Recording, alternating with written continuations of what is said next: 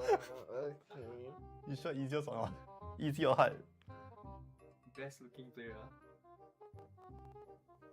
Oh, this is my goat. This one handsome boy.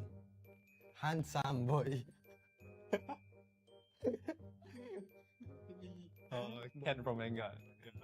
I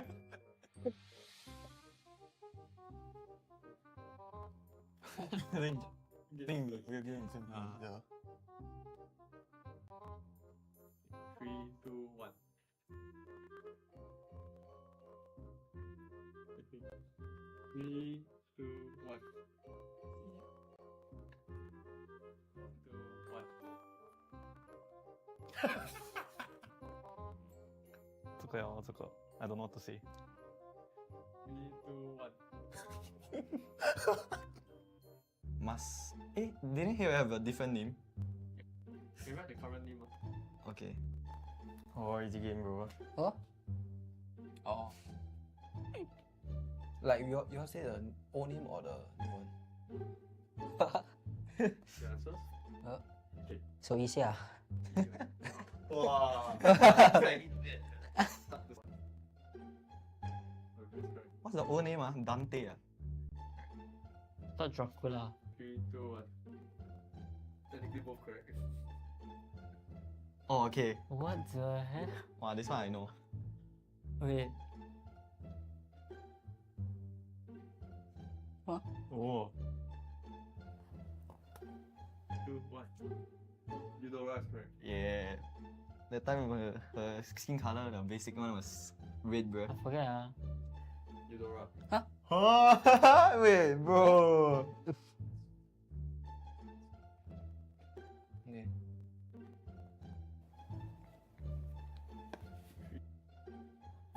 The picture can zoom. Yeah, 3, 2, 1. Slow. Oh yeah, I was thinking of this skin, bro. But then I'm like, look like a girl skin. But it's veiled because of the wind. Oh. I got it. There's no way. There's not too long.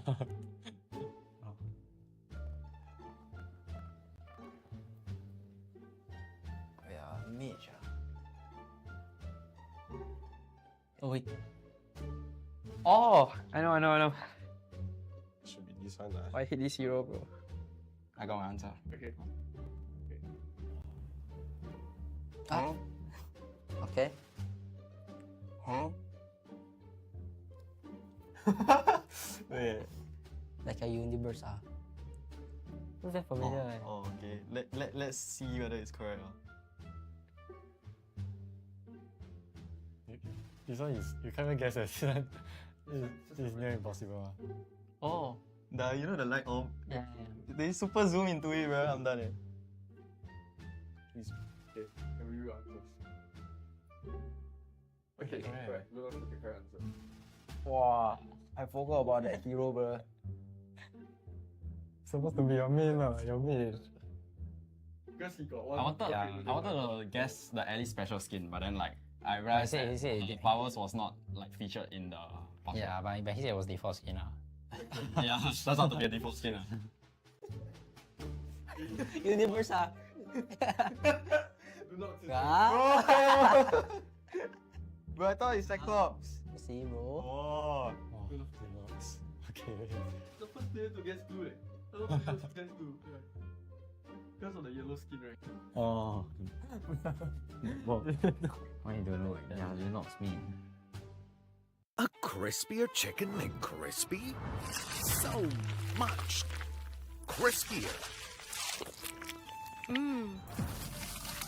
Bite into an even crispier crunch with the improved Chicken McCrispy. Now, wouldn't that be nice?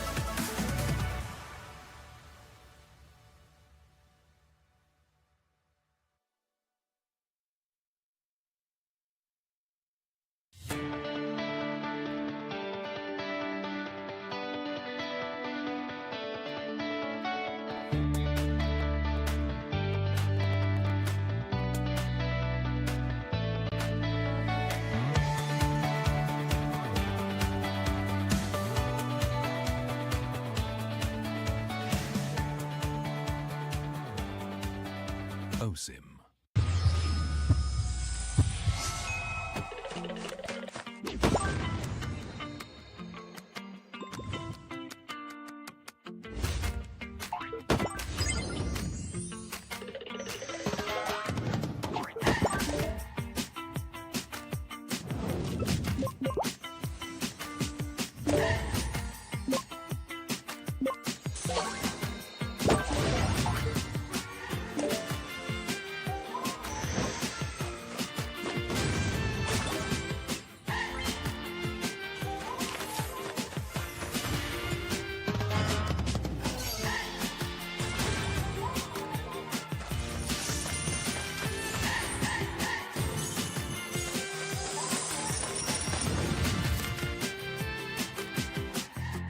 More get arrested.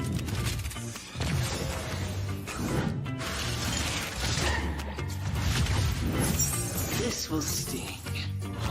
You have my word.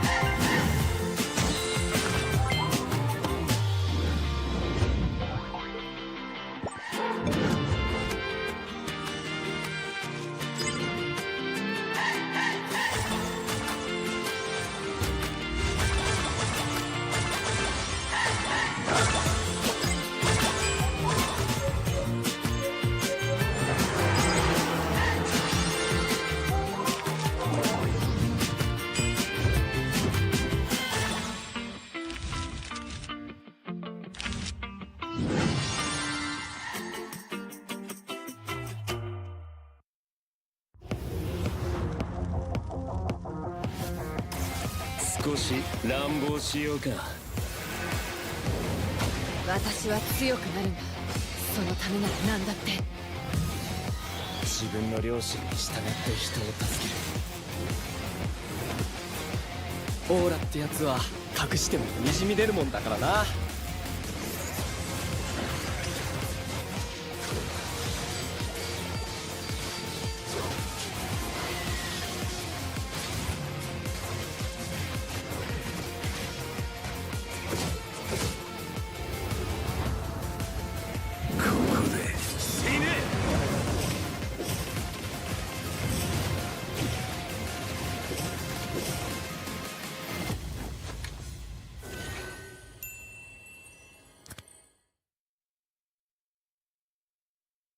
Who is the best looking player in MPL SG? Oh wait. I know. I know. No, I know this one is the goat. Oh, this is the goat.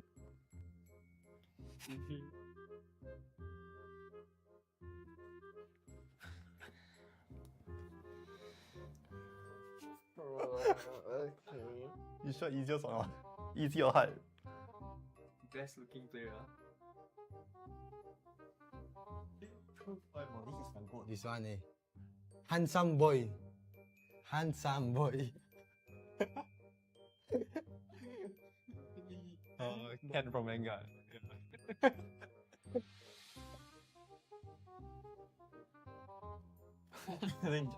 think like we're getting simple. Yeah. 3, 2, 1.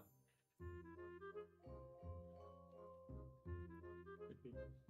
3, 2, 1. 2, 1. 这个呀，这个 I don't know what to say. 3, 2, 1. Must. Didn't he have a different name? Can you write the current name? Okay. Oh, easy game, bro. Huh? Oh. Like you all say the old name or the new one? The answers? Huh? Okay. So easy ah. Wow. What's the old name? Dante. Thought Dracula. 3, 2, 1. Technically both correct. Oh, okay. What the heck? Wow, this one I know. Okay. Oh. 2, 1. Eudora's correct. Yeah. That time her skin color, the basic one was red, bro. I forget ah. Eudora. Oh, wait, bro. Okay.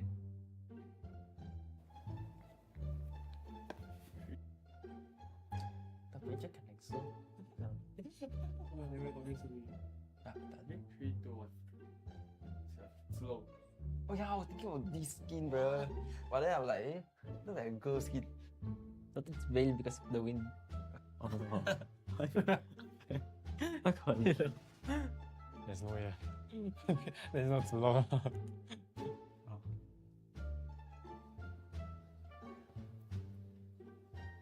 Yeah, mage ah. Oh wait.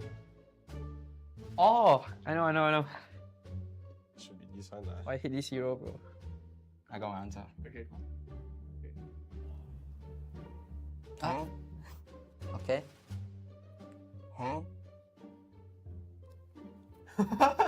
Wait. Like a universe ah. Who's that familiar? eh? Oh, okay. Let's see whether it's correct. This one is, you can't even guess it. This one is near impossible. Oh. You know the light orb? Yeah. They super zoom into it, bro. I'm done. Please. Okay. Can we read answers? Okay, correct. We'll look at the correct answer. Wow, I forgot about that hero, bro. Supposed to be your main, your main. Because he got one. I wanted to guess the Ellie special skin, but then like I realized He said the powers was not like featured in the poster. Yeah, but he said it was default skin ah. Yeah, that's not to be a default skin. Universe ah. Do not Ah. Bro, I thought it's Cyclops. See bro. Oh. Oh, deluxe. Okay. The first player to guess 2 eh. The first player to guess 2. Yeah. Because of the yellow skin, right? Oh. Why you don't know? Yeah, you're not me. A crispier chicken McCrispy? So much crispier. Bite into an even crispier crunch with the improved Chicken McCrispy. Now, wouldn't that be nice?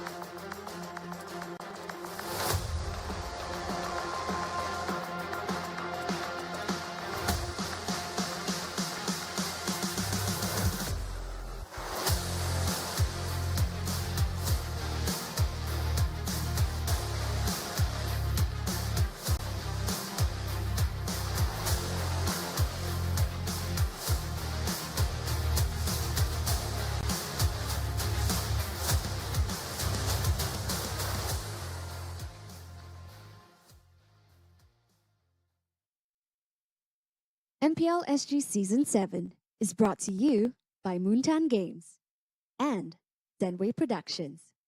Presenting partner, McDonald's. The road to glory has never been tastier with McDonald's. Catch all of the MPL SG Season 7 action and complete the experience with a crispier crunch with the new and improved Chicken McCrispy with Mac Delivery. Youth partner, Scape. Partner in esports, OSIM. Level up your performance with OSIM's patented V-hand massage technology and ergonomic features designed with the player's comfort in mind.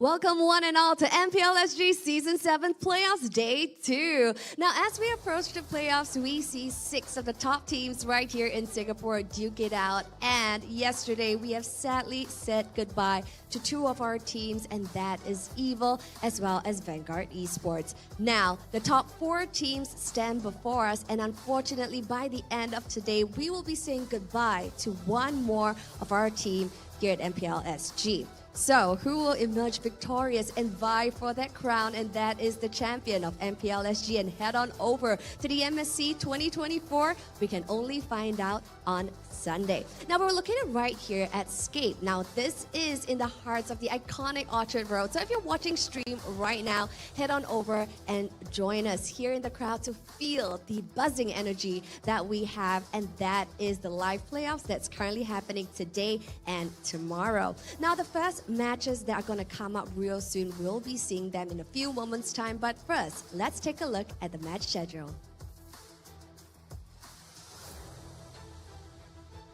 So now, on your respective screens, we can see starting off the show, and this is the upper bracket finals. We will see MIP Flash going up against RSGSG. A little bit of a replay as to grand finals in MPL SG Season 6. Now, match 6 will be the lower bracket semifinals, where we see Asteris going up against Bleed Esports, happening at 5 p.m. today. Well, we want a matchup for today, and it is a promise. Close fights with high-octane gameplays. It's going to be happening at the Land of Dawn.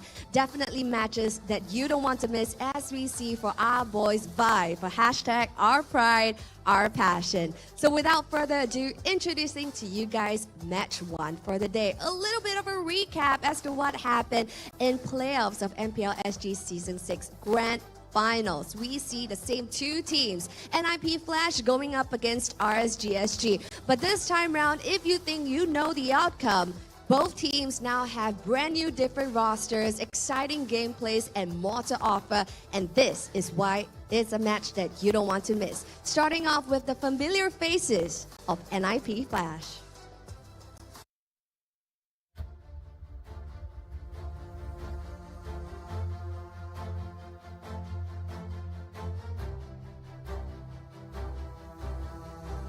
Now, NIP Flash stands before us confident as ever. Will they be bringing out surprise picks right here for this draft? We can only find out here today. Going up against our defending champions, NIP Flash, presenting to you RSGSG.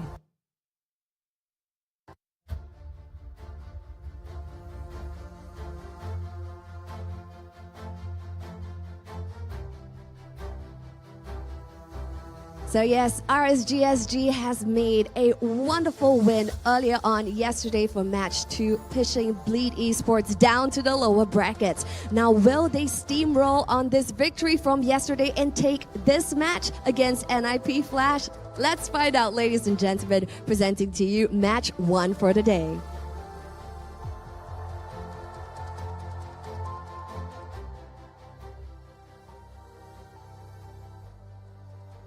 Now, the boys are getting ready to head on over to their respective battle stations and logging into the Land of Dawn real soon. Now, once again, this is a promised high-octane game that we can be anticipating perhaps a rematch of what happened earlier at MPL SG Season 6 Grand Finals. How would the tides turn? I don't know, but we're definitely excited to find out. So let's hand our time over to the casters to find out more. Take it away, boys.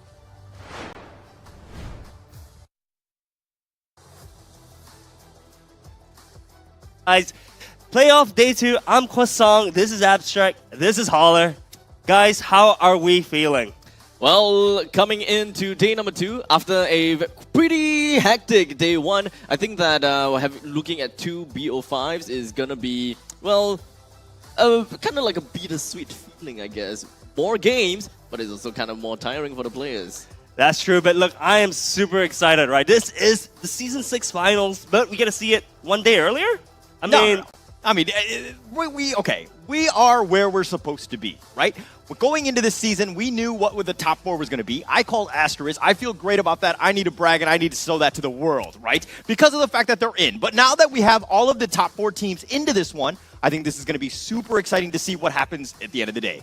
That's true. That's true. You know, I'm a little curious about how the storyline is going to turn out, right? I mean, last year we had Flash, of course, managing to win the whole thing. RG being this close to winning it. You know, so I'm pretty sure this time around we're not going to see any misplays like that. But I'm really excited to see whether RG this time around will be able to take over Flash. But speaking of Flash, bring us through the lineup, Abstract. A very different Flash as compared to the previous season. We have Diablo, Hades, Katizi, Lolzy, and Vanix. All 5 of them together, as well as Puski and JPL are vying for the crown. And it's very obvious that they have went through quite a lot of practice, a lot of training to get them to where they are now, where they are now your fan favorites.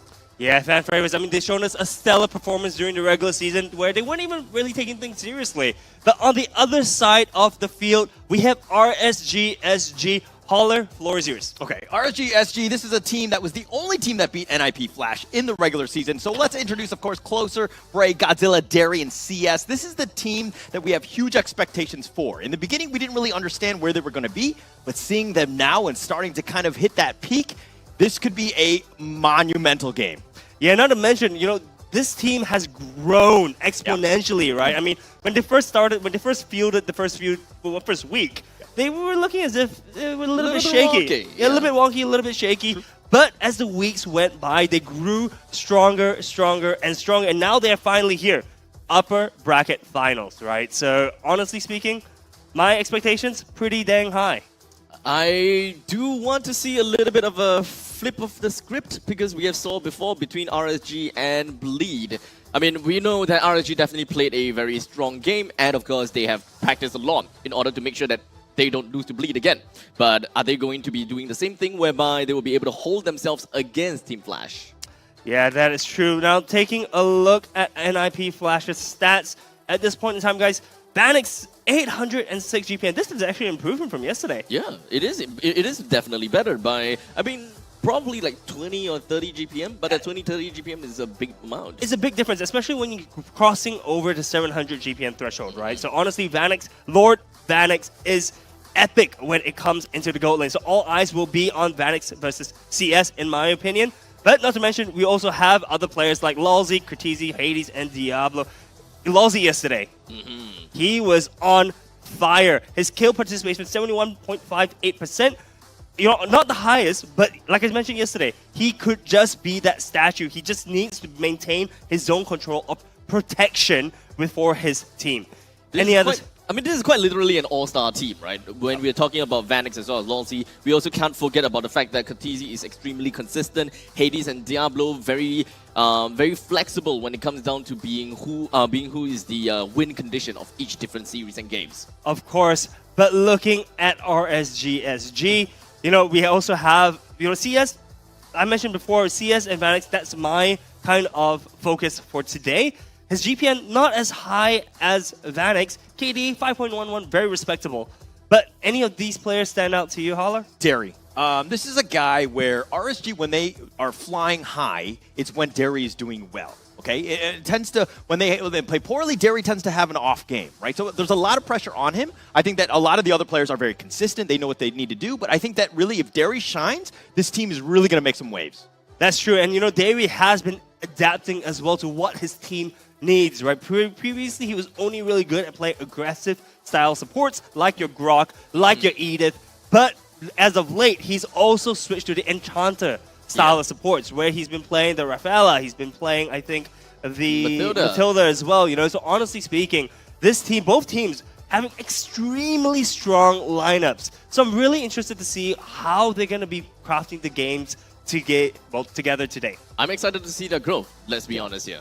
They have quite a long road ahead of them, I gotta have to say, especially if they do not win this game against NIP Flash. They're gonna have to slug it all the way from the bottom to the top. That is very, very true. You know, RSG has gone through a lot this time around. The question is, when these two titans meet, we're going to have a bloodbath today, right? So enough from us, though. Let's see what the audiences have to say about this. And wow, it is closer than I thought, guys. Yeah, it's definitely closer. I mean, I think that these are teams that are going in, and this is the upper bracket finals. Even if you lose, you're going to continue on. Yeah, you have to a little bit more of a more difficult route ahead of you. You might have to play 2 matches going into tomorrow, which is very difficult and tiring. But this is the thing where, are you saving strats for this one? Or do you want to just go out and make sure that you're in the top 2 and get yourself into that grand finals? Or are you going to kind of play it safe a little bit? That is very true. But looking at us today, guys, what this... 3. Okay, so all of us agree that NIP Flash should be taking it, but you guys really think it's going to be a 3-0? I would want to believe that could happen, right? Because when it comes down to regular seasons, we have talked about it before. NIP Flash, they are just kind of fooling around. We have Lord Vanix that is quite literally playing every unique marksman that he could possibly play. We don't know what kind of ace they have within their sleeves, and I think that today, this is where they start to show some of their cards. In fact, I believe that this series, is not exactly a game of who is the better team, but it's more about the game of foresight and the game of attrition. Do they want to show everything in the cards again? Because there could be a very high chance that they will face again one another in the grand finals. I also want to say something on my prediction. The reason why I predicted 3-0 is because NIP Flash has only lost 2 games, and that was to RSG Singapore. They have not lost a single game throughout, right? And seeing as that they're on this like mad train, they're going to be undefeated throughout, unless they lose 1 game, and then who knows when the wheels might come off. Yeah, which is why I predicted a 3-1, right? Because to me, RSG SG has taken games off, you know, Team Flash, NIP Flash before, and I believe that they will be able to do the same yet again. Yeah, we just saw briefly on the screen the head-to-head between Vanix and CS. That is also my featured lane matchup for today. And honestly, yes, Vanix is looking a lot better when it comes to pure stats, but CS, man, this guy, when he gets going, he really will be able to carry the team on his back. I mean, this is a team game after all. We did see Bleed versus RSG. We've got Seiji being ranked #1 when it comes down to GPM, and he performed flawlessly throughout the entire regular season. But when you put it closer, when we put CS versus Seiji, somehow we got RSG that managed to get himself the win because of teamwork. Wait, you're calling this a team game? How come in my ranked games they're never like a team game? What is going on? It depends on who you're playing with. Let's not talk about the time where we played together. Yeah, okay? you were definitely not listening to me. I'm just saying. Hey, let's just be honest here. You know, sometimes it's kind of hard to listen to you. Shots fired, my friend. Shots fired. Yes. But looking into the drafting phase, going into it, we have from RSG's side bans Valentina and Roger, and for the side of NIP Flash, once again, we actually have the respect ban of the Kadita for Godzilla, as well as the blanket ban of Harith on NIP Flash's side of things. Rounding up the bans from RSG, we have the Loi E ban. Honestly, pretty standard picks and bans so far as of now. I am curious to see what NIP Flash's final ban is going to be. At this point in time, I would say that they are just trying to finalize a bit more of, pretty much more of blanket bans, because when it comes down to both RSG as well as NIP Flash, both teams, they are pretty flexible and they do have a very wide hero pool. When it comes down to who they really want to eliminate, these are the heroes. At least for Valentina, Roger, as well as Loyi. It doesn't necessarily give us a very strong idea as to what is the weakness within their composition or the weakness within their lineup. Because normally when it comes down to the banning phase, we have a very strong idea as to, is it because they are backline divers, is it because they are tanky, or is it because they create range, they have large range, etc. This will be an easy game for us, says Bray. Wow, that is one spicy comment. But, you know, they say actions speak louder than words, so I am looking forward to this game even more. But going into the picks, Moskov has been rising in popularity, especially during the latter half of MPL SG Season 7. Moskov has been a premier pick and actually was originally identified as the counter, so to say, against Roger. But on the other side of things, NIP Flash picking up the Farsa and the Tigreal. And of course, on the other side, we do have the Terizla that's going to be picked up by RSG as well, hinting more on the side that closer than the EXP, as well as a Bray onto the Xbox. So, understandably, whenever we see an Xbox, we are just assuming that it's more of a soft ban onto tanky heroes on the opposite side, and we can pretty much expect more of a backline dive coming in from the jungler, because for now, we haven't seen the jungler being picked up from the side of NIP Flash just yet. We still need some time for NIP Flash to kind of show their cards, perhaps later on. Sorry, the player comment, Bray, Diablo with the call out. Bray, remember to wake up early for your lower bracket game tomorrow. I love it. I love it. Ex-teammates going at it. Spice, baby, right? I mean, look, these two teams have a lot of history with one another, right? They've often, even previous seasons, they've often been looked at as team number 1 and team number 2. Right, so honestly, like I said, going to today feels like one of the matches to watch. If you don't tune in for any other of the matches, you know, throughout the season, this is the match to watch, right? Speaking of which, Natan being rounded up as the first batch of picks and bans. Honestly, NIP Flash, the first 3 bans, the core 3 trio, looking really solid right now. Yeah, I mean, at this point in time, it really boils down, what we are looking out for is that all these 3 are very solid picks, and you can't possibly go wrong. But what is going to be the X factor when it comes down to these 3 players, or rather these 3 heroes? What are we going to be adding in to further improve this lineup in fighting against RSG? So at least for now, what they might be afraid of is going to be the dive when it comes down to Terizla as well as Moskov, the possibility of being able to jump over to the backlines. Terizla is able to disrupt Farsa, so they need someone that can really hold down the lines pretty effectively. Yes, they got Tigreal, but Tigreal, he will mostly be away from Farsa because you will want to look for these setup opportunities. So we will still need a rather tanky anchor coming in from Diablo, which is going to be playing on the EXP, and preferably someone that can work with some crowd control. Yuzhong with a Petrify, that could work too. Yeah, honestly, I was going to say Yuzhong with Petrify is going to be one of my top, I think, predictions coming in for the side of NIP Flash. If you've seen Diablo on it, it is one of his premier heroes that he plays, and he's shown us time and time again that he is proficient with the Yuzhong. But we'll see whether RSG agrees with us and decides to throw a ban to the side of Yuzhong. We do see a Benedetta ban, which is actually honestly interesting. Could actually reveal some of what RSG is trying to do by preventing some sort of split push strat. Keep in mind, Paquito is also still available. And right as you said it. No more Paquito, no more Benedetta, and we can pretty much tell that RSG is really focusing quite a lot of their bans onto Diablo, assuming that he's going to be the one that really holds a very strong position in the team. As for Lapu Lapu, I can accept that, right? Because same thing, we just need an EXP lane that is sustainable, or the fact that he's able to be the anchor of the team while also having a good amount of crowd control. And Lapu Lapu fits the bill. Yeah, not to mention the Lapu Lapu matchup against the Terizla is actually, in my opinion, slightly favored to Lapu Lapu. So Diablo is going to have a little bit of field day on his laning phase. Keep in mind, on the RSG SG side of things, we are still looking for the roam as well as the mid laner for the side of RSG SG. Going to be interesting to see how they want to play against the Farsa, because keep in mind, Farsa moves around the map. She's able to freely move around and have a lot of mobility.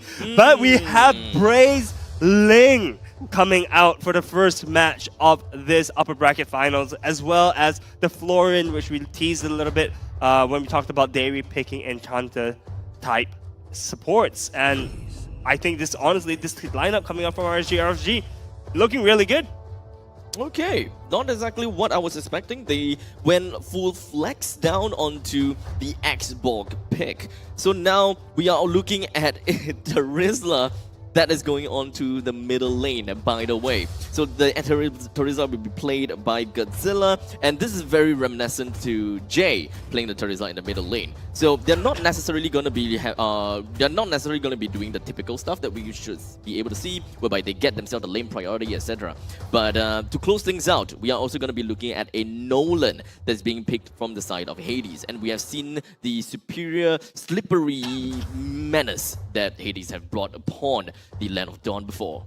Honestly, Nolan is one of the premier picks all across MPLs, even in Philippines, even in Indonesia. Nolan is one of the highest picked heroes, and I'm so happy to see Hades piloting this in the first match of today. Speaking of which, we are heading straight into Game 1 of the upper bracket finals for MPL SG Season 7 RSG SG versus NIP Flash. All right, going into this one, we know the drafts. We know you talked a lot about the intricacies of the different drafts. But if you had to just choose, which one has a somewhat easier time or easier composition to work with, who would you say?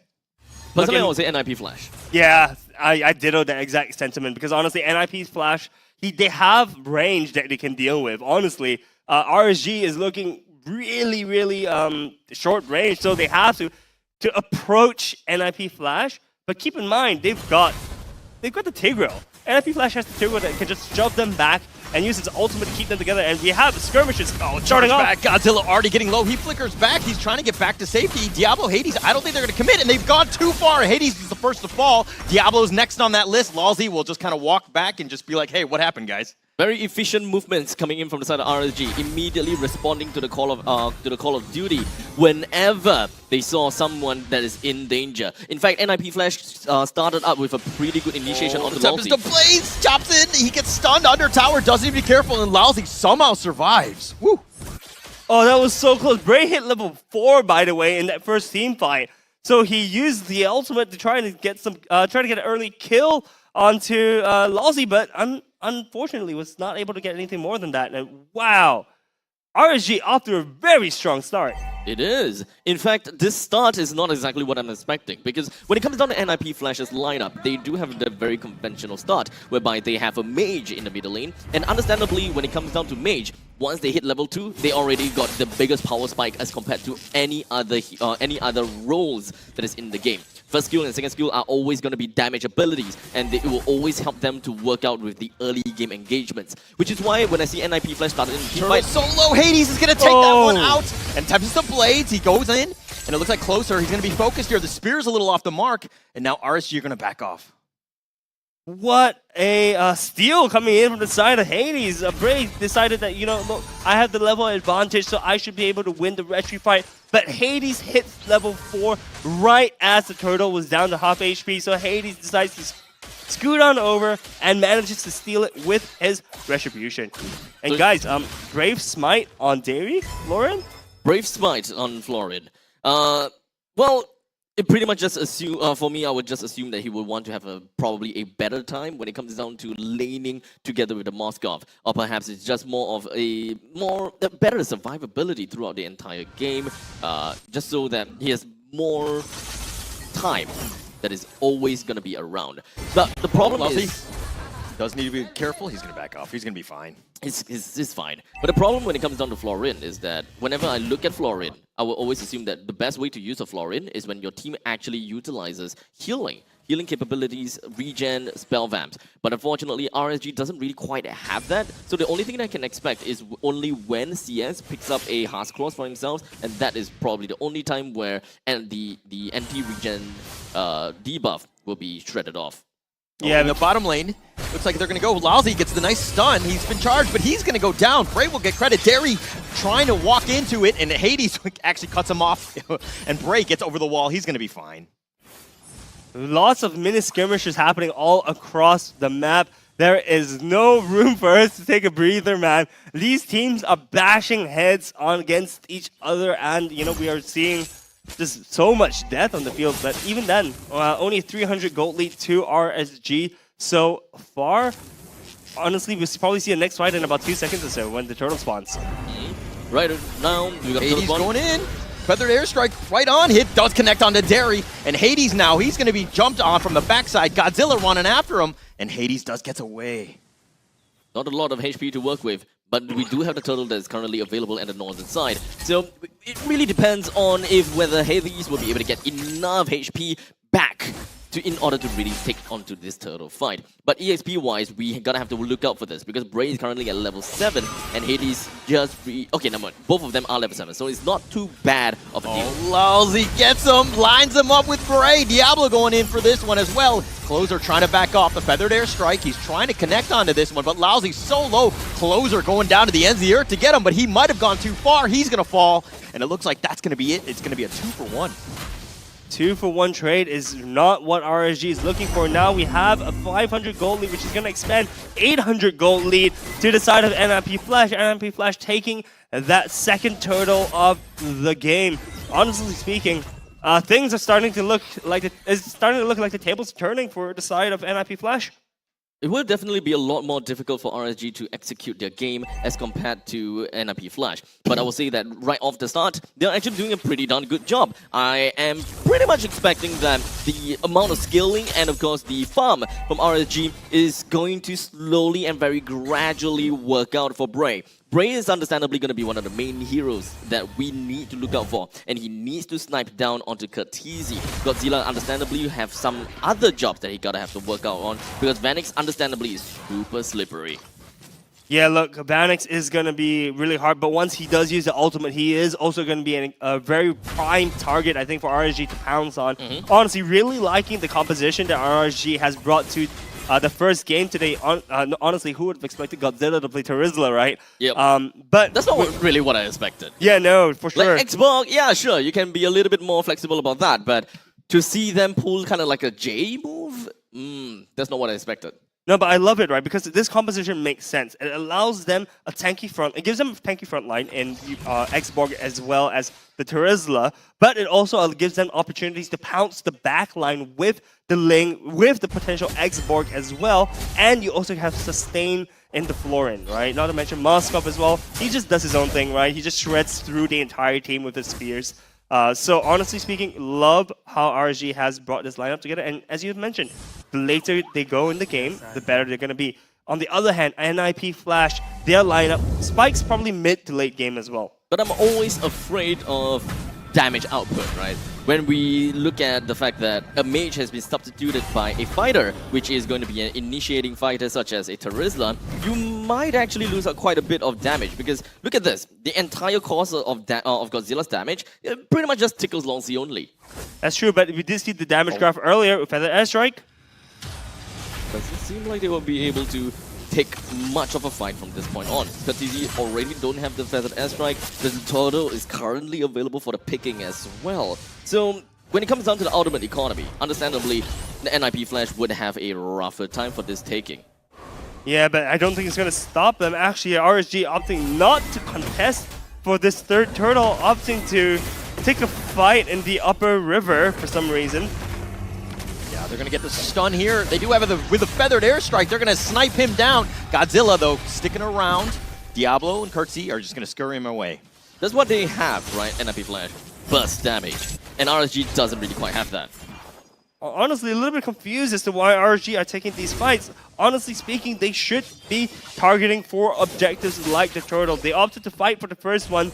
Second and third one, they just kind of gave it away and they didn't do any kind of cross plays. You know, oftentimes we see teams when they give up the turtle, they often choose to take another objective on the other side of the map, such as a tower push or perhaps a jungle invade. But we saw none of that so far. Bray gets sniped out. Hades with the outplay. I mean, he's got the level advantage, so that made it much easier, but Bray did not expect that one. And Bray just, look, deaths like this should need to stop happening for the side of RSG, right? They're losing players, they're losing life for no good reason. And at this point of the game, right, NIP Flash, this is where their power spike hits. This is where, if they are given if they're given leniency of the game, if they're given full control, it's going to be really hard for RSG to come back. NIP Flash, what they want is team fight. They just want to fight, fight, and fight, because understandably, they are really strong in that very aspect. But RSG, though, that is not their forte at all. What they want to do is they want to create diversions. They want to play the map a lot more. They want to play onto the macro game and just go for split pushes. Yeah, Lalzi up front. He gets the charge. He's got the knock up as well. But all of this for the Fenrir, it seems like it's quite a bit on the backside. The Feathered Airstrike, Vanix and Lalzi's are still there. Bray getting focused here. He's going to be killed. Diablo will take credit for that one now. Lalzi's on the run. He needs to back off. He's getting sniped out by CS, who's going for this. He does get the kill. He wants Diablo as well. He's gotten a double kill. And continuing on, it looks like Hades continuing forward. Godzilla will then flicker back, and that's going to end most of this fight here. Katizi still trying to look for something, perhaps just wanting to get vision, I suppose. But the first Lord has been started for the side of NIP Flash.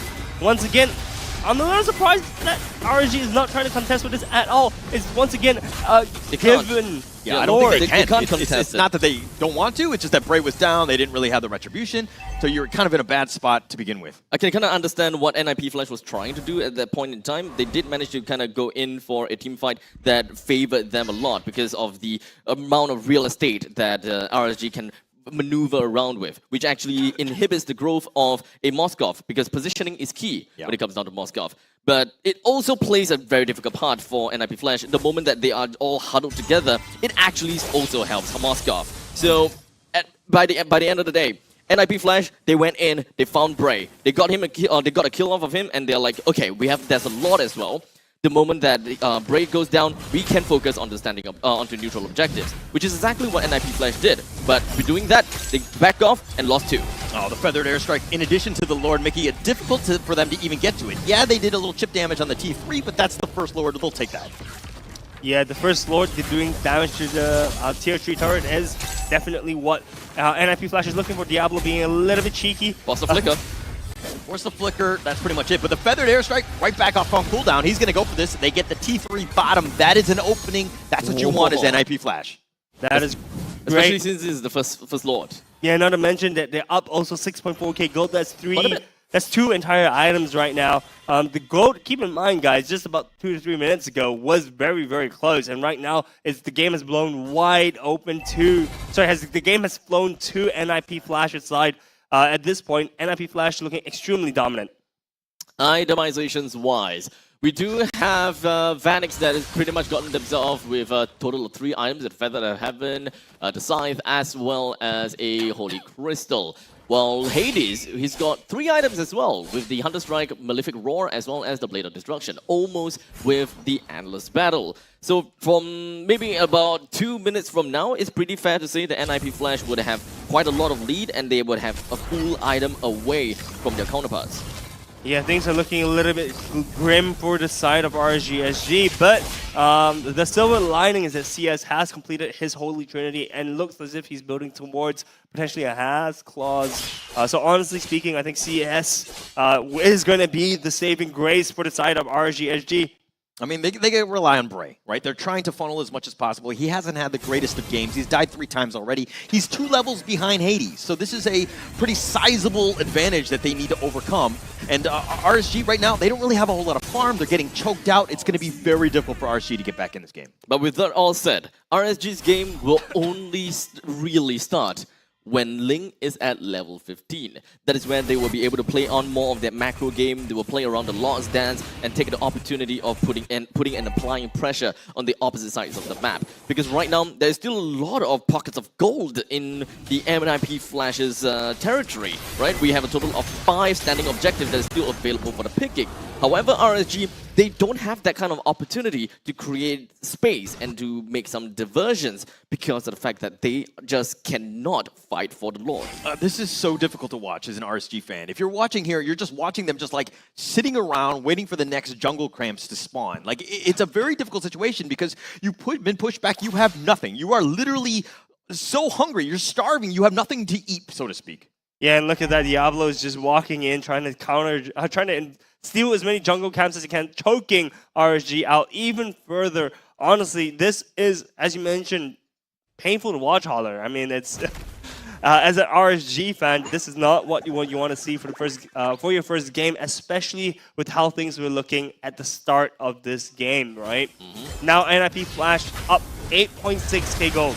Feathered airstrike, more to zone, but they're going to take this T3 middle. Diablo getting a little bit low. He does need to be careful. He's going to be focused in, and they do get the kill, and that's a good start. Closer will take credit for that, but they do trade the middle and the top T3 for that. Now, NIP Flash still sticking around. The Lord is still up there. The Tempest of Blades. He wants to go for Hades. He's not able to get the snipe out, and it looks like they're going to back off NIP Flash. Very worth it, to be honest. Only 1 death on themselves while getting a total of 3 inhibitor turrets? I'll take that over. I'll take that any day. Oh, but Lalzi all up in front. Yeah, he charges. He's got the knockup as well, and Godzilla taking most of that. The penalty zone, but he might have gone too far, and he does fall in the end. CS is going to be next on that list. Closer getting focused now as well, and NIP have found that opening all off the somewhat greed, so to speak, of Godzilla on that one. The base wide open. They're going to wait for the next minions. It's just a matter of time. Bray's just going to try to do what he can, but with the base wide open, they do chase him out. Ex-teammates, the Feathered Airstrike, they're going to take game 1. Oh, what a way to close the game, unfortunately for RSG. I don't believe that Godzilla's intention was to jump onto that Tigreal with his penalty zone. I am almost 60-70% sure that he wanted to use his penalty zone to actually go back to base, but accidentally tapped on it instead. Because he was zeroed in directly onto a Tigreal. When there's still quite a lot of space to work around with, you could hit the small little pixel bush right next to Tigreal as well, but he just intended to just zero in onto the Tigreal. So that's my conclusion. It was a big blunder. Yikes, a misplay to end the first game of the day. Feels kind of bad, but you know, I think regardless of whether the misplay actually happened, RSG, I don't think there was a way for them to come back. They still could. The game really starts when Ling is level 15. Yeah. When they can really start to play around, dance with the Lord. And Godzilla is pretty tanky as well, we have saw before. So the moment that he starts to become tanky, you can just kind of like pull and push on the Lord, and then you can expect Ling going all the way to the bottom lane, split pushing, and then slowly getting all these pockets of gold out of the turrets. Potentially, so many what-ifs, but unfortunately we won't get to see any of them happen. We will go straight into Game 2 in just a bit. But guys, for Game 1, who is your MVP? Holler. You're putting me on the spot. To be honest, I felt like everybody was really playing as a team. But let's see what the studio thought about this one. And they think it was Curtizi. Okay. I thought, you know, 404. Okay, look, he wasn't making like the flashy plays. His feathered airstrikes were more for zoning and to kind of clear things out. He wasn't like getting all the kills. But 404, 72% kill participation, that's exactly what from your mid laner. So Curtizi really stepping up in this game. Consistency is what we're talking about, right? And Curtizi is always that one guy that is able to bring us the consistency. In fact, whenever the team is going down or the team is not doing well, it's always Curtizi that will always be that neutral standpoint. And the team will know how do they level themselves back up to where Curtizi is.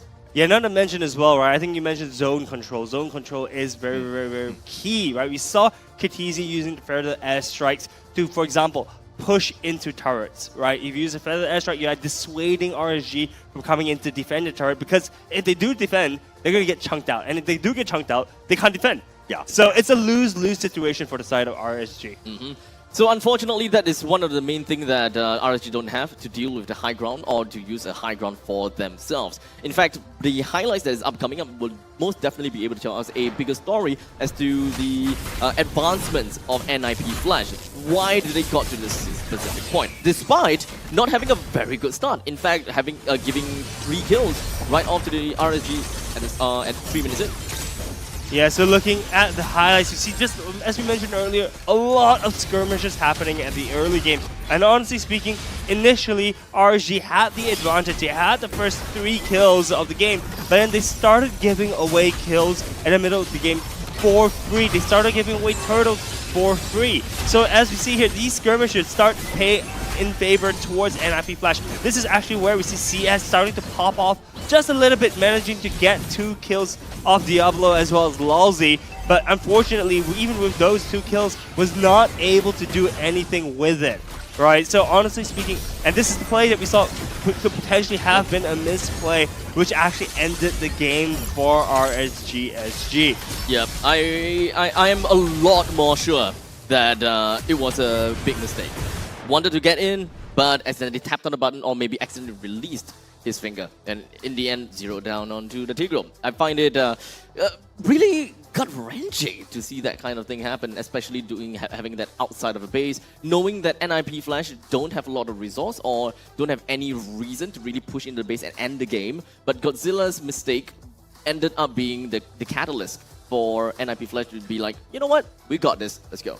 I don't want to put too much blame on Godzilla on that one. It might have been a misclick. Blunder, you know, it might have been one of those things where he wanted to go in. Again, we don't really 100% know. I think we all have our own theories on what happened. But I think that this is something that I'm happy to see this in Game 1 as opposed to like a Game 7 in the Grand Finals. Man. Right? Get it out of the way.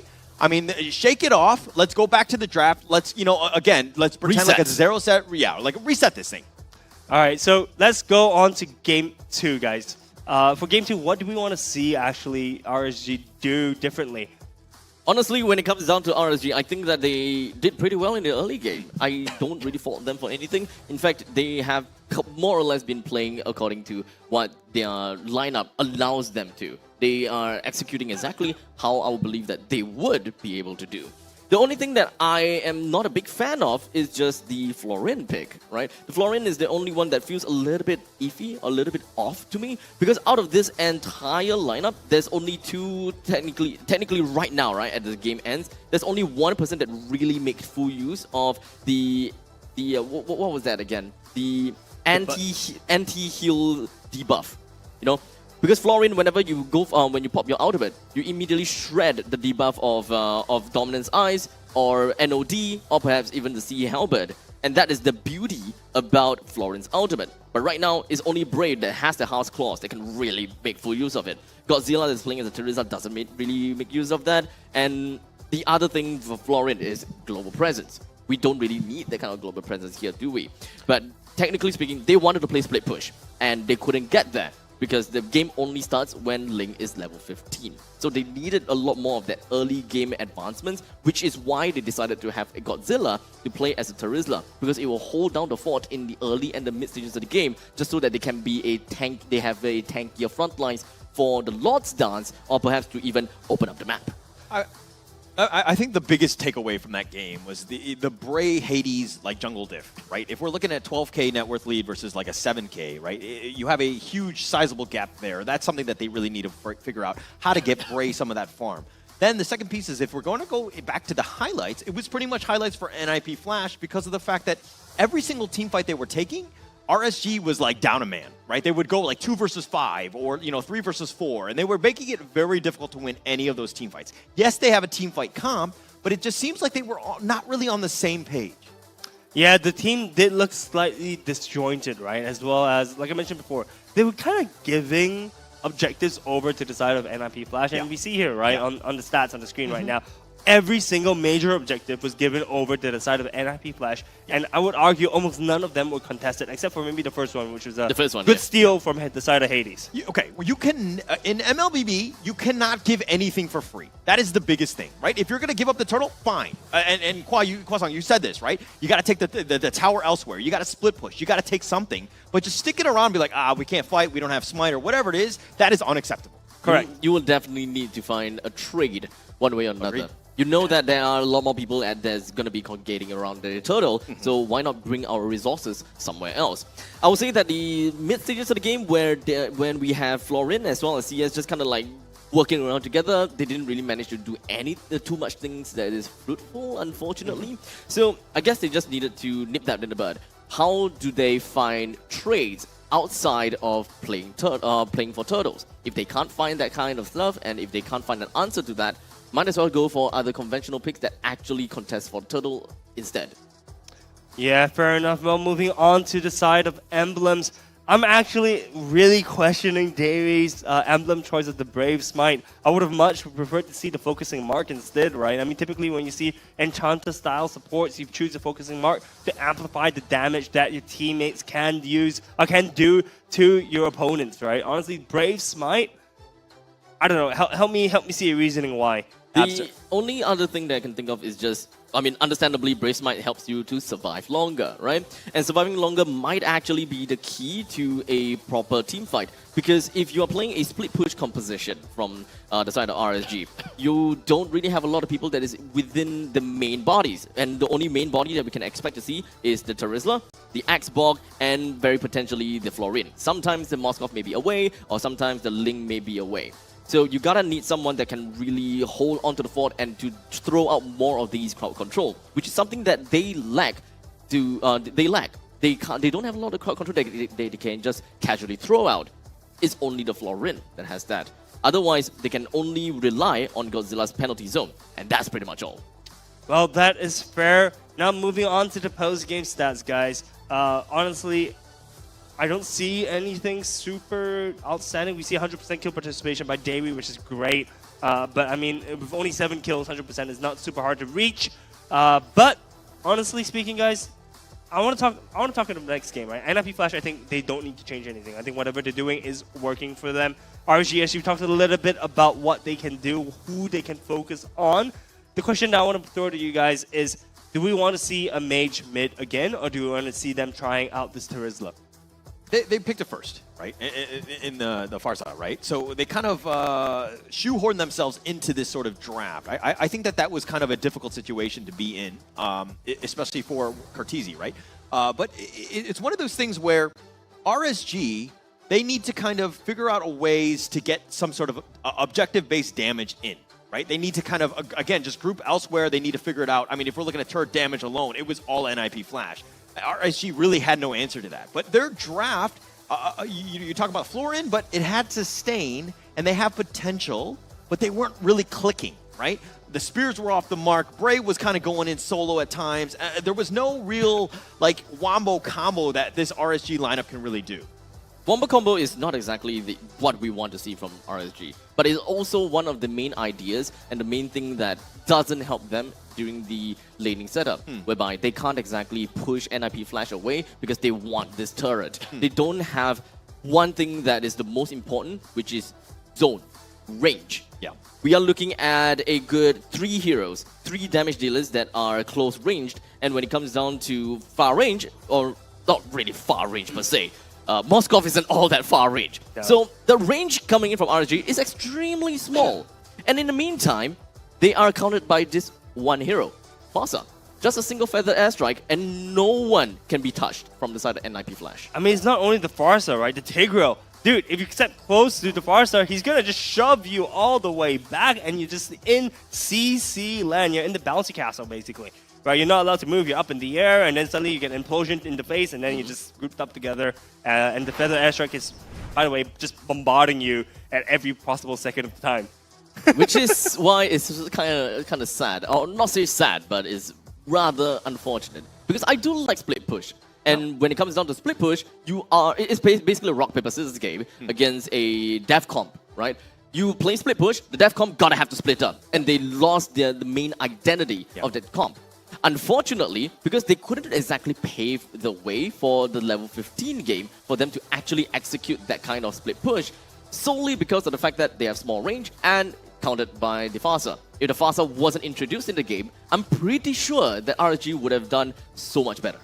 Yeah, honestly speaking, I love spicy picks and spicy team compositions like that because honestly speaking, we don't. I mean, like I said, split push is great, but having the Terizla in mid is super spicy. You know what else is spicy there? Chicken McCrispy. Chicken McCrispy. It's the McSpicy, not the McCrispy. But nonetheless, you know, I think there was a lot for this one. I think, you know, we're not just talking about spicy foods from McDonald's, but we're also talking about, you know, just a spicier team comp, I think. Yeah, that's true. That's true. But, you know, with the Chicken McCrispy, right, the bite, the crunch that you can get from it is almost as good as the team fights that we saw just now. I think I can still taste the chicken McCrispy in my mouth right now. You just had lunch, man. Did you have it for lunch? Yeah, I You had just this. Okay. Yeah, I had it for lunch. Well, I can still taste the spice.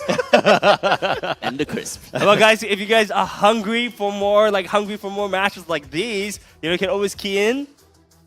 TMC XMLBB. He still remembers it. This guy, like, he said it once and he just memorized it the entire time. You know what else I remember?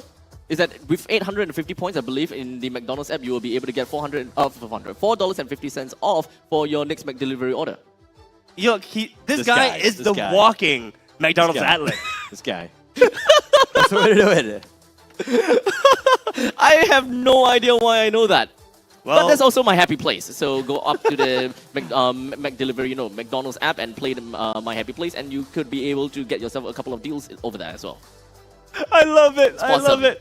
Okay, McDonald's. let's look at the draft, guys, and let's see. Let's kind of break it down and let's see how things could have been slightly different. Honestly speaking, for the side of RSG SG, I think they actually didn't shoehorn, they didn't plan on putting Terizla in mid.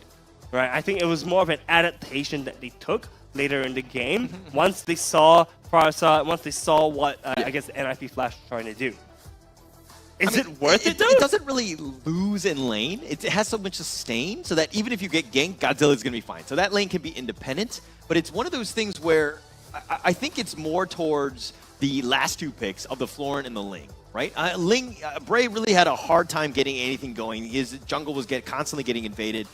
Just a very difficult situation. I think that if they go with the first three picks of Moscow, Terizla, and Xborg, but they kind of round out the draft with the other two heroes, I think that they would have a lot more success. So, looking at the picking order, right, when it comes down to Moscow, Xborg, and Terizla, it doesn't necessarily tell us that, well, we want to play split push. Or, in fact, it kind of tells us a little bit more that we can play Death Ball. Yeah. Because understandably, right, we are looking at Terizla, Penalty Zone, Xborg with the Last Insanity. They are great in small little encased areas. But only when the Ling and Florin popped up, that it was when the team went an entire 180 degrees change. Whereby, okay, so we have a secondary body that will tank the front lines, and then we have a Ling that can actually go for split pushes. And only because the Ling popped up and the Florin popped up, they wanted to play all around the map. So the draft of RSG is only finalized literally on the 4th and the 5th pick. Yeah. While in the meantime, for the side of our friends here in NIP Flash, right off the start, they picked up the Farsa and the Tigreal. There's no way that you can kind of pivot off of that anymore. So they just pretty much went all in, but their X factor here is to pick up a jungler that have the mobility to really match that of Link's, which is Nolan. Nolan has so many dashes that is currently available on his kit, solely because of the purple buff. Purple buff, I believe you can get like, what, 6 or 7 dashes in a row? Yeah, something like that. So you do have the mobility that you can actually go for split push because Ling is a jungler. Yeah. Nolan is a jungler. If Ling is not in the turtle's pit, then as a jungler myself, I don't exactly need to be too anxious about it. I can go after him. So there is a lot of nuances that NIP Flash tries to do in their composition. They still stuck to their main core game plan, but they have this small little ideas as to how each hero will be able to tackle the opponent's composition. Okay. That is very, very true. Honestly speaking, I'm just trying to rack my head, right, guys? If you guys were in the shoes of Pacifist, right, what hero would you swap out for the Florin? Because I think we all agree now, right? Florin seemed a little bit sus. But going into this drafting phase right now, who would you swap out Florin if you would go for the same team composition? If they really want to play the Terizla in mid and Xborg in the EXP, having a Florin is basically the global. It's basically just for the global. What's that called again?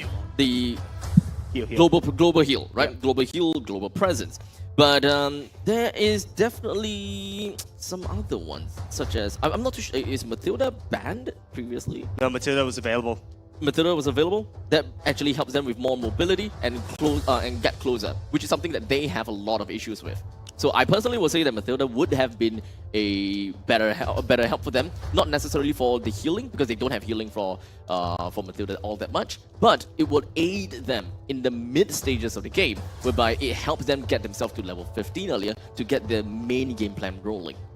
That is very true, but let's check in on the picks and bans right now. For the side of RSG, we've got the Lloyd, the Roger, the Moscow ban coming from the side of RSG, and for the side of NIP Flash, we've got the Valentina, the Kadira, as well as the Harith being banned out, and immediately we see NIP Flash kind of coming in with the same kind of team composition, with a Farsight and Claude picked up for them for the first two picks. And for the side of RSG, we see them first picking a Natan.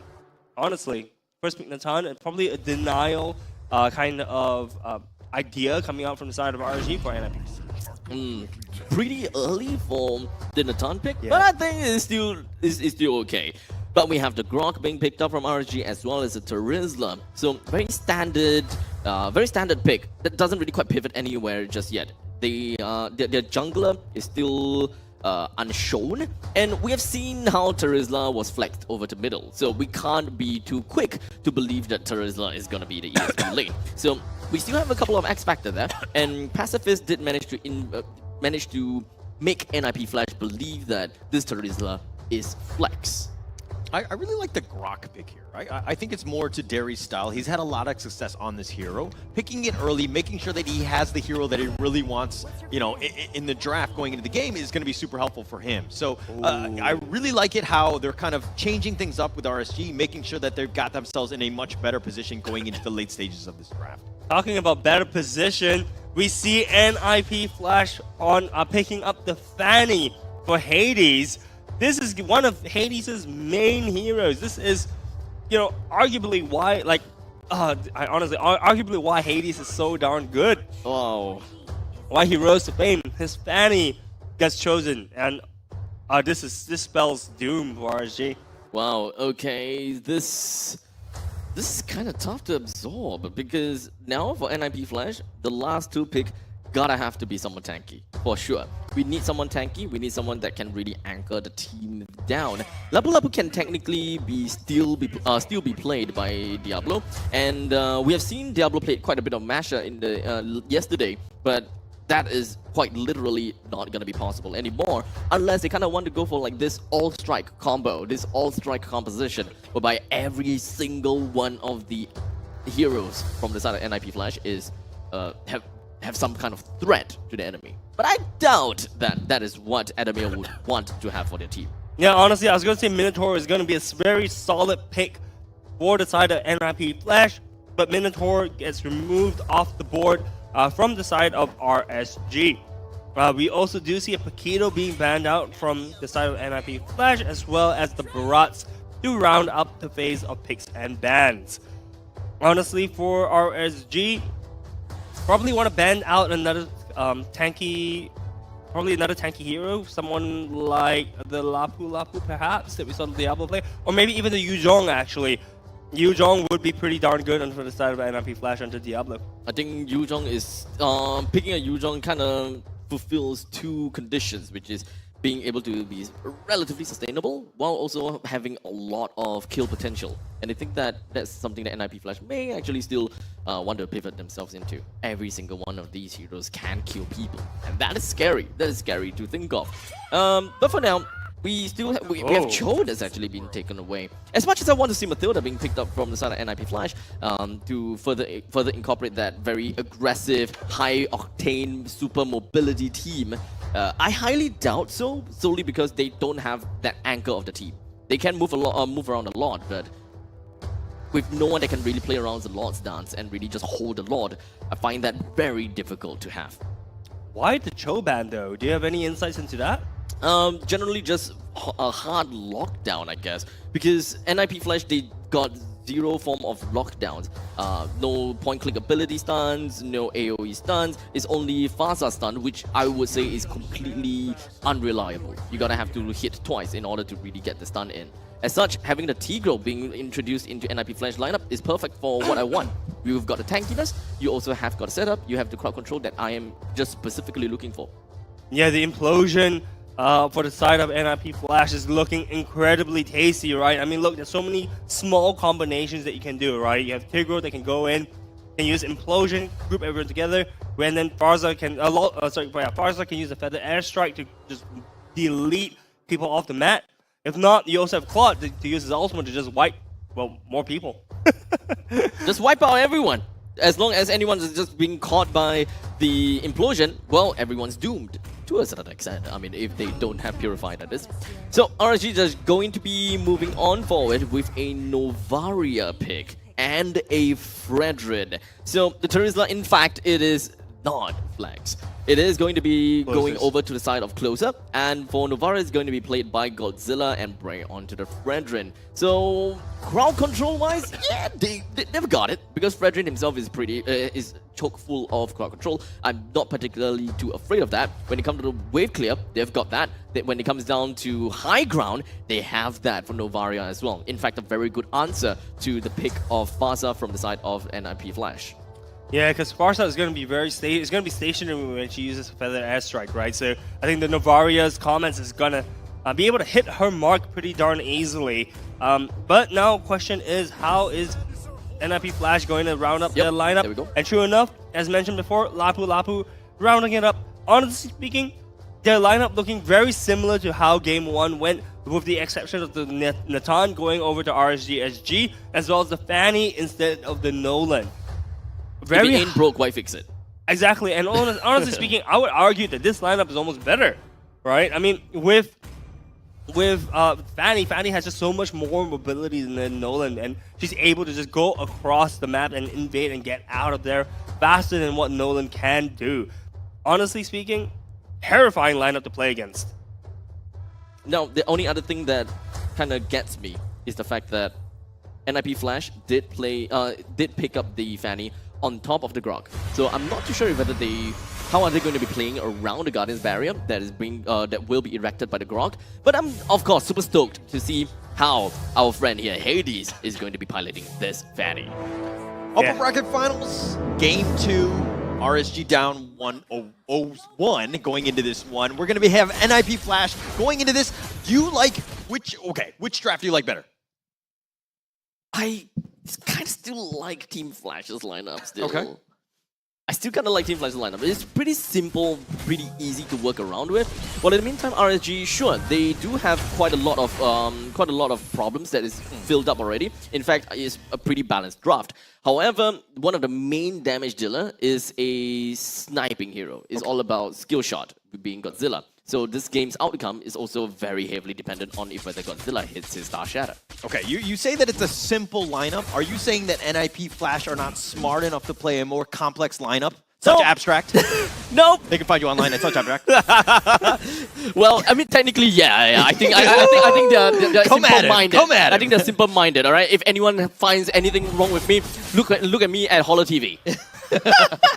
At Holler TV, remember that if you want to pick a fight together with Abstract or Holler, I guess, in that instance. But going into the game, guys, Hades already hitting level 4, trying to get an assassination on the closer, heals half of his HP. Nothing to scoff at, really, to be honest. Bray also hitting level 4, so this first total fight is going to be pretty balanced, I think, for the sides of both teams.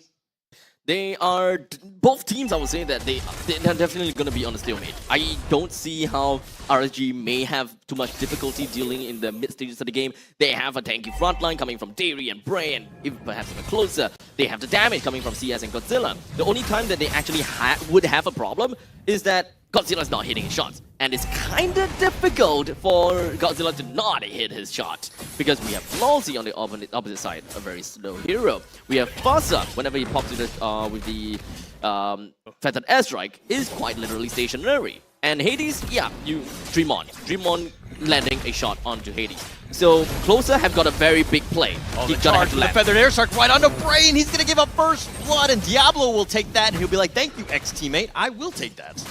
Honestly speaking, like, this was not a fight that RSG SG should have taken. Like, the team was not together. If you notice, right, like, actually, Davey was at the opponent's side of the jungle, was nowhere near there to contest for the turtle. And honestly, like, Terizla, Closer and Godzilla weren't also super close. It was just Bray against the world, and it just feels like kills are once again being handed over to the side of NIP Flash. On hindsight, yeah, that wasn't a very good challenge. However, I still applaud them for trying it out because this composition actually allows them to do so. But in the meantime, in the middle lane, Godzilla finds himself completely picked off by both Longzi as well as Katizi. Lalzi's been on point, and look at this, how much damage Derry's taken. Hades doing most of it, but it looks like they're going to back off. But Lalzi on this Tigreal has just been on point. Do you actually have to ban this against NIP Flash? I don't think that I don't think the Tigreal is the problem though. It's just the way the NIP Flash play. And of course, with RSG's lineup is it will definitely take some time for them to really go online to put some pressure onto Longzi as well. Yeah, not to mention, right, Longzi is 1 times beefy boy, right? So honestly speaking, even look, they've got 4 or 5 people on him, and he's still like walking away. Yes, he finally falls, but it took a while. Yeah, it took a while before he died. It took 3 of their teammates to get him, RSG that is. But now Diablo continuing to fight. He does have it. He's doing a lot of damage on a Bray, who Brave assaults back to safety. It all boils down to the wet noodle fight when it comes down to all of these heroes combined. If Hades is not in the fight or Katizi is not in the fight, yeah, it's all wet noodle. Wet noodle fight, I love that. But you know, Lapu Lapu was not really slapping of a wet noodle, right? He can use his bravest... Okay, pool noodle. That's a pool noodle from Lapu Lapu. You can't convince me otherwise. I'll give it to you. I'll give it to you. I'll give it to you. Honestly speaking, this game is looking like NIP Flash is in the driver's seat once again. 1.8k gold lead up towards the side of NIP Flash. Gold is pretty evenly spread across all across the whole team. Rather nothing, no significant advantage over their counterparts in RSG SG. We do see Natan building up his first item though.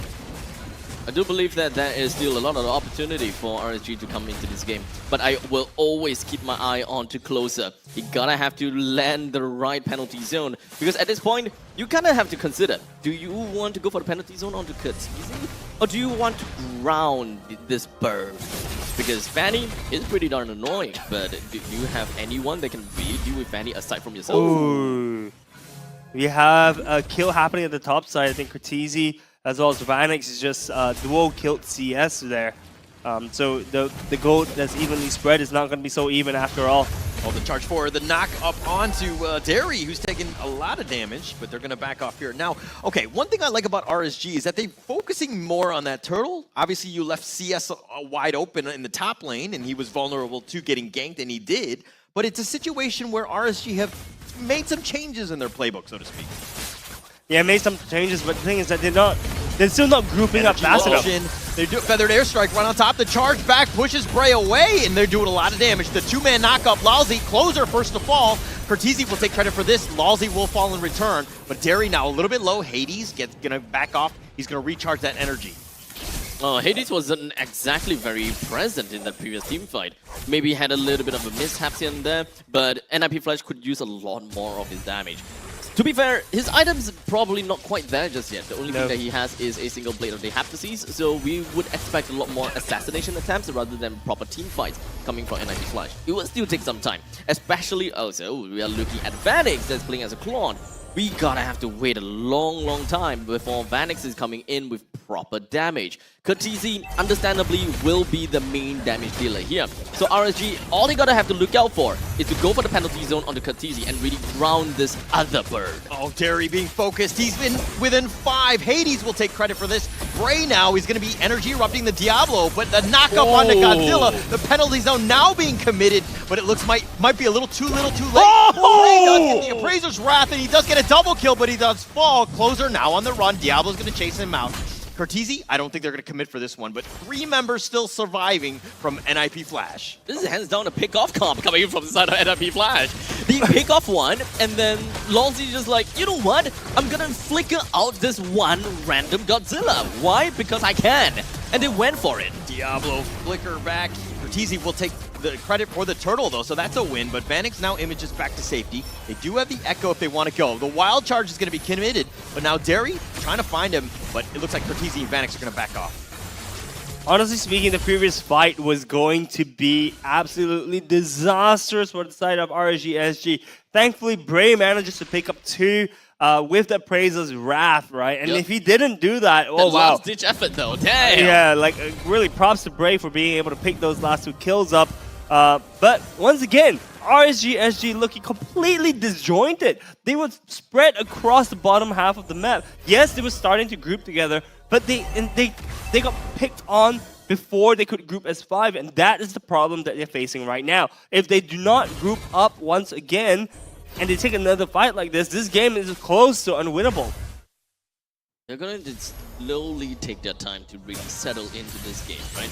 They are about 5,000 gold behind of NIP Flash, and when it comes down to items, they can't really go for fights. But in the meantime, we do have the Feathered Airstrike that somehow managed to hit quite a lot on the Godzilla, and I believe that is all about the lethal ignition that burned him out. Oh, they've got the knockoff, the 2-man. What they want, they got Derry. They're going to take him out. Vanix joins the fray. He's got his blazing duets, and he's going to flex, but he's taking a lot of damage. But Hades on the backside cuts him off. All members still up, 4 members down from RSG. There's no answer. There's no answer to Cortese at this point in time. I think the closer is not exactly actively going in and jumping onto Cortese. They're gonna have to find the right opportunity to do so. And maybe they just haven't seen that opportunity just yet. Look how much damage. Closer's already half life with that Feathered Airstrike. And only 2 hit, by the way, right? Yeah. So honestly speaking, like I said, this RSG is not grouping up. They keep getting picked off one by one. Godzilla had no business there, and he got instantly eliminated right from the fight. So realistically speaking, RSG right now, what do they have to do, boys, to survive to the later stage of this game? It's kind of tough to say this, but it's back again at the level 15 in the game. Because in the early stages, when it comes down to the early and the mid stages of the game, they can definitely still pick up a pretty darn good fight as long as they focus onto Cortese. They had the Terizla to really answer to this this dove, but now they don't really have an answer to that because Godzilla of the picked blood off again. Guys, time again. I'm honestly speechless, right? Like we saw Lolzy. I'm not sure if you guys saw the interaction just now, but Lolzy was approaching the bottom tier 2 turret. Closer was near the turret, and Closer had no choice but to flicker out. Oh, they're going to go for this massive stun. Tigreal goes in for this one, but Bray taking a lot of damage. He gets back to safety. Vanix is going to somehow survive. Lolzy, he's so low. He's on the run, and I don't think they have a follow-up as Diablo has joined the fray. But this T3 now, they do have Echo. They do spot him out if they want to go, but I don't think this is going to be a full commitment. Hades gets the tower. Now we're going to focus on the T3. Bray trying to get something. The energy eruption onto Cortese. He's focusing him in. The Appraiser's Wrath shuts him down. That's one way of doing it. And CS does get Vanix as well. So that's a good win for RSG. Okay, the answer that we needed. At least for the side of RSG. They just need to do that 5 more times and they're good, man. They just need to defend. Time and time again. Just keep on defending. Y'all make it sound as if it's so easy, man. Y'all make it sound like it's so easy. I mean, they barely survived doing that. And by the way, right, they didn't have 5 members of NIP Flash there. They had like 4. Yeah. And they barely survived that fight. Yep. All right, I mean, look, I'm playing devil's advocate here, right? It's extremely hard for RSG SG to come back into this. Yes, if they hit level 15 where gold doesn't make that much of a difference, they may be able to pull something out of their pocket. But look at the HPs of the tier 3 turrets right now. It's very, very low. One more Lord should be able to shove the turret down. Oh, that was foresight coming in from Dairy. Expecting that there is going to be Cortese inside or someone that is inside the brush, but unfortunately doesn't have the flicker. If you had the flicker, that's probably going to be a dead Cortese anyway. Look at Hades. This being so annoying. Oh, but he's being focused. He actually might be killed. He's okay. Oh, he's steel okay. cables gets out of there. He's perfectly fine. Oh, Derry, though, not as lucky. Diablo takes him out. They've got the knock-up on a Bray as well. So, 2 for nothing. I mean, they might have gotten Hades. They almost got Hades, but unfortunately they didn't. So we'll focus on what they managed to and what they didn't manage to. So we have got about 25 seconds left until the Lord eventually spawns. The middle lane is going to be crashing in soon. Bottom lane is going to be synced up as well. And for the Thunder RSG, they don't have Bray, they don't have Dairy. So they're gonna have to force the issue here. Oh, Hades is now here, but Diablo's the first to fall. Hades gets sniped out as well. And, okay, I said there was, 5 more times? It looked like 4 more times now. There's only one person, my man. There's only 2 people, my man. I mean, it's not exactly a recap of what happened just now. Okay, but this is an opening. They technically have numbers. They have the 2-man advantage, plus the fact that the Lord is here. But Derry getting a little bit low. They do need to be careful where Cortese and Vanix are at all times. Bray gets in, the energy eruption, the wild charge, the feathered airstrike, but Bray's the first to fall. Lalzi's at half-life. CS getting so low. Oh, the pullback by Lalzi. He's got him charged, but he charges him the wrong way. Lalzi trying to get the snipe onto the CS, not able to do the damage. That's the roaming life, but Vanix a little bit low. He's been echoed, so he does need to be careful here. At this point in time, I kind of feel like there must be some kind of negotiations between Closer's inner thoughts, right? Do I reserve my penalty zone for Cortese, or do I actually try to reserve my penalty zone for Hades? Is this an either or? What's the right answer here? I do not want to go in the minds of Closer right now. I think that it's too dark, it's too scary. I can't do that right now. You forgot to bring a flashlight with you. But Diablo will take credit for the Lord here. Derry just spots it out. He's going to run back, but he's going to get focused in by Vanix, who images back. Lets Derry live. Honestly speaking, I think he just didn't want to push that far forward. There's no reason for him to kill Dairy at this point in time. And honestly speaking, if Claude is doing that much damage to your tank, I'm terrified of what he can do to the rest of his teammates. I mean, look, Brave just got insta-gift just now, right at the Lord. So things aren't looking too hot for the side of RSG. Look at Lalzi and Derry. They're like running around hand in hand. This is Romeo and Juliet. Are they going to be lovers? I don't know. But Hades is going to be killed. He was trying to go all the way deep. The base is wide open. The feathered airstrike is right on top of him. They do end up killing Bray as well as Closer. The base is being wide open. They do take game 2. NIP Flash with another victory. NIP Flash with a 2-0 start, guys. Hey, look. The reverse sweep can still happen, right? I mean, it's still possible. It is definitely still possible. But RSG, their draft and composition needs to answer this one question. How to deal with the Farsa? Because after this game, after the game number 2, we can if we are going to show the MVP screen, we know who is going to be up there, without a doubt, right? So we look into game number 3. Spoilers, man. Spoilers. What must be the answer for the Farsa? They picked up a Terizla, right? They picked up a Terizla, and that is understandably a very good answer to the Farsa already.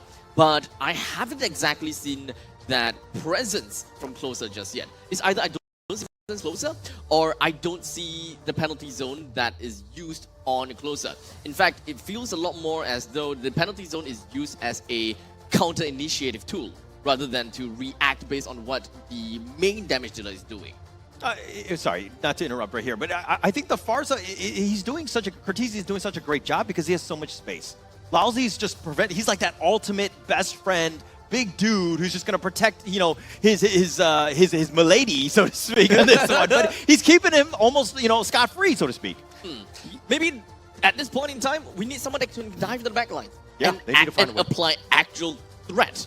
So, congratulations over to Cortese for an MVP. Wait, never mind! I called it out.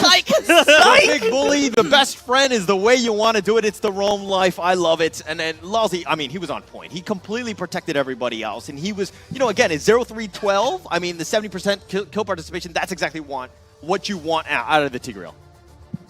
Yeah, and I want to add on to what I said yesterday. So yesterday I was calling Lalzi the statue, right? He's like the bodyguard. The statue just stands there and just prevents people from coming in. Stand there and look pretty, huh? Well, I guess look menacing, right? Because the thing is, are you saying Lalzi's not pretty? Are you saying Lalzi's not pretty? He's pretty and menacing. Oh, I guess you could say that he's pretty menacing. No, but look, I mean, in all seriousness, right? He's playing these heroes. If you notice, what do Minotaur and Tigreal have in common? Is this a joke? No, the CC bots. Oh, okay. Yeah, I thought we were talking like sex appeal or something. Yeah, I was kind of like, expecting I some don't kind know. of joke. Minotaur, coming some out, people yeah. are kind of Minotaur, Grok, they are just saying. big boys. I mean, not wrong, guys. You guys aren't really wrong there, so I'm not going to dispute that fact. But what I am So you're into Minotaurs? Oh, so you know Alright, about you're that. going that way. maybe for me to know, for you guys to find out. But like I said, CC bots. Tigreal, Minotaur, right? These guys, they prevent people from coming in. And if we see in these MPVP highlights, right, that at all times, look at where Lawsy, okay, maybe not this one, but, but at all other times, How about this one? Look at where Lawsy is. Wait, where is Lawsy? I don't know. Oh, there he is. Look, he just imploded. Always in the middle. He just imploded everyone together and gave everyone the space they needed to continue the fight without having to worry about getting crowd control. Honestly speaking, I don't think banning out Lawsy is going to be possible for the side of RSG SG. Potentially banning out the Farsa at this point in time could be what RSG SG wants to look at. Once again, it's a problem if Farsa is able to use the Feather Airstrike the entire duration without worrying about getting CC'd or getting destroyed, right? Farsa is squishy. You could go for a full dive composition or just ban out the Farsa. The amount of crowd control duration is actually pretty darn long. Not gonna lie, coming from the Tigreal. So technically speaking, maybe Tigreal is the problem, right? They have been locked down for an extended period of time. Maybe there should be some respect to the amount of crowd control that that Lawsy is able to bring out. So Purify might be one of a good idea, one of the good battle spells that you may actually have to consider. No, but I mean, keep in mind, right? If you're planning on banning the Tigreal, you need to ban out the Minotaur. Because if you don't leave either of them open, Unless you're gonna your get first pick, I guess. Yeah. So, but are you gonna first pick Minotaur or Tigreal? Why not?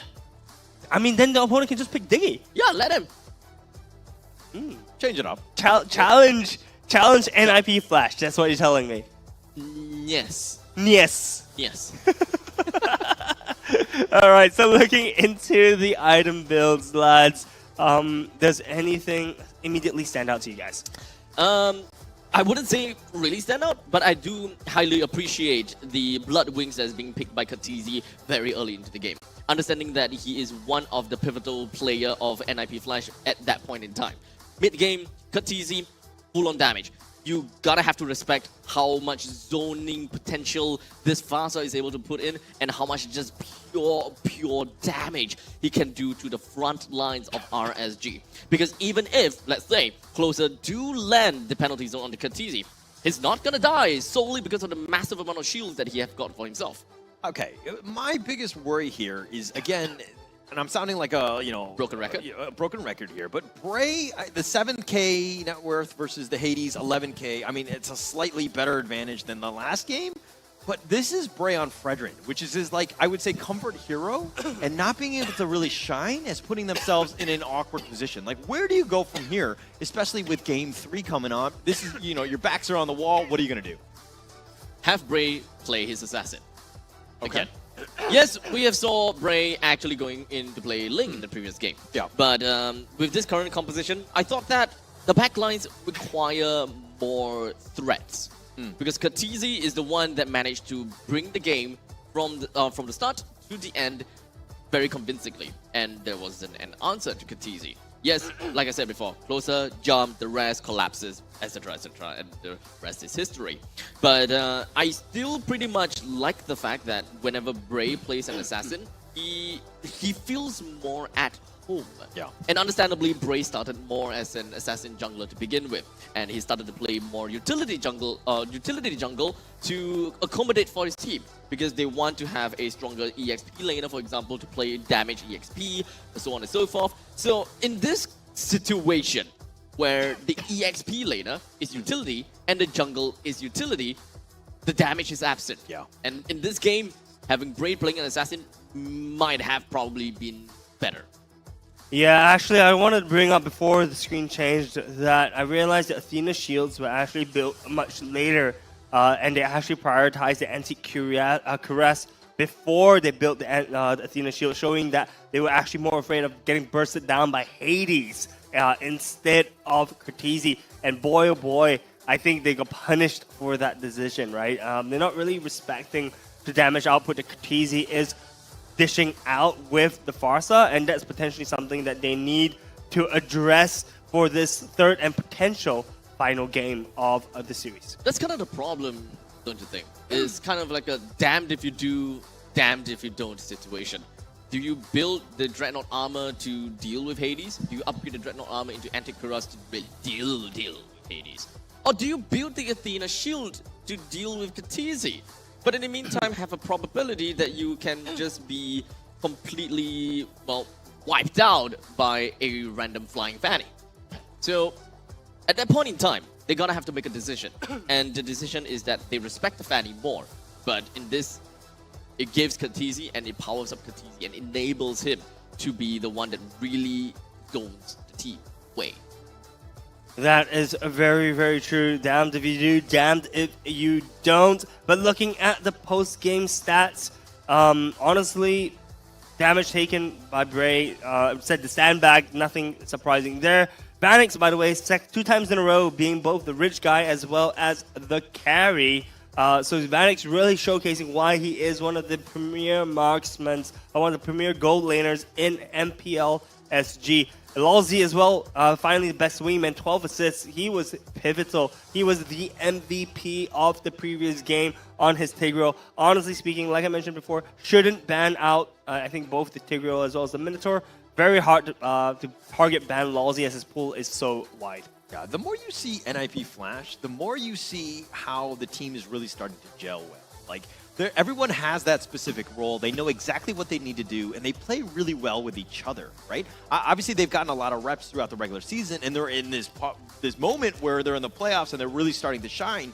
But it's difficult for an opposing team and to kind of like, oh, how do we shut down Cortese? But then Hades kind of pops off. Diablo really steps up. Like, how do we deal with Lalzi always in our face? Like, there's so many different questions you have to answer, and it's kind of a difficult situation for, any team that's going up against NIP Flash. So with that all said and done, we've got 2 games. There's one by NIP Flash, and at this point in time, RSG is still trying to figure out what is going to be the answer for Team Flash. Or do they really want to find out the answer right now? Because, like I said before, it's a game of attrition.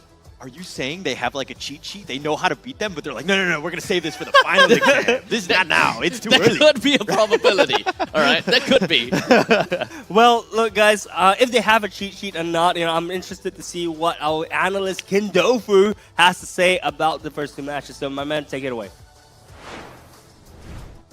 Alright, welcome back. It is your favorite kind of tofu, Kindofu here. Now, first and foremost, I think, RSG is the pacifist mind. Right, so I'm gonna cover both game 1 and 1 fell swoop. I'm just gonna start off by saying that it's kind of difficult for RSG to execute. Right, so let me just show you what's happening at this point. Right, hang on. I'm gonna have to throw it back to the casters for a little bit. I think we have some more information that they have to relay. Thank you for that little sneak preview of the analyst section, guys. Unfortunately, we haven't heard too much from Kin today, but we will hear more from him in just a bit. But boys, what are we looking for RSG side of things for next game? I think it's more of like the draft, right? Going back to this, like they have no answers on how to get to Cortese, how to get to the Farsa, like how to get anywhere, right? It's very difficult. But hey, what are we seeing here right now? 23,000 viewers? 23 currently? Okay, we have 23,000 current PCU, so I'm pretty sure by tomorrow we'll hit 100,000. Guys, look, if you guys want to redeem your skins, right? If you key in that code, the higher the peak viewer current viewership is, the higher rarity of skins you get. So, get your friends, get your family, get your partners, get your kids, Goldfish get and cats everyone. and dogs and cats and parrots. Sorry. Tune in to MPL SG Season 7. I mean, look, this is where all the action is happening. And if you want more skins, or rather better quality skins, Do make sure to tune in for, I think, the rest of today and tomorrow as well. Yeah, so we've got a full day of games for you guys here. In fact, even after this entire series is done, we still have one very scary game to stream, and that is Asteris versus Bleed, which I'm pretty sure that the caster's desk may actually have some very interesting opinions. Ooh, I can't wait for that. I am excited for that. But we already know his answer, so we don't really have to ask him. But what's his answer? Asteris. Is it? Yeah. No, Spoiler, dude. We're gonna get to that. Coming up. Dude, there's no spoiler. You said it at the start of the show. I know. Did I? Shoot. I feel like I'm seated in the wrong spot. You guys should be like next to each other. That's perfect. We can kind of like have a quick little boxing match tonight. Well, it's time for us to throw it over to our favorite kind of tofu, Kindofu. All right, welcome back. So let's kickstart the analyst here. So first and foremost, I want you to keep your eyes onto Godzilla here. He actually missed his penalty zone, landed only on the one guy, which is going to be Lolzy, and he is the worst target you actually want to catch if you're from RSG. Now what's going to happen next is a series of unfortunate events here. First and foremost, CS gets caught out. He's the main damage dealer here on that Moskov. Unfortunately, he gets caught out by two big ultimates here. It's going to be the implosion into the feather airstrike, and I mean, I wouldn't want to be in his shoes at this point. And, you know, this is kind of where things started to go awry, because end of the day, you're supposed to have the heals coming out, but what happens when your healer gets taken out? There is not much options for you to explore, and that's exactly what Vanix had in mind. Once he set his sights on it, it was Dairy no more, and you know, the rest was history, because at this point, Bray has nothing to offer because Tempest of Blades has been used already earlier in the first part of the fight itself. And from there on, it was just flashes of victory. All they had to do was to make sure they created enough space so that Bray didn't have an entry point back into the base to try and clear the creep wave. I mean, end of the day, it's really just about the backdoor protection, right? So Bray, no options left. Game 1, it was quite a smash coming out from NIP Flash. Now let's move on to the second game as well. Now, second game, I think at this point, we're going to see a very big issue here, right? The strength of RSG's draft is the fact that they have very strong AoE crowd control skills and huge ultimates that play off big team fights. But at this point, the way that NIP Flash plays, they can play as each individual. And so you have a lot of strength on one side for the side of RSG, but they're extremely weak on the other, which is individual team fights.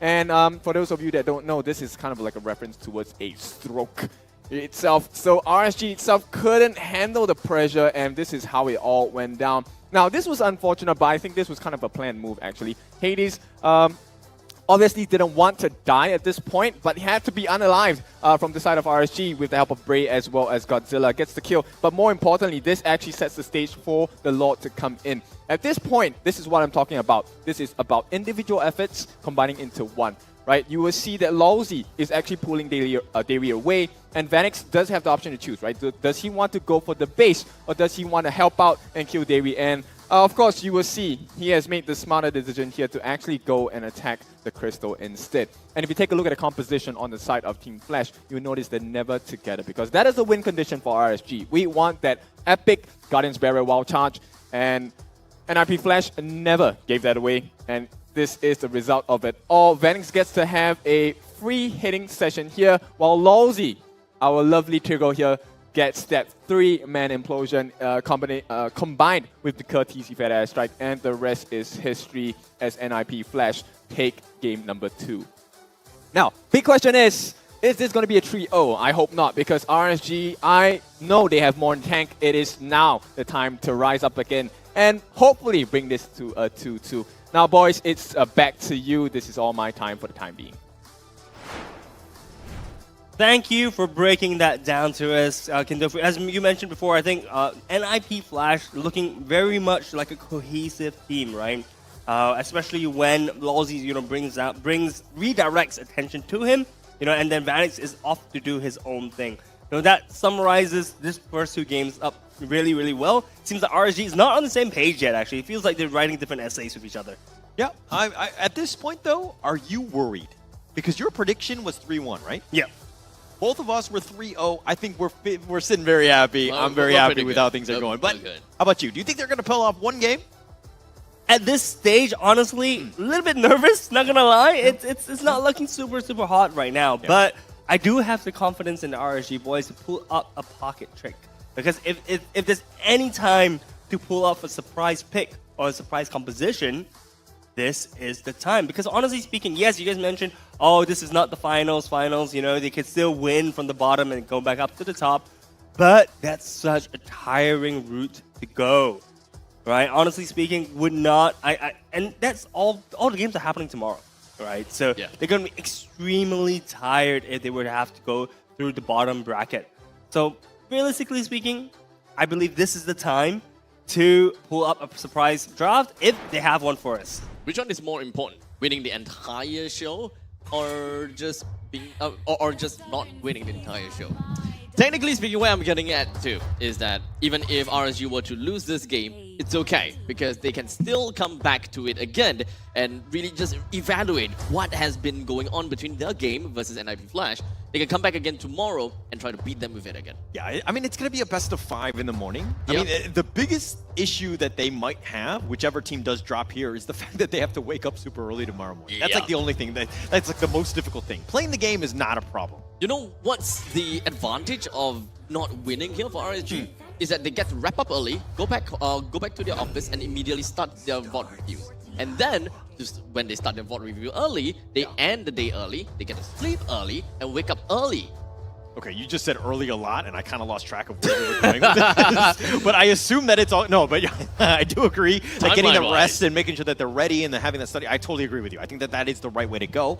But, I mean, going into this Game 3, they've kind of changed things up a bit. RSG had not let Roger through. They're going to actually ban out the Farza here and pick up the Roger themselves. Your thoughts on that one? Good. I actually pretty like that because they haven't had the answer for Farza for quite a bit. So might as well just take that out of the equation and have NIP Flash play something else.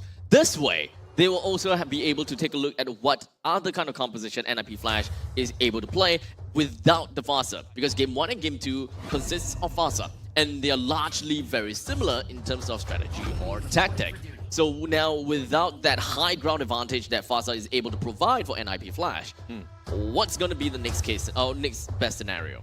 Okay, yeah. I mean, we're going to have to find out what they kind of choose, but it looks like it's going to be the Valentina as the sub-in. I mean, you can just steal whoever, you know, whatever spell that you want, the ultimates that is. But now Lousy has picked up the Minotaur. Maybe they were listening into the break when we were talking about the fact that he's like you know, he's playing both of these heroes at a very high level. He's changing it up and just trying, maybe looking to flex here going into this Game 3. But if we're looking at RSG, they go back to this X-Borg and the Terizla. They picked this in Game 1, didn't really have a whole lot of success. But we keep seeing the Terizla. They're focusing on it. They want it going into all 3 games now. But your thoughts on this hero? Terizla is my personal favorite hero. Or rather, he kind of is like a jack of all trades. Perhaps master of none. But still, he's a very beefy unit. The lower HP you have, the more physical and magical defense you get. So there's a lot of outplay potential that you are able to bring out for your team. You can soak and peel for your team. You have the crowd control that you need. You pack a lot of punch in the early stages of the game. That is one of the most important things, is that you have lane priority. Allows you as a Terizla being able to move around quite often, and once you're at level 4, you immediately have a lot of impact in the game. Yeah, but the thing is... Okay. No, I do agree with that. I see that. But now if we're looking at the Claw, that's been picked back up. Dayton is still very, very open. But it's one of those moments where I kind of like what NIP Flash have done, in the sense of you have a somewhat balanced lineup. Everybody's playing the same heroes or the same style of hero that they've played in previous games, and the system works. So NIP Flash, again, not changing things up if it ain't broken. Yeah, but the thing is, with the Terizla pick, I want to go back into that a little bit, right? Because the thing is that we've seen Closer play Terizla twice already today, and honestly, this reminds me a lot of the Closer playing Terizla at the start of the season. He looked as if he wasn't really contributing much to the team. He was just playing on the fringes. But the thing is that Terizla needs to be in the middle of a fight, right? And so far, haven't seen Closer quite do that just yet. So honestly, putting all the eggs in the Terizla basket for Closer seems a little bit sus coming out from the side of RSG. But maybe CS playing Roger may show something slightly different. Okay, so now that I'm looking at things, RSG, they do have quite a balanced draft, at least for now. So whatever that they are left missing is, generally speaking, a little bit of a high ground. They do have Terizla and Xbox that can sort of deal with wave clear. Crowd control is definitely going to be a tad bit of an issue, but of course, the Roma should be able to close that out pretty darn effectively.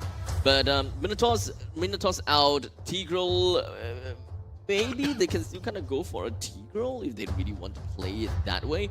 But if Dairy wants to go for the Grog, I don't see why not, especially since they're going to be looking at a Valentina.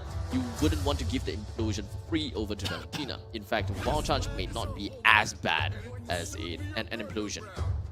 Once again, we see the Lapu Lapu coming out from the side of NIP Flash. Diablo very proficient on that. But I do want to talk about the last two bans coming out from the side of RSG SG. We see the Benedetta as well as the Paquito, which makes sense if they're going for a split push combination. So this is telling me that RSG SG has something in store for us this game. We have the mid laner open as well as the roam. I do like the Grok pick for Davey, but I also don't mind an Edith. I don't think... Okay, Edith is okay. I think that for the side of Edith, if they want to play that, is still pretty good because of the fact that he's still got a lot of crowd control. But for now, we have a Mathilda and an Esmeralda? Wait, hold on a second. Terizla is still going to be played by Godzilla, huh? Yes, it seems like Terizla is going to be played by Godzilla, but we do have the Matilda this time to round out that composition. So it seems like they are foregoing a mage yet again, but they do have some early game damage coming out from the side of Roger, right? So Roger is going to be able to apply some pressure early on and hopefully snowball the game from there. So this is showing me actually RSG is putting their confidence into CS and Bray for this game. Is damage lacking from RSG? There we go. Julian. Oh dear. We called this at the back today. We were saying that Julian is going to be played by Hades, and I am so happy to see Julian being played in Game 3 of this upper bracket finals. Julian is just, especially the recent buffs, has been outputting so much damage, and this is a hero that Hades can pilot really well as well. It's a moment of just waiting for that to happen. I can't particularly say when it's gonna happen, but we've got it earlier than I expected. I was thinking probably like the grand finals match, he would just pull out the Julian because he haven't really quite shown that quite yet. But regardless, I do like the overall lineup coming from the side of NIP Flash. They do have quite a lot of things that they have filled out. They do have the burst properties coming in from Julian. They do have the team fight potential coming in from Claude, Minotaur, Valentina, Julian, Lapu Lapu. In fact, the entire team can play exactly that way. Yeah, for sure. So as we are going into Game 3, potentially SG's final match of today. This is the upper bracket finals, Game 3, NIP Flash versus RSG SG. Lads, I'm going to steal this question from Holler. Who has the easier lineup to play this time? To be honest, I really like NIP Flash, just because they have the damage. Yeah, you have a ton of sustain from RSG, but if you could just burst them down, it doesn't really matter, right? I think target prioritization is going to be key, but as I say this, Curtisi flickers back. He's going to get back to safety. He's going to be fine. It's all about lane priorities here for the side of RSG. And that is one thing that I like because they will be able to help the Roger. He is going to be chased, but the question is, do they secure it? They do! Godzilla with the first blood does not let Curtisi out easily. And I was going to ask, earlier during the pick and ban phase, if we were going to see the Megumi skin coming out from Julian. We do actually see that from the side of Hades. So I'm glad to see some of those special effects happen in game. So early right now, we see Julian, we see Hades try to gank top, try to gank closer at this point in time. Nothing too much is happening. It's pretty much in a stalemate. Curtisi being pushed away from mid, and we actually see Dairy babysitting. Hades going for the gank in the top lane. Oh, okay. Is Bring it back off. It's an Esmeralda, man. I mean, she's gonna be fine. Still, you know, Hades committing. It's one thing to go for it, but you're pushing it back. You're creating space for Diablo, right? The turtle's gonna be up. As I say this, the Faraga armor, keeping him alive. It's gonna be bursted there, but Lousy and Curtsy hold the half-life.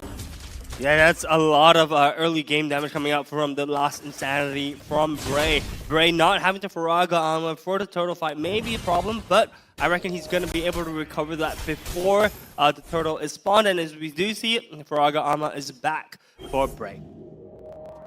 So at this point in time, 2 minutes into the game with the turtle currently available, RSG with the lane priority from everywhere else. Oh wait, hold a second, middle lane.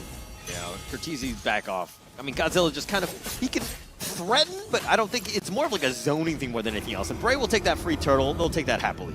Yeah, so that is all about lane priority, right? Once again, the they knockup. can just keep Lousy. pushing the goal away. He's being chased. They want to go for this one. And the it, Faraga, oh! it fills up, but not enough. And Lousy hides in the bushes. Oh, the knockup.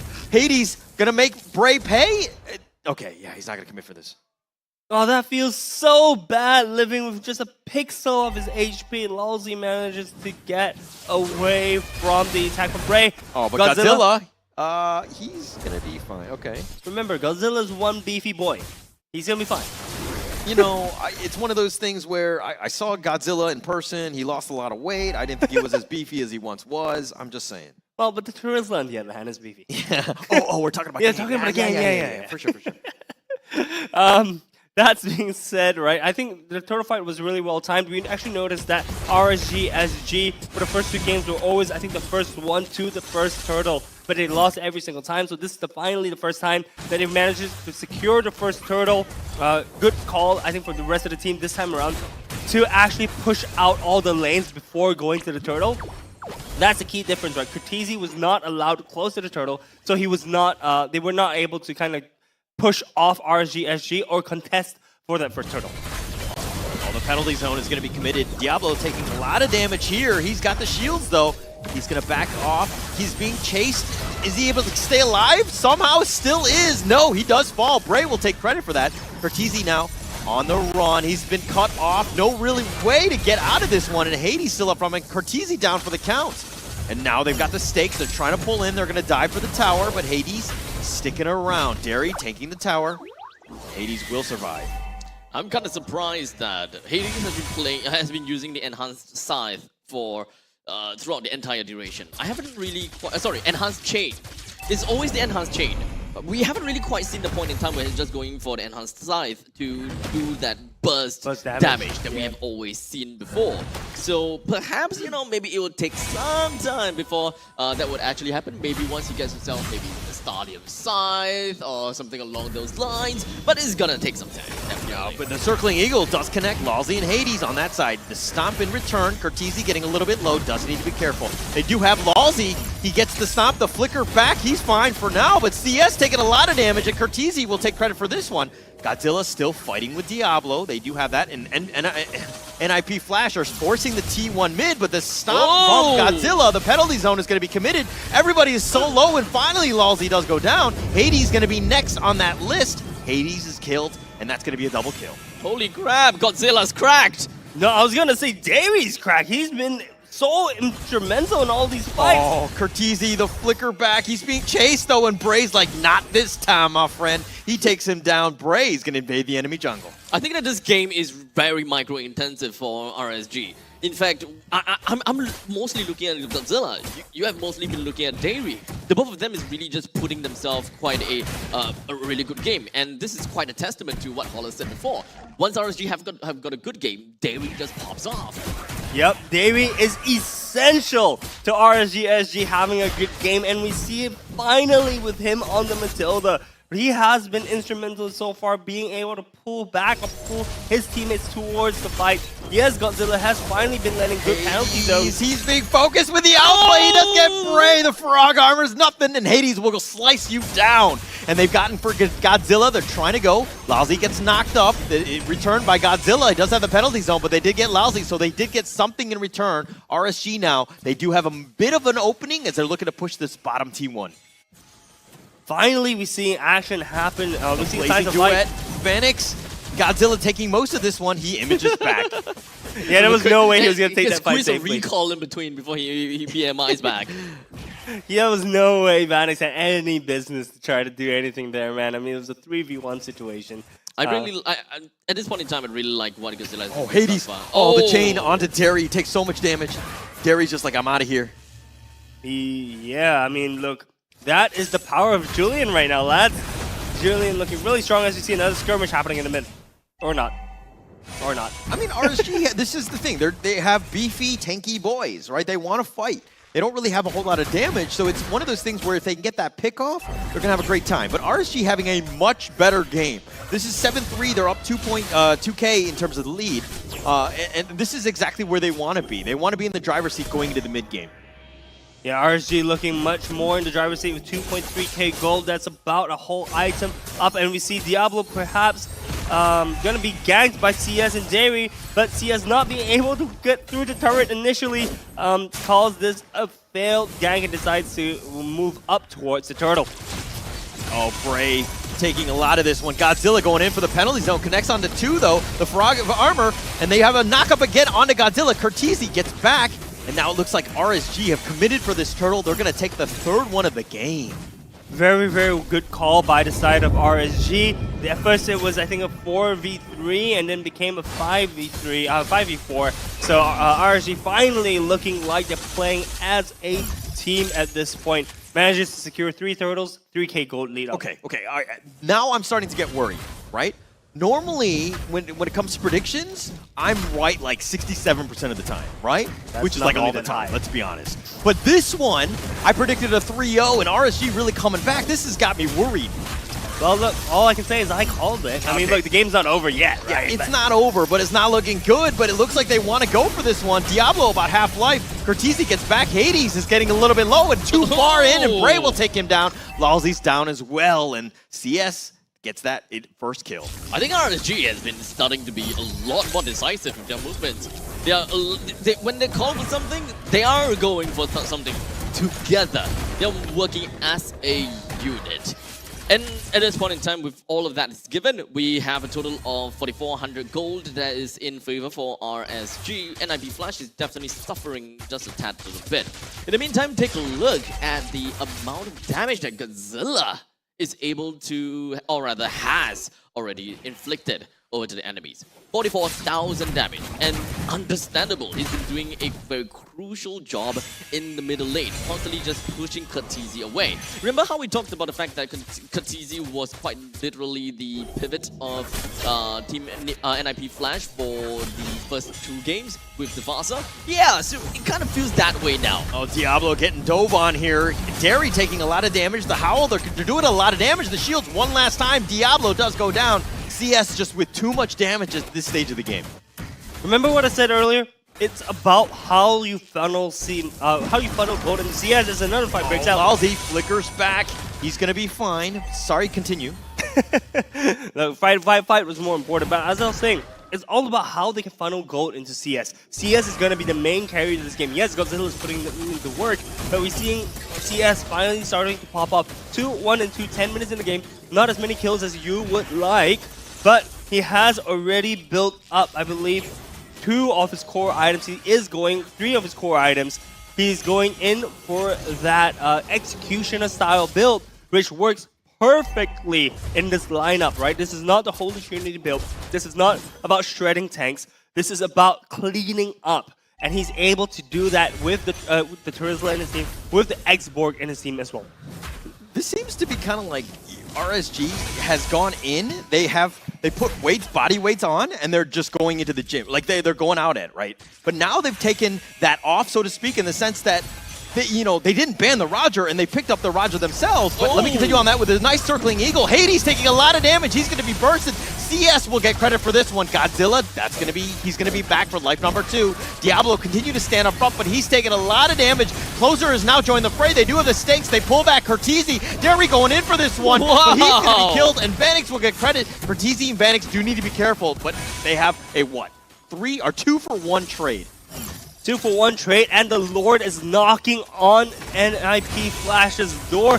Lord, this is the first Lord, by the way, manages to get down the tier 3 turret, a tier 2 turret as well. By the way, they're going for the last tier 2 turret standing on the side of NIP Flash, but are they asking for too much? Are they going for too much? The answer Closer. is maybe. Oh, he goes right back in with a falling star moon. Cortese, he gets rid of the Firaga armor as it bursts, but now CS and Godzilla need to run back. Closer needs to be careful, but they've kind of stayed it away, all just to take the Fenrir. Worth it. Honestly speaking, I mean, look, you brought Cortese. Yes, you weren't able to get the kill from Cortese, but this is the second time he's spawned back, gone out, gone back to base, and then got back out, and then got back into base. I mean, man is not able to leave the base at this point, you know. The base is his home, and he's not leaving from the safe corner. This game is super smooth for RSG thus far. Like, that push in from the middle lane, plus the Lord just pushing into the top lane as well, is very, what's the word? Is aggressive. Yes. I was going to say stupid, but okay, aggressive works. Very aggressive. And it worked out. So I'm kind of surprised that the Lord didn't just die right by the inhibitor turret, but it destroyed the entirety of the inhibitor turret and even made its way over to the crystal. It just shows how RSG is number 1 tanky, and number 2 they had a great setup. So huge shout out over to Dairy with that 3-man knockup with the circling eagle. That was very well placed, well made, together with the guiding wind that allowed RSG to just jump straight into the midst of the battle. I mean, what can I say, right? Dairy is the man, the centerpiece of RSG SG for this game. In my opinion, you may argue Godzilla. I think, honestly, it goes both ways. Both of them finally pulling their weight so far. But I have a question, guys. As we see a fight happening top, maybe, nope, Closer just walking that off. No, so my question to you guys, right, is NIP Flash just taking it easy on them this game? No, no. Remember previous game I said that they should pay more attention to crowd control and perhaps get a purifier or 2. Now they have respected that. They've got 3 purifiers on their side, and to be fair, is not because of, you know, they have learned something, but it's also based on the fact that there is a Minotaur on the opposite side. So once they are able to purify themselves out of those that hellhole, then they should be able to mount a perfect comeback against NIP Flash. Yeah, well, it's definitely, look, this is a 9k gold lead right now, and honestly, this is probably one of the biggest gold leads that we've seen from this series as of now. Except this time around, it's RSG SG in the driver's seat. They have a Lord shoving in the top lane, and we see all minion waves pushing in. Closer Godzilla just clearing up that middle lane wave, and it's going to be a 3-way push coming out from the side of RSG SG. Oh, Circling Eagle connects onto Diablo. He's going to back in, but the Lord is in the top lane. So again, you talk about pressure, it's in all 3 lanes. Closer doing a lot. Bray, that is, he's going to back off, taking a decent amount of damage, but that T3 still alive in the mid lane. They do need to focus with that, but they don't really have the minions to deal with it. Cortese, Lalzi, Vanix all up in front trying to go in. Godzilla with a nice penalty zone onto Lalzi, but CS does end up getting it. And they knock up again onto Godzilla. That's going to be the Firaga armor. Bray taking a lot of damage. He's going to get bursted by the stolen one. Cortese will take credit. Godzilla might go down to Diablo in the end, but still up. CS though getting low. Hades trying to do it, but in the outplay. Closer does get the kill on this one. They've got Cortese as well. The Circling Eagles now going to be committed. They got onto Diablo. They got Lalzi. They got Vanix running into the hills. And it looks like they've got it, but they don't have minions. Minions are now going to come in, and they'll just slowly parade themselves in as it looks like Game 3 is going to go the way. I was right, boys. Even a blind squirrel finds a nut sometimes. What a roller coaster of emotions during the final minute of the game. It was a very solid back and forth fight that we don't really have a very solid idea who is it really gonna win. Because at one point in time, RSG is pushing in pretty nice and dandy. And then afterwards, we've got the Blazing Duet that is just pushing the Roger away. And then the next second in, we've got Julian that died to the hands of someone else. I can't exactly quite remember. And only after that, then Roger be like, okay, time for me to shine. And then it went back in again. Butts were clenched during the entire fight, man. And honestly speaking, what a showcase that we got from RSG SG, showing why they are also in the upper bracket finals, right? I mean, The teams worked hard to get here, and it's showing. Finally, it's not a push over 3-0 that you guys expected. Yeah, RSGSG still in the entire Season 7 of MPL Singapore, they're the only team to take off a single game off of Team Flash, right? And the fact that they're able to do it now, hopefully they can build off it. I want to see the entire series go the game, the entire distance, so to speak. To be honest, I would love to be proven wrong.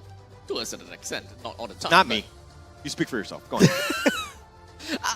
I don't mind. I don't mind seeing RSG being able to pull on a full-on reverse sweep. That makes such a much better show. If it's a reverse sweep, man, I'm glad to be proven wrong as well. But guys, I want to talk a little bit about MVPs. For me, it's Dairy. Dairy and the Matilda It's look Godzilla for me. so good. Godzilla. It's got to be Godzilla. Really? Godzilla. Yeah. You got 2 Godzillas, 1 Dairy. We'll see who's right and who's wrong. Guys. Oh my God, he's right twice in 1 day? Guys, what is going on? Hear out my reasoning why, okay? So Davey was instrumental because the thing is that without the guiding winds, without his repositioning, without his knockups, RSGSG will not have had such a quote-unquote stomp of a game, right? 0, 1, and 16 is a phenomenal scoreline. Speaking of which, he also has a 94% kill participation rate in a game which had heaps and heaps of kills. Matilda is really, really good, but only in the right hands. And in this case, Dairy is the right hands for RSG. So congratulations over to Dairy. He have earned himself the MVP of the game. When it comes down to game number 3, they have definitely managed to find themselves in an amazing spot. And perhaps the next game, Team NIP Flash would have another idea or another thing that they would want to work on. Again, perhaps. I don't know. Yeah, well, look, I mean, we're going to take a look at the highlights real quick to showcase why RSGSG won these games so far. And you can see already, this is, I believe, the 3rd or 2nd turtle. Fights are happening on contests with the turtle, but NIP Flash actually started winning this fight, but was pushed away, and in the end, Bray manages to secure it. But I want you to keep an eye out on Davey during this entire time. Okay, look. Okay, maybe not that fight. Okay. But when he appears, right, just take a look at where Davey is and look at how he repositions his team. He's coming in from the top, and he is always at the fringe, right? And once he sees an opportunity, he will hop out and hop back in to knock up on the Ooh, good job, Godzilla. Oh yeah, that's right, Godzilla. Trying to channel something like Godzilla. You know, I'm just kind of like taking this MVP moment away from Dairy. Just like, yeah, Godzilla's still my MVP. Yeah, it's this guy. Yeah, no, this guy. But look, I mean, I have to give credit to Godzilla as well, right? Godzilla and Dairy worked very well as a pair. Because if you think about it, even back to the first turtle fight, right? Godzilla was forever getting babysit by Dairy. Dairy was with him at all times, ensuring that the mid lane was getting pushed in so that Bray could start off the turtle without stressing out too much about getting countered or getting invaded, right? So honestly, yes, I think Godzilla would have been my second choice for MVP. But I think Dairy, once again, kudos to him for almost carrying the team on his back. At this point in time, I kind of like the Dairy Godzilla duo. Yeah. The both of them seems to be really solid with one another, and it really seems as though that they did manage to take control in the middle lane pretty effectively. They've got each other. They have got each other's backs very effectively, and time again, I've seen that Godzilla could play exactly the way that he's playing because he knows what kind of value Dairy is able to bring for him with all those guiding winds and such. Yeah, exactly. So when Godzilla does hop in, he's able to get pulled out by Dairy. And honestly speaking, I think finally, we see that Godzilla can play the Terizla, right? And Terizla is actually a pretty decent pick if you are supported with the right teammates. Going into item build, I just want to point out that yes, CS managed to have success with this executioner style Garrocha build that we've seen some of the other players try to pull off, but not succeed with it. The key difference is that this time around he had kills earlier in the game and he was able to kind of snowball that advantage. We saw in the last fight when, finally when the side of NIP Flash was low, he was able to go in, sweep in, and clean up on Isle mid lane. Yeah, and I think that the RSG, the biggest difference was the fact that, I mean, they didn't ban the Roger, they picked it themselves, but the Roger impact was quite there, right? Like, the entire team wants to run at you, and having that Roger that just kind of pounces on you, cleans things up, and just, you know, gets the 6 kills that you need to really put yourself over the top. I mean, Godzilla and Derry had great games, but you need somebody that does all of, you know, the damage, so to speak. And he had the farm, he had everything that you wanted. And again, RSG really, you know, changing things up and having a really good draft in that game. So with that all said and done, we've got RSG clinching a win for the 3rd game by having a very flawless neutral objective game. And even when you're talking about the standing objectives, things are looking to be pretty darn good either, with a total of 8 turrets taken down versus NIP Flash's total of 2. And from this point onwards, when it comes down to the itemizations, it's pretty fair to say that all of these players have got pretty much the idea that they want. And for those people that wanted to see how a Julian builds, this is what Hades builds for his Julian, with a Holy Crystal, Divine Glaive, a Genius Wand. And now, of course, the final item that he's actually trying to go for is going to be the Feather of Heaven. The last item, understandably, should be an Immortality or a Winter Trunket. Really depends on how he will want to do things. Yeah, now as we shift our focus over to the side of emblems, I don't see anything that stands out super interestingly to me. I think the Quantum Charger on Vanix makes perfect sense, as he also picks up the sprint. The sprint. Yes, so that he wants to go in and out of the Blazing Duet, right? He wants the mobility, he wants the extra movement speed that he will be able, so that he will be able to go in and out of team fights as and when he chooses to. But other than that, nothing that's pretty much stands out to me. Let's see. I gotta have to look at it. Okay, Thrill coming in from Bray's Xbox. That's all fine and dandy.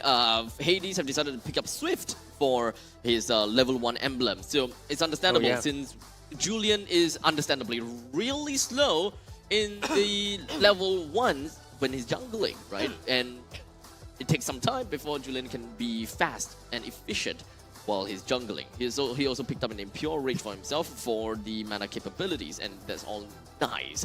Of course, when it comes down to the rest of the stats that is coming in between these two teams, RSG understandably would have a massive overhaul in damage dealt. 250,000 damage as compared to NIP Flashes with a total of 175,000. They're pretty much bleeding red throughout the entirety of the board with very high turret damage, as well as pretty effective heals as well. Yes, that's for sure. But I want to talk a little bit about the Julian pick, by the way. Yep. Why did it not work for Hades in this game? I wouldn't exactly say that it didn't work per se, but we gotta have to understand why is Julian good and why is Julian back to a certain extent, right? Julian is good because at level 3, you are able to start ganking around.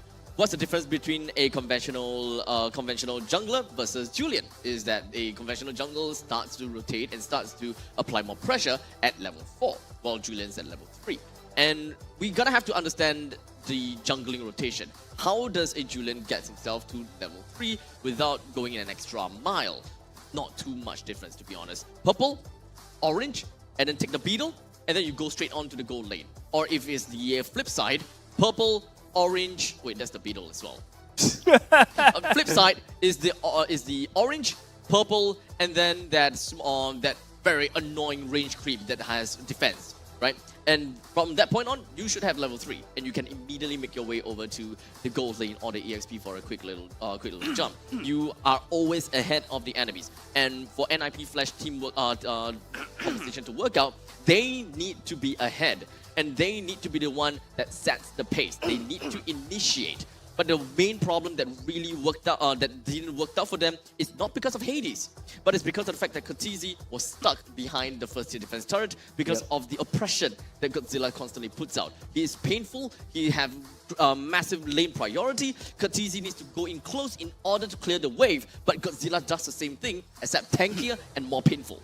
Okay, I think I do agree with you. I also think that Hades on the Julian, you're going to have to watch the replay to see some of the extra rotations that didn't really accomplish anything, right? There was the time where he was level 4, he tried to go up in the top lane, they were going to try to attempt to go for a gank, and the Esmeralda, it was like, there's like no potential, right? So why waste your time, right? It's one of those things where these minor things of, you know, wasting time in the jungle, you have to be super efficient as the jungler, and he wasn't really able to do that. He wasn't really able to shine because, again, those extra the extra steps, so to speak. Yeah. Not to mention as well, I think that most of RSG's side are really, really tanky and slippery because of the Matilda, right? So Julian is not able to go in and put in that kind of early pressure or the early kill pressure on the side of RSG, because RSG can just soak up the damage and walk away. Now, of course, when we are looking at squishy targets, we only have 2 heroes that is relatively squishy, being the Roger as well as the Matilda. If you try to go for a kill on the Roger, then you're gonna have to expect that the Matilda must not be around. Yep. Because the moment that Matilda is around, okay, goodbye, guiding wind. You are not gonna be doing anything. Even if you are using enhanced scythe, no, enhanced chain, enhanced scythe, whatever it is, you might not be able to get early kills unless you pick up a Genius Wand super early into the game. Yeah, and it's going to be really, really rough if you do that, because, I mean, you need to be ahead, you need to get the kill pressure, and then if you get the kill pressure, then it's... Wait a second, you can't even get the kill pressure because they're tanky. Yeah. Right, so therein lies the problem. All right, so we've broken down the game slightly for you, but for the full breakdown, we're going to throw it over to Kinzofu. Take it away. All right, it's my turn now, and what a game by RSG here. Dairy, especially the MVP of the day. I'm going to show you why he is the MVP with the amount of saves, amount of deterrence, and amount of aggression. Something that Matilda has in her kit, and exactly what Dairy displayed the entire duration of this fight. This clip is a minute long, but yeah, I'm going to try and rush through it here. So first and foremost, there are 3 lanes that are being taken down by RSG at this point. First and foremost, here is the Guiding Wind coming out from the Matilda, which is going to transition into the Circling Eagle. Diablo actually expends his ulti here, the Bravest Fighter itself, but this small movement by Dairy actually pushes Vanix back a little bit. That slight delay in timing actually helped out RSG a little bit later on. Right, so Circling Eagle onto Diablo, and this is going to cause Diablo to call for help, right? And this is where Lawsy and Cortese are going to hit down.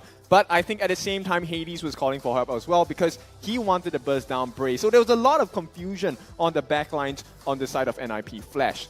And, you know, when you give RSG an advantage, you know they will take it for sure. Right here, with the 3-lane pressure, most teams will say, hey, let's just try and focus on 3 different things at the same time. But RSG made a very clever call to say, let's just put where our focus should be. Let's move towards the top lane here. Transition, since the pressure's already on the bot lane, let's go and try and chunk down this mid lane structural damage onto the mid tower itself. They got the tier 3 on the top as well. And this is where Dairy makes money's worth in a short amount of time. He's actually going to allow that penalty zone coming in from Godzilla itself, but that's not the only play, right? Lawsy recognized that, hey, something's going wrong, we need to get the counterplay itself. And this, honestly, Lawsy, very big Minoan Fury, but Dairy actually counters that straight away with a nice move here. He's going to use his Circling Eagle, once again, gets a 2-man knockup. And 2 very important members, by the way. This is the tanks. It is going to be actually Lawsy as well as Diablo. Both of them knocked up, which allows the space for CS to come in, get the Lycan Pounce actually, and jump towards the backlines, as you will see very shortly as well.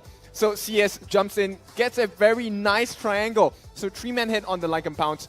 Bray is pulling away, if I'm not wrong, Cortese at this point, and Hades is caught in a pretty difficult situation with Closer and 2 other members of the RSG roster as well. And this is a very nice movement coming out from RSG again.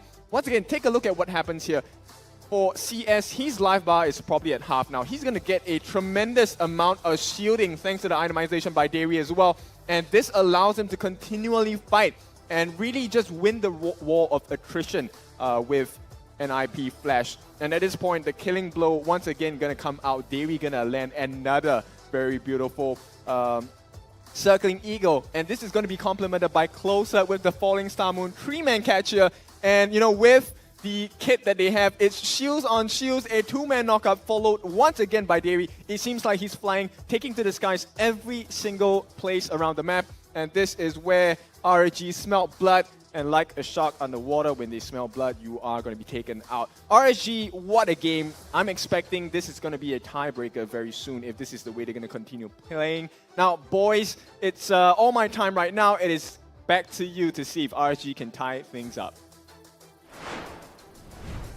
RSG tying it up would be incredible to watch for our first series of today. Holler, what are your thoughts on going into this next match? Do you think RSG is going to be able to pull it off? I want to see RSG win, just so that your prediction is wrong. I mean, jokes aside, I do think that Team Flash, NIP Flash is the stronger team, right? I think that we all agree on that. Going into this one, I think that they need to face adversity. If they want to, if they end up being in the championship and they go to MSC and all the other things, they need that adversity to kind of grow as a team. If you stomp everybody and you haven't played to that level, that international level, and having that adversity, you're really not going to get better. So I want to see them go to the distance. I want to see them go to that Game 5. Just the fact, I mean, who knows who's going to win this? But I want them to get that experience. Yeah, fair enough. But you know what else they need in order to get that experience, to be able to get comfortable enough to reach the MSC level? Awesome chairs, man. Just right on in. I mean, it's true, right? I mean, the chairs bad. are so darn comfortable. I mean, we've been sitting on these chairs for what now? The past 2 days. 2 days? Well, I mean, if you include regular Yesterday. season, Okay. we've been here. We've been on these chairs for a good chunk of time. I mean, look at that. Abstract about to fall asleep on the desk. Nothing new here.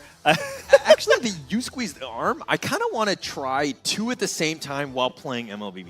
I wonder what that would feel like. Man, that would be so weird because I feel like it's going to be pushing your blood pressure in a way that you won't be able to use your fingers, right? You just be like, oh, trust me, I can't get any worse than I already am. So at this point, I'll try whatever I can at this point. But the seats are extremely comfortable, and I'm so glad that we have them on the desk to cast together with. And we have also, I think, the U Squeeze in the studios. So have you guys used it? Not yet. Not yet? Yeah. Well, I have, and it's pretty darn relaxing. I want one. I would love to get myself a quick little hand massage, to be honest. Massage my hand, please. No, I'm just kidding. But okay, the main thing is we are going to be taking a look at this draft now. And I am very surprised that NIP Flash did not ban the Matilda again.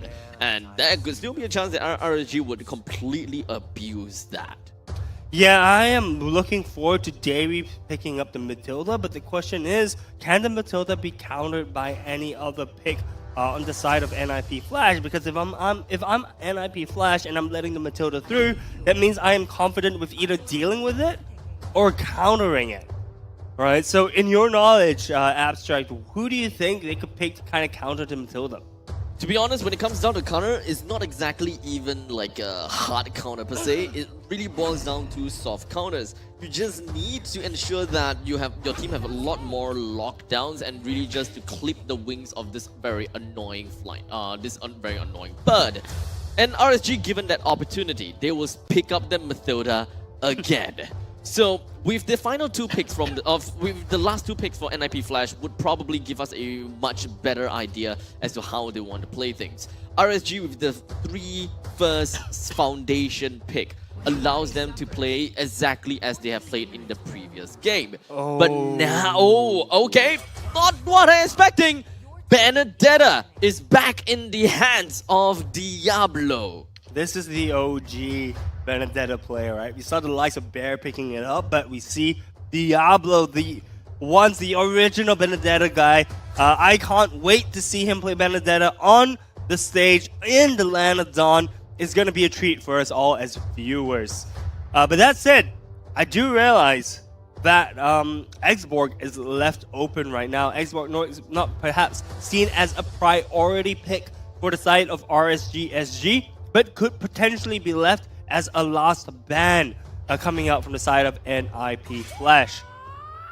Once again, another Chode has been banned out. I mean, Yeah, I know. Lolzy and his Cho is annoying. We have always seen Lolzy playing Cho at one point in time. But right now, do we really want to see this kind of point-click ability stunts, such as Kanja or Cho or Franco?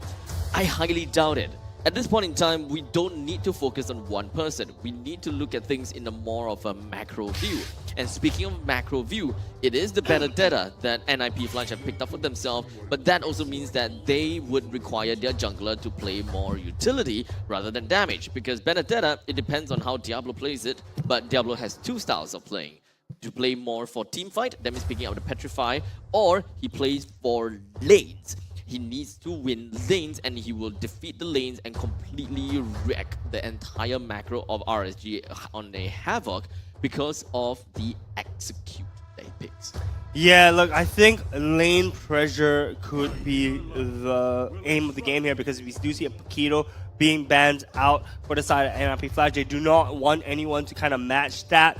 We do see a Tigro getting picked up for Lolzy. I don't really need to touch much on that. Tigro, Lolzy equals good plays coming out from the side of NIP Flash. The question is, who is RSG SG going to be picking? Xborg, of course. And the last question is, are they going to flex the Terizla onto Godzilla yet again? I have a feeling, yeah. I mean, Godzilla did a very good, had a very good time against the Valentina, and they can repeat that again. So putting the Terizla versus Valentina, Valentina quite literally don't have an answer to what Terizla have done before. So Closer just requires to have more damage to his name.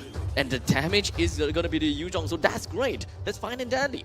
RSG have got a pretty solid lineup that they have here for now. The first three foundation picks will replay what they did in the first 5 minutes against NIP Flash. But perhaps this final jungler pick from the side of NIP Flash might make a bit of difference. I do want to see a Barats being picked up by Hades, not gonna lie. They would, it would be nice to see them having that kind of suppress. They already have a Tigro, they can work on an AoE effect, but they need someone tanky, damage, and also a lockdown, just so that they can win in all these neutral objective fights. Well, it seems like they disagree, and they are going back to Hades Guinevere. Guinevere being played twice so far, 100% win rate, by the way, both times being piloted by Hades. Hades, Guinevere has looked really, really good. Unfortunately, doesn't really combo much with the rest of the team. They do have the Tigreal's knockup, which could combo with the Violet Requiem, but that's pretty much it at this point. In terms of lineups, RG seems to be really comfortable with having Godzilla on the Terizla pick. On the Terizla pick against Cortese. So we do expect to see Davey kind of circling around Godzilla like an eagle, you know, kind of protecting him and defending him from any potential ganks, as well as putting additional pressure onto Cortese. Overall, I really like the lineup coming out more from RSG. Feels a bit more similar to what they've done from the previous game.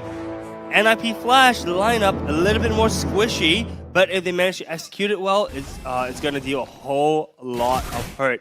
Anyways, we are going into game 4 of our upper bracket finals, NIP Flash versus RSG SG. Lads, I am excited to see what's going to happen. So same old. Godzilla will definitely have got some crazy early game control over Cortese, and they would have information as to where Cortese essentially goes.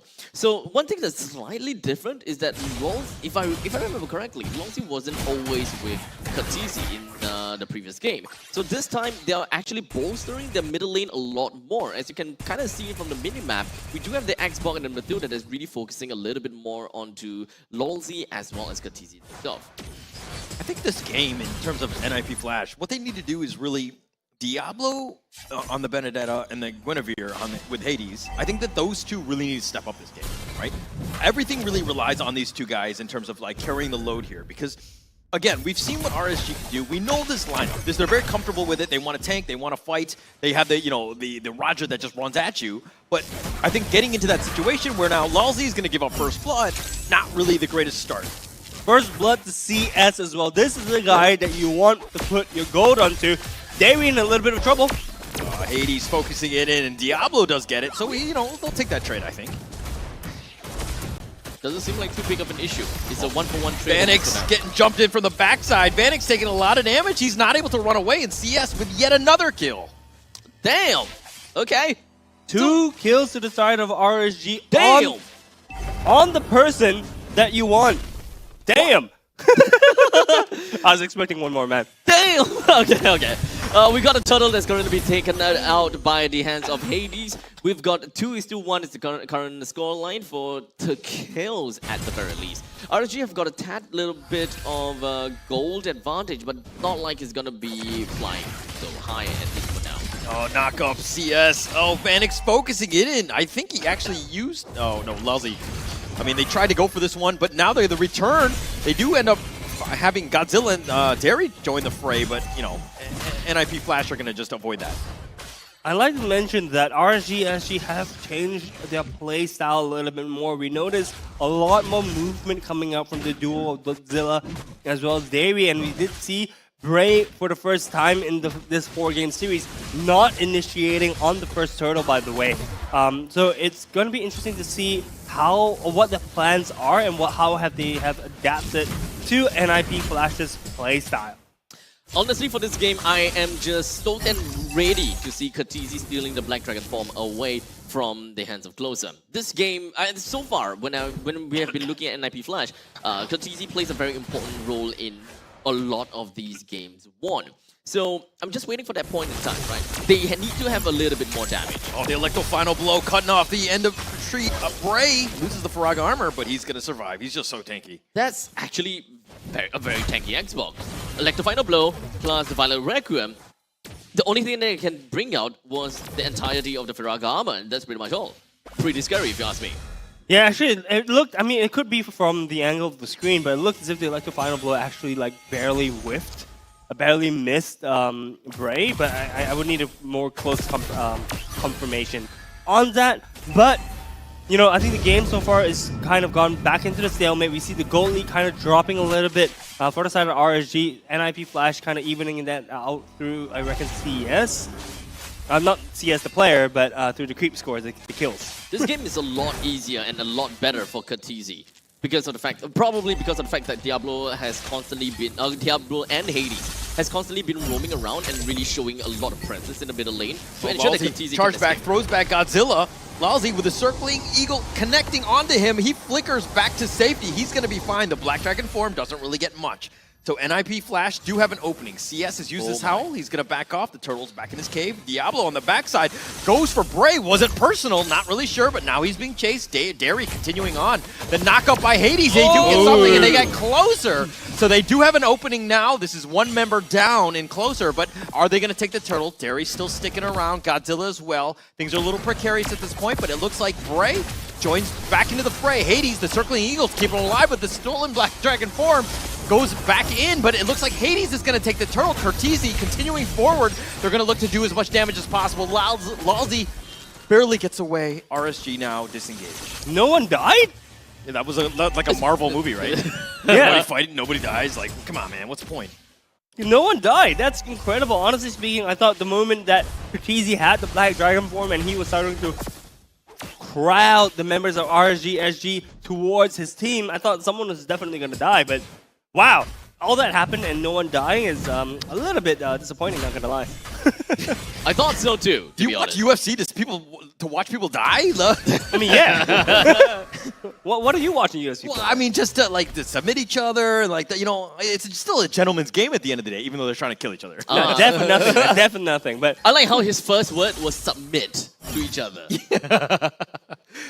Get your mind out of the gutter, sir. Too bad. Already too deep in. But for now, okay, but 6 minutes into the game, 2-2 is the current scoreline between RSG as well as NIP Flash. NIP Flash definitely have got a way better game as compared to the previous game. Kha'Zix, he could get himself out of the grips of Godzilla this time, and they have been showing a way better time to fight. Hades being focused in. The backside, get the penalty zone, but Hades is somehow, okay, he does go down. Godzilla's gonna get credit for this. They do have it, and Godzilla taking a lot of damage, but I don't think they want to commit. They're going to let him go.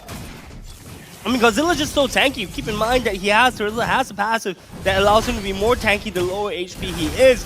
I have to say... Nice two-man stun by Cortese, though, but nobody, again, dying on this one. Bray's going to back off. Yeah, he's got no armor, but they did protect the tower, and there were 3 members left, all at the cost of Hades, so not the worst thing in the world. This is looking like a very, very even game right now. We are only 7 minutes in. There's only a 500 gold lead to the side of NIP Flash, though RSG did have more kills. The gold difference is because of the 2 turtles that went over to the side of NIP Flash. I do expect contesting from the side of RSG for this 3rd turtle. So right now, NIP Flash is going to be putting themselves onto this turtle fight, and understandably, it would not be easy. Oh, the penalty zone has already been committed. Might have been a little too early. They're going to back off here. Derry going back in. Try to go for Cortese. Black Dragon form. Nope. He's going to back off. Okay. Yeah, honestly, RSG should just be focusing on the turtle right now, but CS manages to get Cortese on the back line. Does a little bit of recall action, but it's going to get punished for that. I don't know if that was worth it. CS going down, especially when he had 3 kills at this point. It didn't seem like a smart move, but again, I'm not as smart as CS. And not to mention, I mean, the thing is, yes, they lost CS, but they got Cortese and they got a turtle as well. So overall, the trade, I think, was not too bad for the side of RSG SG. I think it feels as though for NIP Flash, the real game has yet to begun. I always like to say that, but it seems to be penalty zone on the Lousy. He's taking a lot of damage. Oh, the last insanity is going to be committed. The Electro final blow.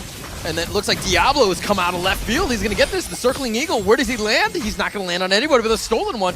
Oh, it's like Top Gun. Like there's like a dogfight. Dogfight, but no one dies because of that. Diablo really low. CS! Oh, he dashes away. He's going to be fine. Oh, Diablo playing not only with the enemy team, but also with my heart. Jace is coming for you. Oh, is he just jealous? Probably. The spatial migration. Oh, they're doing some work right onto Derry, and they burst him down. What and a Hades waste. with a nice kill. Yeah, that is even a Purifier that has been used by Dairy. That's the difficulty about picking a Purifier against a Guinevere, right? Because right after the... Okay, wait, hold on a second. Middle lane. Final blow. Nice 3-man stun. Closer's going to be down for the count. Diablo will get credit. Lousy taking a lot of damage. He's in the heart of the enemy team. He's going to go down as well. Cortese wants something in return. They did find CS, who is getting shot down. Hades goes back in, goes for this one. He's going to be fine. And Bray, everybody's so low. Diablo looking for something more, perhaps, as he enters the enemy jungle, but is he in too deep? Oh, Diablo. CS dashes over the wall. He gets shot, sniped out. Diablo's going to get credit for that one. And Derry now, just all he can do is watch. There's even the Lord that's currently available. The rest of RSG, they found themselves reacting to the gameplay to the plays of NIP Flash. And NIP Flash, of course, they have themselves reacting to a certain extent as well. Diablo really do like that. Going in for Bray. He does some damage. Derry, all he can do is watch. This is going to be a free Lord going the way of NIP Flash. Well, I wouldn't necessarily say that it's a free Lord, right? I mean, the thing is that RSG couldn't do anything. They were trying to push They could take top. Oh, nice 2-man stun, though nice penalty zone by Godzilla. But Cortese limps away. He's going to be fine. That recall place is very precarious. Derry, Circling Eagle, Cortese stolen. He's going to run back as well. And both of these guys just playing around. Watch out. The ultimate economy for NIP Flash is way better than RSG at this point in time, alright? So NIP Flash may actually just launch a comeback and just launch a fight again onto RSG. There is no Black Dragon form, there is no Circling Eagle, and there is no penalty zone. While in the meantime, NIP Flash have got all the most important skills at their disposal. Yeah, but the thing is that what are they going to be fighting for right now? Lord is pushing down. Oh, the Circling Eagle onto him. It does connect onto Cortese, but now Lousie's going to have to run. He's being focused in. There we go. And it looks like they do get Lousy, but Bray's going to take this. The Lord is crashing in the top lane. Vanix does need to be careful. He's going to back off, kite it out. Hades gets a nice 2-man stun. He's doing some work. CS does get bursted. Cortese's going to get credit for this. And Derry now, all they can do is just run now with CS down for 30 seconds. This seems like an eternity at this stage. Yeah, 30 seconds is all they need for NIP Flash to push down the 3rd turret of the game. They've taken the T3 top. That's going to be a big win. That's an opening that they want. Diablo's going to get credit for this one. And they're going to continue to push forward. And as I say that, they back off, take the enemy jungle on their way out. Now that is what they're fighting for. they're fighting for time. In order for the Lord to extend his timer, you gotta have to keep the Lord alive for as long as you can. And picking up a fight with the opponents while you have the ultimate economy way better than them is the perfect time. Yeah, the perfect time. Striking at the perfect time actually gave NIP Flash a 4.8k gold lead. That is 2 items, almost 1.5 items for the side of NIP Flash, and I'm pretty sure that the items have all gone to Diablo. This is someone that you do not want ahead. As ahead, he's just gonna be super Lalzi!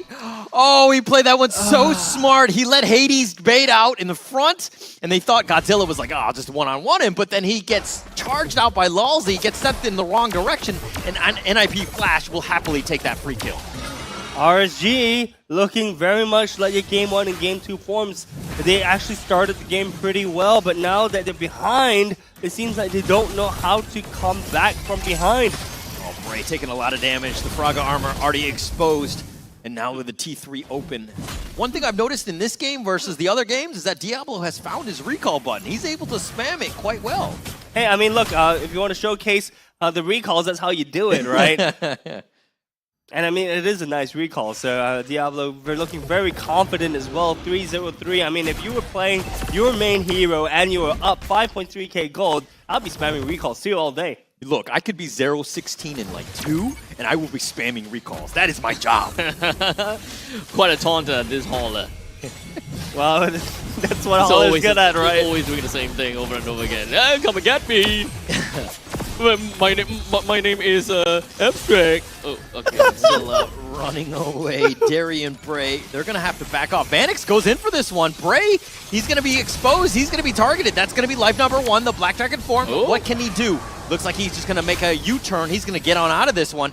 And it looks like they're going to focus their attention back onto the Lord. Diablo's still up front, realizes that most of the RSG members are gone, but they've been zoned away. Vanix and Hades trying to burst it down as quickly as possible. Cortese still up in front. Last Insanity committed. The nice circle on top of Diablo gets the Lord, and Cortese goes down. Lalzi, he's going to be back for life number 1. Cortese's down. Diablo as well. CS has been killed, but now Vanix is on the run, trying to chase out Closer, and Closer does go down. So Vanix, last man standing. With the Lord that will be by his side soon. Regardless, all in all, we've got RSG that lost 3, while NIP Flash that have lost 4. But at least the Lord will be marching in from the top lane, and as much as I want to believe, the Lord will probably reach close to the opponent's base, or only when the rest of the team respawn. So Guys, that is still some time to play around with. Guys, this instant replay shows just how scrappy the fight is. CS going down there was not what RSG SG wanted to do. And oh my gosh, 3 to 4 trade, but the Lord actually being taken away by Diablo of all people. I saw what Bray was trying to do. He was trying to bring the Lord down with the Blast Insanity Retribution combination, but unfortunately missed it by a sliver of HP. Diablo saw him coming, decides to stop that from happening. If RSG SG had taken the Lord, then that may actually have been the key they needed to turn this fight around. But now we see NIP Flash knocking on the final inhibitor turret for RSG. All zoned by Godzilla. They're going to go for this one. Vanix still up in front, chipping away that tower. The Circling Eagle connects on the 3. That was pretty legit. Hades does get a little bit low, doesn't be careful. Closer's going to be killed. Lalzi as well, but they've backed off with the entropy from Vanix. He's going to be fine, but again, they just don't have the minions in the bottom lane. No minions pushing in means that RSG SG gets a small breathing room, but NIP Flash is right outside the door. The third inhibitor turret is definitely Hades, going the nice down. facial migration connects. Derry down for the count. Bray being focused. He's going to go on for this one. He's somehow alive. Cortese really wants him. CS does get Diablo, but Bray is down. Godzilla now running to the hills. He's been, he gets in somehow alive with the base. Vanix and Hades have taken the base, and they will take the series in the 4th game. What game 3. We did see some signs of life coming out from RSG SG's side, but unfortunately, it was too little, too late. I would say that they are slowly climbing back into understanding how to deal with NIP Flash. So yes, they lost the first 2 games, but let's be honest here. If this was a best of 7 series, I wouldn't even be surprised that RSG is slowly starting to figure NIP Flash out and start to give them a harder run for the next few games onwards. No, I agree. It's definitely a moment where, yeah, they've learned, but it's still just one game, right? And yeah. you can hang your hat on that one, which is great to do, especially in this league. It's very difficult to take any sort of game off of Team Flash. Exactly. But getting into this situation now where, okay, now we need to go back to what you were talking about. We have the rest of the day to do our studies, to do the VOD reviews, get ourselves ready for the next, the series, which is going to be tomorrow morning. Unfortunately, you got to wake up early, though. Yeah. Look, I love it. Even though the games are long, we see smiles on both players' faces. It was a really good game to watch. So huge shout out to the players for giving us that series. Honestly speaking, the games could have gone either ways, but after all, I just wanted to say, guys, that I was right. You got to go there. Okay. It's like that. All right. I am not sorry, guys. Okay, all right. It's okay. A blind squirrel finds a nut sometimes, and it's okay. I think in this situation, you are. It's fine. We still have the rest of the day in terms of tomorrow or later today, and I'm sure. I hope your predictions are wrong. Yeah, don't worry. We have the entirety of today to keep on doing more jokes and doing more in your faces kind of thing for the fact that you may be right or you may be wrong, or instances whereby you may say that you are right but very clearly you are wrong kind of thing. I just don't feel worry, like we have a lot of time. You open Pandora's box, and I think that now things are personal. Look, okay? I love it, guys. Super personal. Okay, I don't know if you guys are going to make your out or something. It's very personal awkward. space Give each other some space, my friend. Look, I can see you on the pause, by the way. I don't mind. I mean, look, close, cut up and close and personal. Look, I love it, guys. That shows how close we are as a table. So, but enough about us, enough about the desk. Who is your MVP? Oh, yikes. Pretty sure that Katizi is not the one, because we know that the Fasa games is all him. Dang. I can't. MVP for me is Diablo. Really? Yep. I mean, I'm trying to see, like, who really stuck out? I think the team played really well, but okay. Oh, man. Don't say anything! Oh, God. Okay, Don't look, say anything! I will say, though, Diablo is my MVP for these following reasons, right? Diablo was able to, he wasn't making the macro plays, but he was always the one finding the angles to the team fights where he was able to cut off one or two members of RSG at all times, right? So the thing is that Diablo is doing a lot of damage. Look at his full item build, by the way, right? He is fully equipped to just delete anyone off the map. And the thing is, Diablo was wiping people off the map, and his timings using the Electro Final Blow was immaculate as well. He was using it not only to escape, to get into angles, but also to deal damage, by the way. And I don't think landed too many of those 5-man petrifies or 4-man petrifies, but he was impactful enough to really change the outcome of the team fights. I gotta have to say, as a Benedetta player, I actually didn't see too much of zoning too much onto what he's been doing. But one thing's for sure, he changed his item build, and this has been quite the mainstream item build now for Benedetta. Not a fan, but it seems to work. Well, let's hear what the players have to say, maybe about the item build, but about the game. Let's dive into the mic check.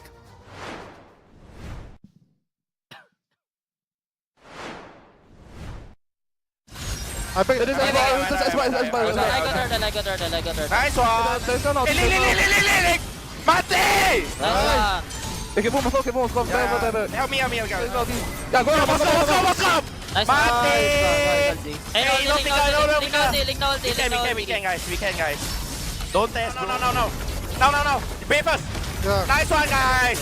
Nice one. No. I start. Mati! Yeah, nice. No pay. I can knock up. Nice try. It's okay. Guys, I'm taking. Tower lang. Roger no pay. Nice, Diablo. Nice one. Hey, careful lang. No. We can. I know. Just careful. The whole time, all I could hear was Lolzy. Yeah. Mati! That's like kill, right? Yeah, yeah. Actually, it's not kill. It's more die. Oh, well, there we go. Okay. Death. No, I mean, but you need somebody who's a shot caller. I mean, you need somebody who's loud and kind of, calling out targets. That's Lozzy. And he's like, you need somebody who's very vocal, right? And I think they're really lucky to have it on that team. They've been doing quite well. So, and it's great to see him. I mean, do it live, right? Where they're just yelling at people. I think that's a lot of fun to watch. I would love to see him yell at more people, to be honest. But for now, let's take a look at the post-game stats and taking a look at the items. Like of course, I said before, not exactly a huge fan of like pure assassin Benedetta kind of thing. I much prefer the sustainable type of Benedetta because once you go in, it's kind of hard to kill out. But it's pretty evident coming in from the side of Diablo that when he goes in, he can still come out. I guess it's all a skill diff then from this point onwards. But regardless, when it comes down to CS, he's working onto the typical executional style kind of Roger. So, I mean, given the current lineup, I can understand why. Okay. One thing that we've noticed is that Kwasong has been like rubbing it in that he's been like right like 1 or 2 times. But let me be very clear. Like in the beginning of the game, I said Hades and Diablo really needed to have stepped up, right? So if I didn't tell Diablo to step up, he would not have gotten that MVP, right? So that indirectly, that's through me. I'm motivating him to play to the MVP level where you could have been like, hey, he actually had a decent game, I'll call him MVP, right? I'm just saying, right? So it sounds a little bit like Holler is suffering from a bit of copium syndrome right here. I'm just dealing with two kids that want to be right all the time. I'm right, Dad. I mean, it's Father's Day soon, right? So there we go. So all 3 of us can celebrate it. Huh. I don't have it. Well, no, technically, my wife can celebrate Mother's Day, but I can't celebrate Father's Day. Okay, understand. But focusing on the game, though, honestly, item builds wise, as you mentioned, execution aside, build from Roger, pretty standard stuff. Nothing new from the side of Matilda. Going down the list, it looks like pretty stock standard builds for everyone, right? But I think it all came down to kind of execution. It actually really comes down to execution, right? Yeah. Because the matchup between the Terizla and a Valentina is exactly the same. We've got we've seen this in game number 3, and we're seeing that matchup again in game number 4. But it's vastly different. The encounter, the differences, the experience, and the outcome. This time, Kha'Zix is no longer that oppressed by Godzilla playing as a Terizla. We don't see him going for early recall. We don't see him being stuck in the middle lane, being pressed on by Godzilla anymore. It's very likely because of the different kind of rotations and the macro game played by Hades as well as Diablo. Understandably, Lolzy being in the lane with Kha'Zix has helped a tremendous bit, but RSG wasn't able to take control of the game in the middle lane like they did in game number 3. Yeah, that's a key difference, I think. And you can also see, I think, in terms of the emblem builds, I don't actually see more of a sustained option for Kha'Zix. He kind of just went the same item build, so it was definitely the execution and the way that the team played around Kha'Zix to give him enough support and not leave him on an island, right? Because I mean, we saw earlier that when Kha'Zix was left on an island, it became a problem for the entire team at the late stage of the game. Emblems, I see a lot of quantum charges on the side of RSG. They wanted to go fast, they wanted to go vroom vroom. Okay. Yeah. Going into this one, both of these teams, none of them are eliminated from the league yet, or the playoffs, right? So if you had to give them one advice for each team, what are you going to tell them? Like, what are you going to tell RSG? What are you going to tell NIP? Ooh, damn. I would tell RSG to be decisive, I guess. In game number 3, it seems like they are very decisive. Like, they knew exactly what they needed to do. And when they called things out, they're just gonna jump. Just jump whoever and just kind of learn from the mistakes, right? Because clearly, RSG definitely learned from quite a bit of mistakes. As for NIP Flash, all I can say is don't be complacent. Because understandably, they are the fan favorites, right? And everyone has seen what they are capable of. But the moment if they start to be a little bit complacent and be like, yeah, they can lose a little bit here and there, it could just snowball into something completely different. For me, I would tell RSG, look, give Davy Matilda. Give Davy playmaking heroes. Because the thing is that Davy is a very good centerpiece that you can play around. right? I think Godzilla is fine. He can play anything. Bray is looking good on his X-Borg or his Link. Both are okay. But give Davey what he wants to play and give something give Closer something that he's comfortable at playing. Because honestly, this Yuzong game looks it looked a little bit weird for the Closer. Like he wasn't really utilizing Yuzong's Black Dragon form to move around the map, or he wasn't using Black Dragon form to push away or gather, corral NIP flashes together, right? So honestly, I think you need to give Closer something that he's comfortable on, and you need to give Davey something that he's good on, because it's different, right? Being comfortable and being good at something is completely different. Okay. Now, what about NIP Flash? What will we tell them? You do you. You do you? Okay. Because I mean, honestly speaking, they're fine, right? Yeah.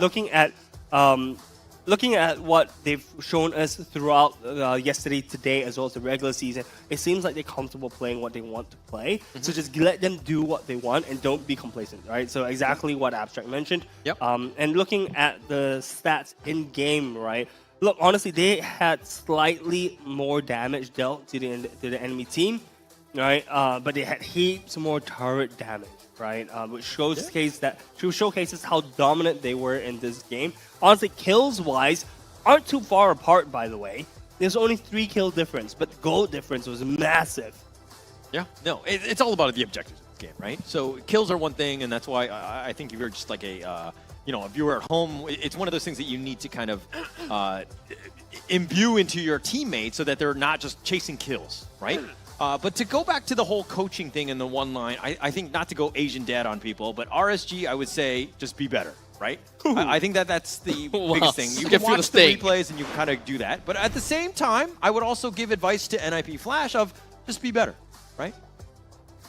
So basically just say be better to everyone. Yeah, that's my default answer. That's what my dad 2 words taught for me. the teams to just It's play. never enough. You can be better. Yeah. 2 words, be better. Yeah, but Dad, I came home with an A-. It's like, no, that's not going to be better. Yeah. What if it's an A+? Be better. Right? What if it's 30K on PCU peak?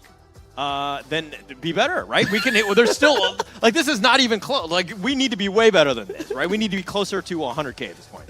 We need 3,000 more views for an elite skin, lads. Look, I want the elite skin. I'm gonna be keying in this code right once the You can camera settle switches with off. your elite skin. I'll wait for my epic skin. Ooh, I'm pretty sure. Don't you key it in and then you just get the skin like Yeah, in addition to Yeah, it, yeah, right? Yeah. Yeah. So just key it in early because I think it's limited as well. I believe. Yeah, I believe it's limited as well, yeah. So previously, just now, we have like the normal skin codes. From what I remember, the codes go somewhere like 3L. I remember crispy chicken, so it was like C something, and then there's like MDL in it and 9. Yeah, because it He's really good at memorizing codes. Hey, Holler. Yeah, to be honest, I don't know if it's a gift or a curse at this point because it's like the usage of it. Like there's so many things that you like. If you remember, like memorize pi to like the 100th position or whatever, it make you To be honest, if I recited something to you but right these now- codes is kind of like I'm like like at midnight I'm gonna be like I'm super hungry. I'm ordering McDonald's. What is that code? I'm gonna call you. you're gonna be number 1 on my quick dial list. Right? Speed dial. Well, speaking about helping people out, right? If you could help us improve a little bit more, there's a QR code that's kind of like right there, right? So if you could scan that QR code and do a quick survey for us, we're always looking at improving. And look, if we're not doing good enough, tell us to just be better, right? Yeah. And we will listen to your advice. So do send in your feedback to that QR code right there. And give us your feedback and give us your honest feedback. Okay? You can be like super specific and say like, Holler is such a mean dad, or Holler is just like not. I was gonna say the same thing about you, but you cut him off before I get Look, to I already expected it coming. Okay, I worked with you long enough. I was gonna say, hey, if you have any problems with our casting, please reach out to Such Abstract and kind of go into that. But yeah, okay, whatever. All right, we're moving on. All right. So I think that's enough from us for this series. Let's throw it over to our favorite kind of tofu, Kindofu, guys. Take it away. That's right. It's my turn now. It's going to be the Tofu Academy here. We're going to be learning a little bit about the ninja way, and this is going to be the Ninjas in Pyjamas Team Flash here. So it is very important that one of the lessons you learn as being a ninja is that you need technique as well as strength. And right here, you will see why technique matters a lot. In this big fight before the final stages of the game itself, you're going to see this last insanity coming out by Bray, catching out actually 3 of the 5 members on the side of Flash. And that was a pretty good play as well. This is going to be complemented by the circling eagle coming out from Dairy. We've already seen Dairy's performance in the previous game. We know that this is his strength. He's able to catch so many different members, but this is where technique matters, and this is where technique counts. This is the counterplay actually by Team Flash. So at this portion, right, we have Godzilla coming in with the penalty zone as well. And let's be honest, when I was looking at this particular scene itself, I thought, oh no, this fight is over for Flash, right? This is an RSG win for sure. And look at the damage that's laid down onto the multiple members of Team Flash. But here's where technique matters. Diablo comes in to try and save the day. Actually gets a couple of clutch moments along with Lousy as well as our star player here, Vanix. And take a look at what happens next. So they get the damage down. They do get a couple of the kills as well. Cortese, unfortunately, going to hit the graveyard along with Hades as well. But this is where Diablo makes the play of his life along with Lousy as well. They are left for dead, but at this point, they 2-man implosion. Followed by Diablo cutting in as well. Actually manages to get them low enough, such a way that Vanix actually manages to clean up the rest of the crew, make it out safely. And that's where it sets the stage for the later part of this game here. And yeah, we'll jump straight into that after this moment. So at the start of this, right, we have 1 member down a piece on both sides here.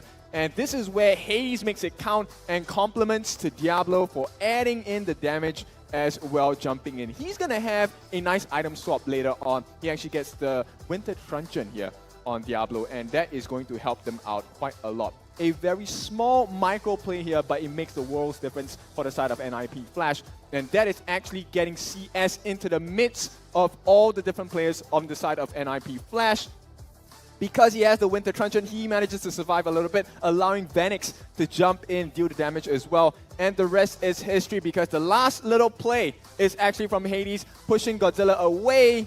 And for Cortese to continue pushing Godzilla away, doesn't matter if he throws his life, because at this point, Lord God Vanix is going to end the game for you, and this is a win for NIP Flash. Now that's all the time I have. It is time for me to throw it over to Cheryl. Cheryl, it's your turn now. Thank you so much, Teacher Kid. Now, I have a very, very special person beside me. GM, team manager, coach, analyst, Joseph beside me. Hi, Joseph. Hello. Very rare face to really see right here on stage, so I'm very excited to ask him a few questions. So tell us more just generally, like how do you manage to form like this beast of a team that we see here today? I think as long as you treat the players right, you understand them, you have 1 or 2 key pieces, naturally the best players will want to come over to your team and join you. Right, so you were the one who actually got Hades on for the previous season. Yep, correct. And then how did the procurement of Cortese come about?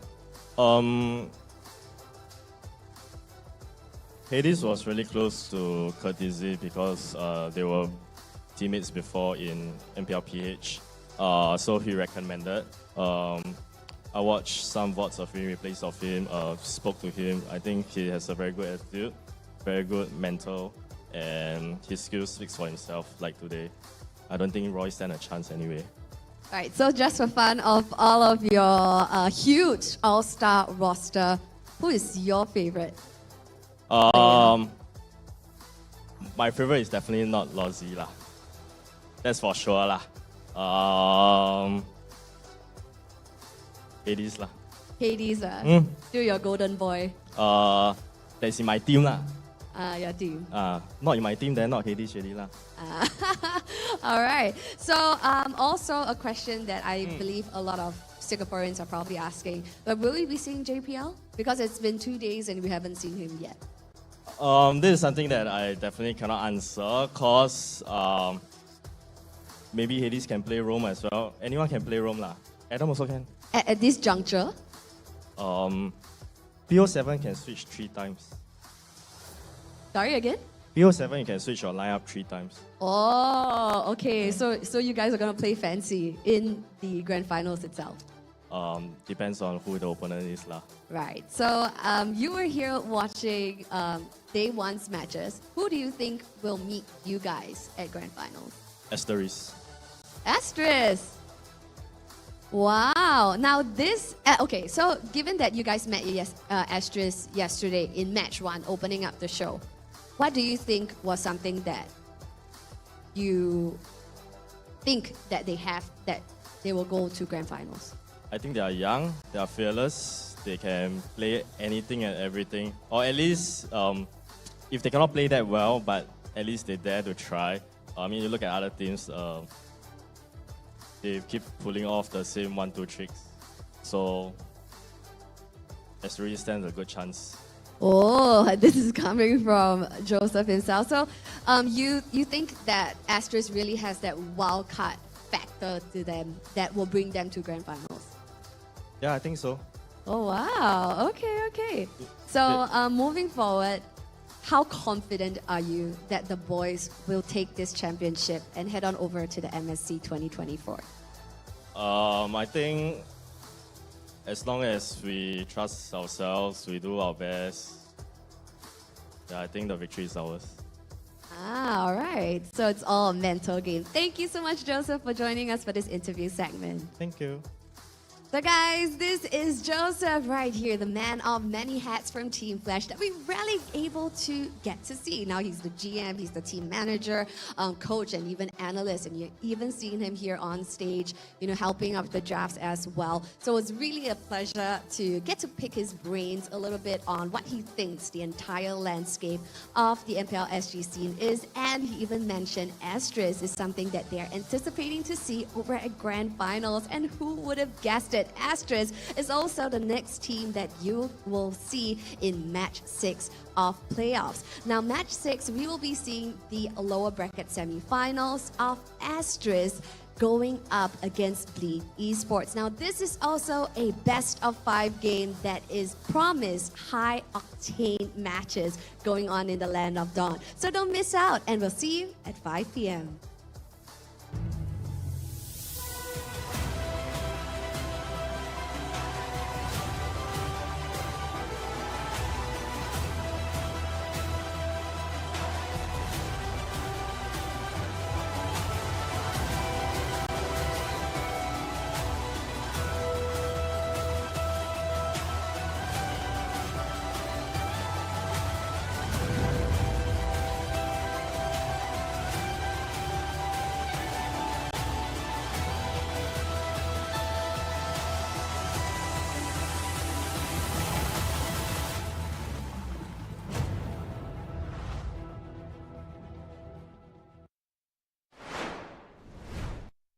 A crispier chicken McCrispy?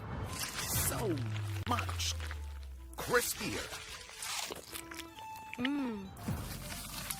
Bite into an even crispier crunch with the improved Chicken McCrispy. Now, wouldn't that be nice?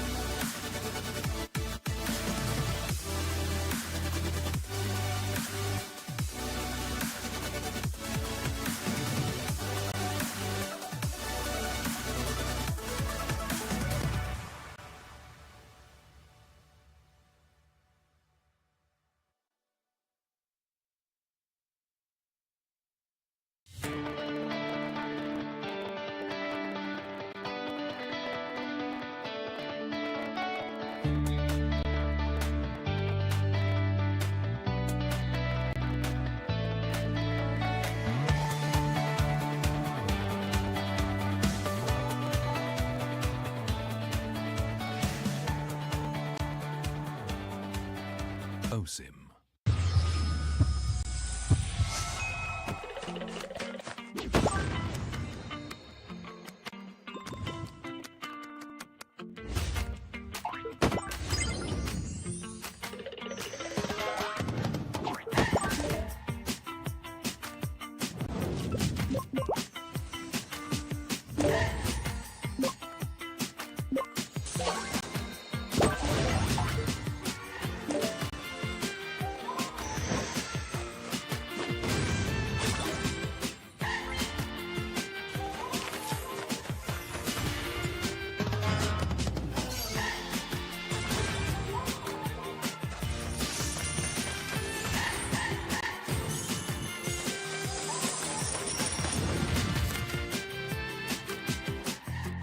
Or get arrested.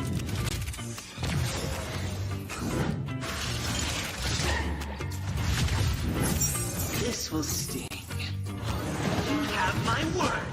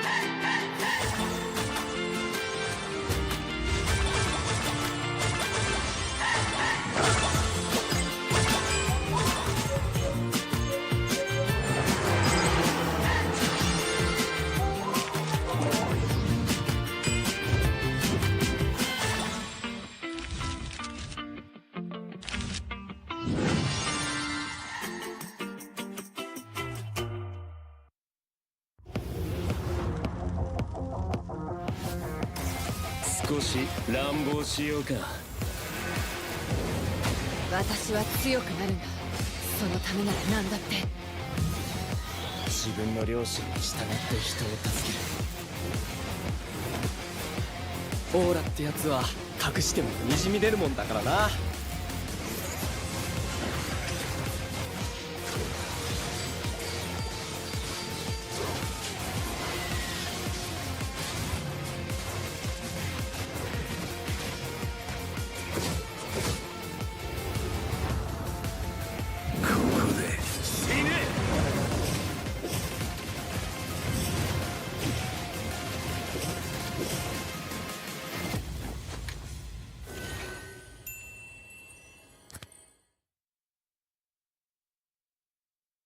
Who is the best looking player in MPL SG? Oh wait. I know. I know. No, I know this one is the goat. Oh, this is the goat.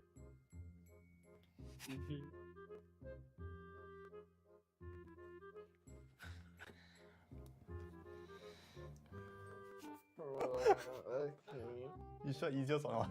Easy or hard? Best looking player. This one eh. Handsome boy. Handsome boy. Ken from Vanguard.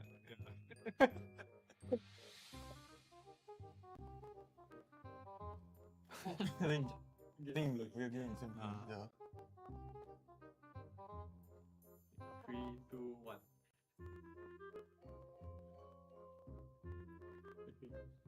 Three, two, one.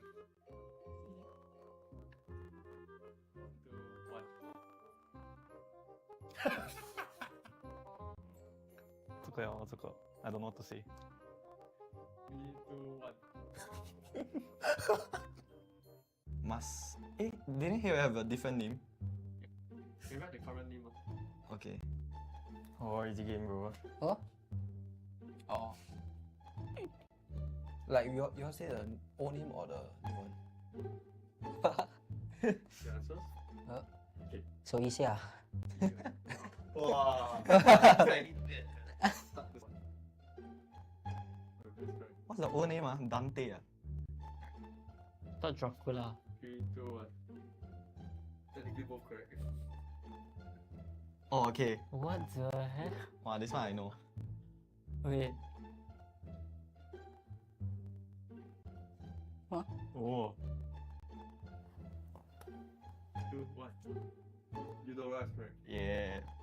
That time her skin color, the basic one was red, bro. I forget. You don't rush. Huh? Wait, bro. Yeah.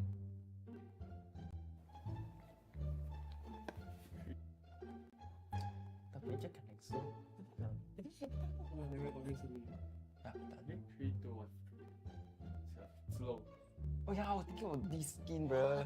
But then I'm like, look like a girl skin. But it's veiled because of the wind. Oh no. I can't. There's no way. There's no too long.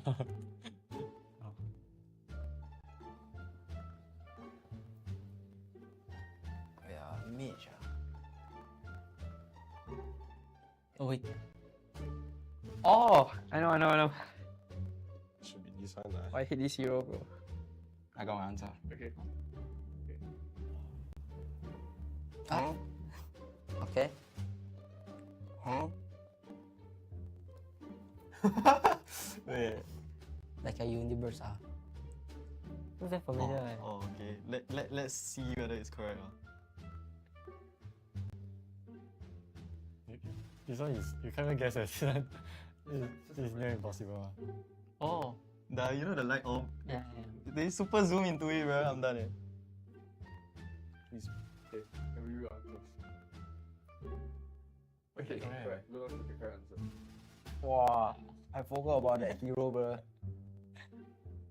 Supposed to be your main, your main. Because he got one. I wanted to guess the Ellie special skin, but then like I realized he said the powers was not like featured in the bottle. Yeah, but he said it was default skin. Yeah, that's not to be a default skin. Universe Do not Bro, I thought it's Cyclops. See, bro. Oh. Okay. The first player to guess 2, A lot of people guess 2. Because of the yellow skin, right? Oh. Why you don't know like that? Yeah, you're not me. A crispier chicken McCrispy? So much crispier. Bite into an even crispier crunch with the improved Chicken McCrispy. Now, wouldn't that be nice?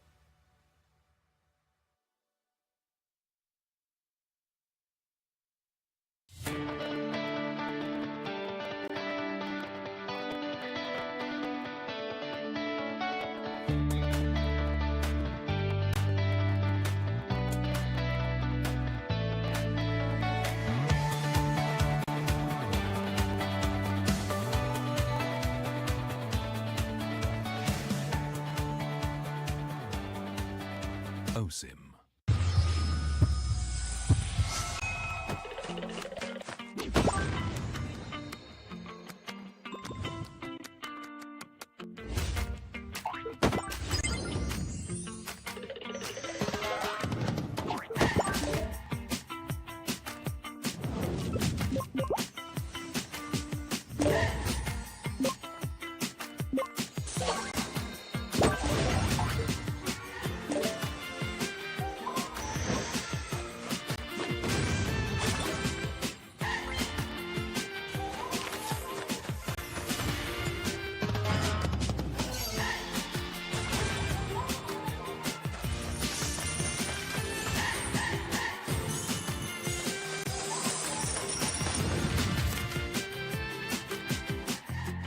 Or get arrested.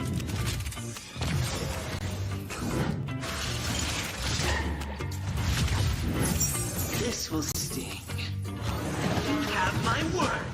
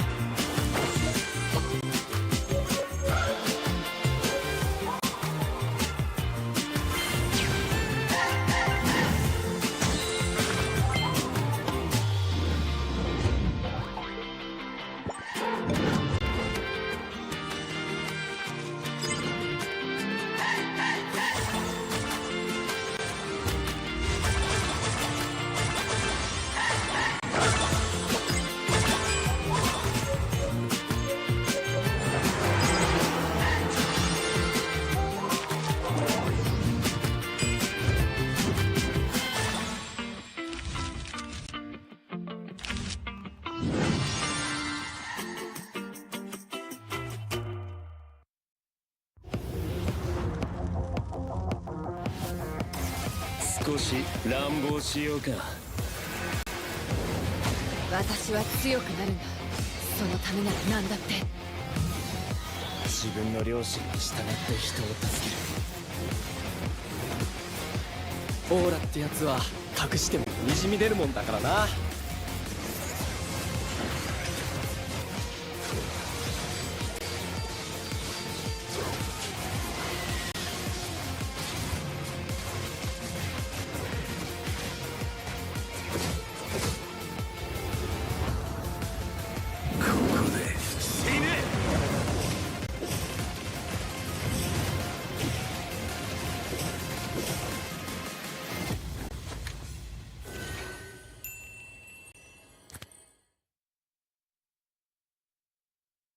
Who is the best looking player in MPL SG? Oh wait. I know. I know. No, I know this one is the goat. Oh, this is the goat. Okay.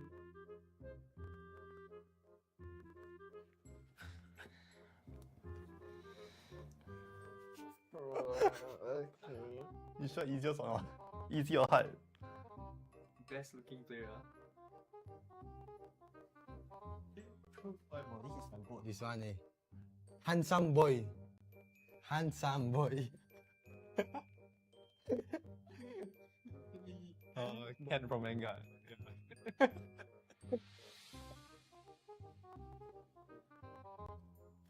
think we're getting simple. Yeah. 3, 2, 1.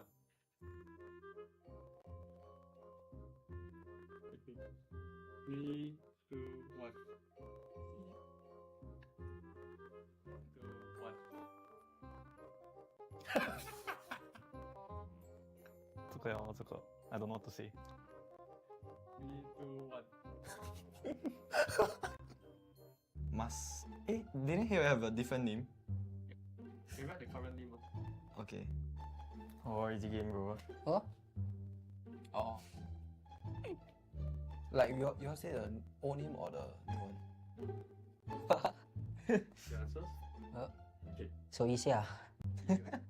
Wow. What's the old name? Dante. Thought Dracula. 3, 2, 1.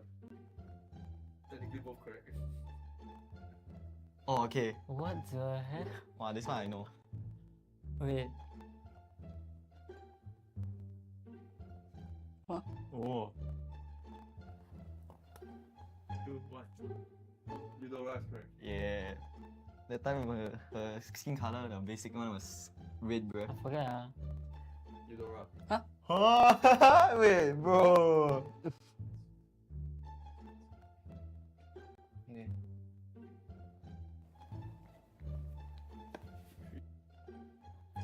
Tapi aja kan EXO. Ah, tadi. 3, 2, 1. Slow. Oh yeah, I was thinking about this skin, bro. But then I'm like, look like a girl skin. Thought it's veiled because of the wind.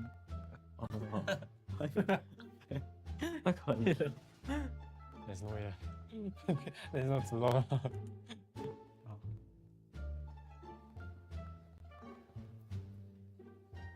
Yeah, mage. Oh wait. Oh, I know. Should be this one. I hate this hero, bro. I got my answer. Okay. Ah. Okay. Huh? Wait. Like a universe ah.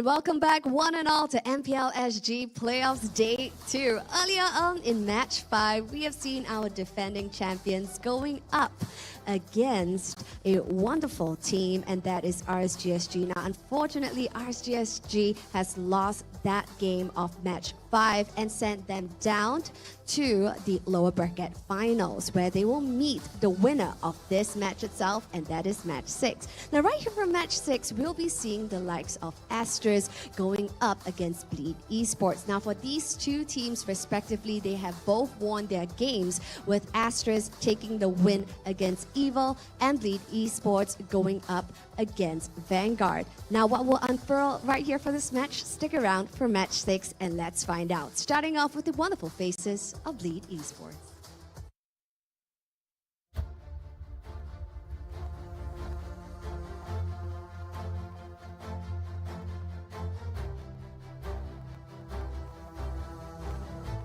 Now the boys are standing before you, proud and ready to take on this game, which is Match 6, to make them move forward one step closer to vying for the crown, and that is MPL SG.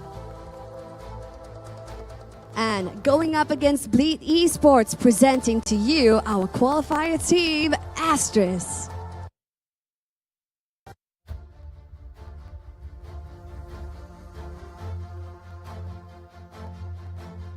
Now, Asteris definitely has made waves right here at MPL SG so far with their stellar performance. Now, let's not forget, this is a match, after all, with the regular season's second seed up against the fourth seed. Now, based on the regular season's performance, Bleed Esports secured a 2-1 win over Asteris. Now, will this be challenged right here in Match 6? Let's stick around and find out.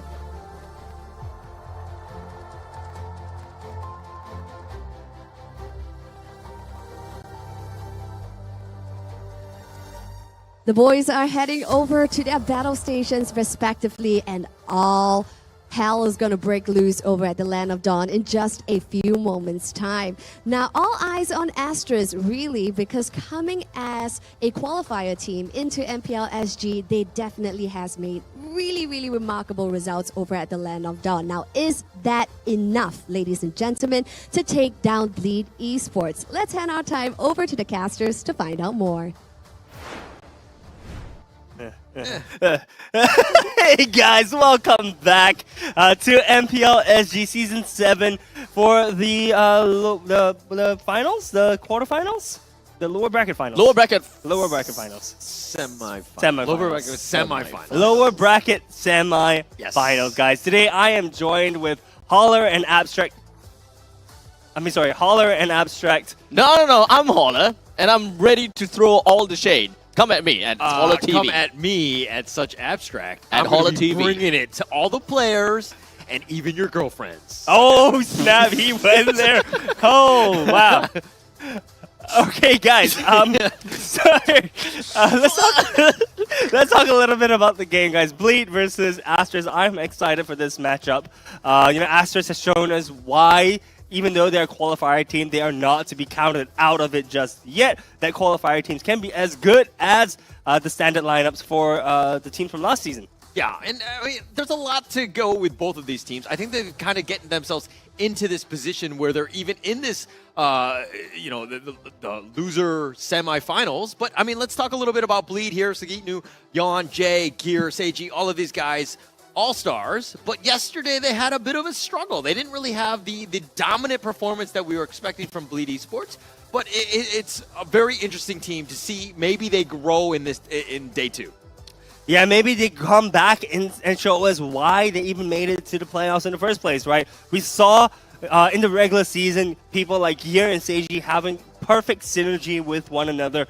Gear actually carrying the team as the roam, whether it was people playing stuff like Cho or even the R-Lot, right? So honestly, I want to see Gear step up today, as Seiji was actually carrying the games yesterday that they did win. But moving on over to Asteris, Abstract. Yes, I'm Holler. Bring me through. All right, on the side of Asteris, we do have Bear, JH, Kiwi, FMM, and Chu. The qualifying teams, the rising stars, are here to make Bleed bleed. totally did that on purpose. I am so funny. If you don't like my dad jokes, come at me at Hollow TV once again. But of course, with that all said and done, I absolutely love what Asteris has got for us for the past regular seasons as well as yesterday. So, to be honest, I really can't wait to see what Asteris have got in store for us. You know, I was going to talk about a little bit of beef that I think these two teams have with each other, right? I mean, Asteris did lose to Bleed in the, I think, final week of the regular season. So the question that I have to Asteris is, are you guys going to show up today and prove to us that you guys are the better team? All right, let's quickly take a look at the Bleed stats right now that will be showing up on the screen shortly. And perhaps, you know, Hollow, can you bring me through anything that stands out to you? I mean, if we're looking at some of the other teams, we were looking at Nip Flash in the earlier ones, and their KDAs were like, 10 and up or whatever. And this is kind of where the middle ground is in terms of Bleed Esports, RSG, and Asteris, where these are teams that are kind of fighting for it. They're still top teams, and there's a reason why they're top 4 in the league, but those numbers are, much lower, right? And so this is a team that needs to really play together. They've done that. But again, I think the biggest piece is that, the co-participations are also like less than 70% as well, so not the highest. Not the highest, but Jay has been instrumental in terms of making the plays. He is one of the key playmakers alongside with Gear. You see both of them having relatively average, I think, kill participations, but instrumental nonetheless. Yeah, but to answer your question, what sticks out is the J 69% kill participation because Nice. 69. Nice. All right, moving over to Asteris. Abstract, bring us through. All right, so unfortunately, we don't have any other 69% in here, but one thing's for sure is that we do have Kiwi that have 83% kill participation, which is definitely more than what Jay had on his kill participation. And all across the board, of course, Kiwi, we have seen how he make very instrumental plays all across the board, being the mid laner and being the pivot of the team. Kiwi has always shined bright like a diamond, and it really helped the team to just rally together and just play together as an absolute unit. True. Asteris has always shown us that they prefer the macro game, right? They like moving around as a team and help, they target their objectives very systematically, right? So they look at opposite sides of the map. We talked a little bit about this just now in the RSG and the NIP Flash game earlier, where if Flash is taking an objective and you can't contest for it, you go out to another space in the map and you take that objective, whether it's gold, whether it's invading the jungle or towers. And we notice that Asteris is very, very good at doing things like that, right? But the question is, what do the audience think? Do the audience agree with us in that Asteris is favorite or Bleed is favorite? Seems like the audience prediction presented by McDonald's shows that it's favored to Bleed 55% to 45% on Asteris. Interesting, right? It's a bit of a coin flip. You just might have had more days. I think that for myself, I want to be very neutral in this, right? I do like Asteris, I do like Bleed, but I don't think that we really saw the true Bleed yesterday. They did stumble, and they did make themselves, they won the series at the end of the day, but it wasn't their finest moment. That's true. So I'm really excited to see what we predicted because they definitely have Asteris in there. Wow. Yep. Okay. Looks like you're going to be wrong. With your 3-2, I mean, with the Bleed prediction, I mean, come on, man. At the end of the day, no. I think it's still a coin flip. I was not sure which way to go on this. Why did you pick 3-0 though? Yeah, you're super confident that Asteris is going to win this whole thing. Hey, I probably just had too much alcohol. Okay. Okay, to be fair, okay, to answer that seriously, right? I think that Bleed definitely had some very unrecoverable damage from yesterday. And I don't know what it takes for them to get themselves back in that right headspace, especially since Asteris is undoubtedly that team that has managed to beat RSG in the regular seasons. They are definitely a team that you're going to have to look out for. This is truly a game of rock, paper, scissors, whereby we have saw before in regular seasons, Asteris beats RSG, RSG beats Bleed, Bleed beats RSG. So we can't really have a very good idea as to who's really going to be the one to come up on top. But purely just from the mental game itself, I would say that Asteris is in a much better headspace. Much better headspace. I think I agree with Abstract on that. Asteris seems to be the stronger mental game coming into today. But all eyes are looking at the mid lane, right? Because the thing is, in the mid lane, you've got Jay as well as Kiwi. These two people are instrumental into the game, and in terms of playing, making sure that the teams can play to the utmost potential, right? So Jay and Kiwi are going to be the key focuses in today's matches. So far, going straight into the drafting phase, we have Chip banned out, as well as Kaja banned out for the side of Bleed, and Asteris, they chose to ban Harith as well as Aloy. Okay, I'm not too like trying to get rid of all the portal / diversion plays. I get that. Definitely something that you want to kind of limit to what's coming at you, right? So those bans, nothing really like speaks out to me. I think that they're all kind of regular in that sense. The Novaria ban here, very high pick, 16th most in terms of Singapore, 64% win rate. Definitely something that you want to take away from Asteris, who are quite good with it, especially with Kiwi, right? So good ban. Nothing that stands out though. But if we're gonna go, like first pick, like what kind of are you comfortable with as Bleed going to be like the first pick?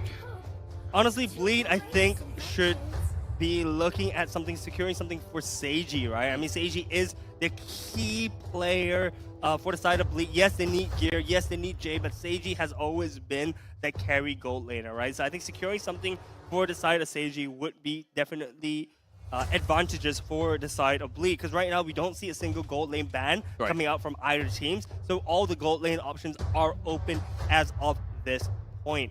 Right, so we wanted to look at something like securing the Moskov or even the Roger for Seiji, because these two heroes are piloted to perfection for Seiji. Okay, I think it's funny that they're kind of, good call with the Roger. I think that's an easy first pick, third most pick in all of MPL SG. It has quite a number of play, but it has an abysmal win rate of 35%, right? So let's hold our horses on this one. But one thing that I've noticed is that Bleed, yes, they first picked Roger, but they were very delayed. They spent a lot of time picking the first one. This is one of those things where I'm like, did they do their homework? They're not ready for this test. They know what's going to happen, right? Like they should have had something like, like X, Y, and Z. I have this strategy, or at least a draft already in mind. I don't need to worry about what the enemy team is going to draft or ban at this point. Yeah, but keep in mind that multiple permutations that need to come in, right? Yeah. Also factoring in stuff, also factoring in things like the picks and bans, or the bans coming out from the opposing side of things. So having a think about drafting their strategy around the current bans that are available, of course, I think needs to be, you have to give Gee some heads up with some props. Right? No, I'm not giving him props. That's not what I do. No, I'm kidding. Moving. I'm just being very fickle in that sense. But again, let's talk about the Fredrin pick here.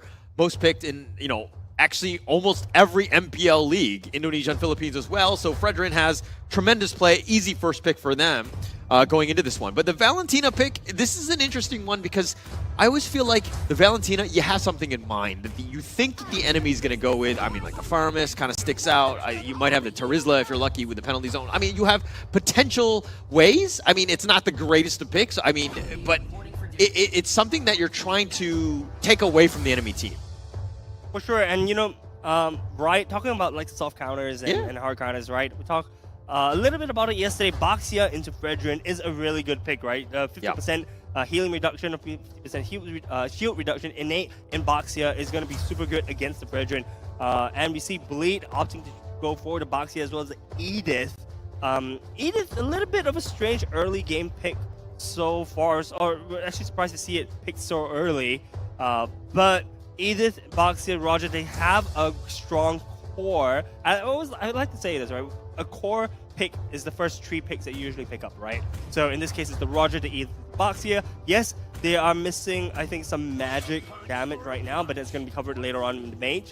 But right now, they have a very beefy front line, and they also have a tank shredder in Edith as well. On the opposite side, though, we are seeing the Edith as well as the Baxia being picked up. Export gets locked in. Yeah.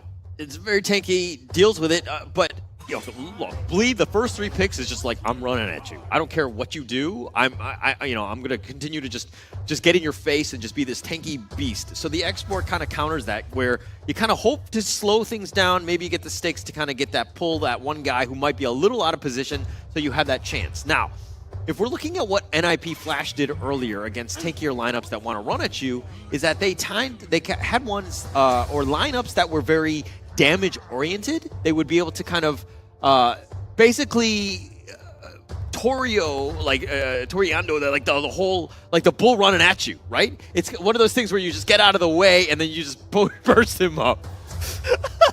I love throwing in that little Jits reference in there. Totally understood that reference, but for the audience that may not understand that, it's basically using your opponent's force against you, right? Boom. So being able to use whatever kind of force that they're throwing at you and using it against them. So that's what basically the Toriander kind of is. I feel like I need a translator, right? With the things that I say, I'm bringing such high level idea. No. No, but thank you for that. I think it is very helpful in that sense for these plebs. So to speak. Definitely such such all the things that yeah. By the way, such abstract right now. You can find me at such abstract. You can find me at such abstract. All right, so focusing in on the last 2 bans coming out from Bleed and Asteris, we see Moskov as well as Carry being banned out for Bleed. Securing the gold laner makes perfect sense earlier on. Thus, we see gold lane focused bans coming out from the side of Bleed.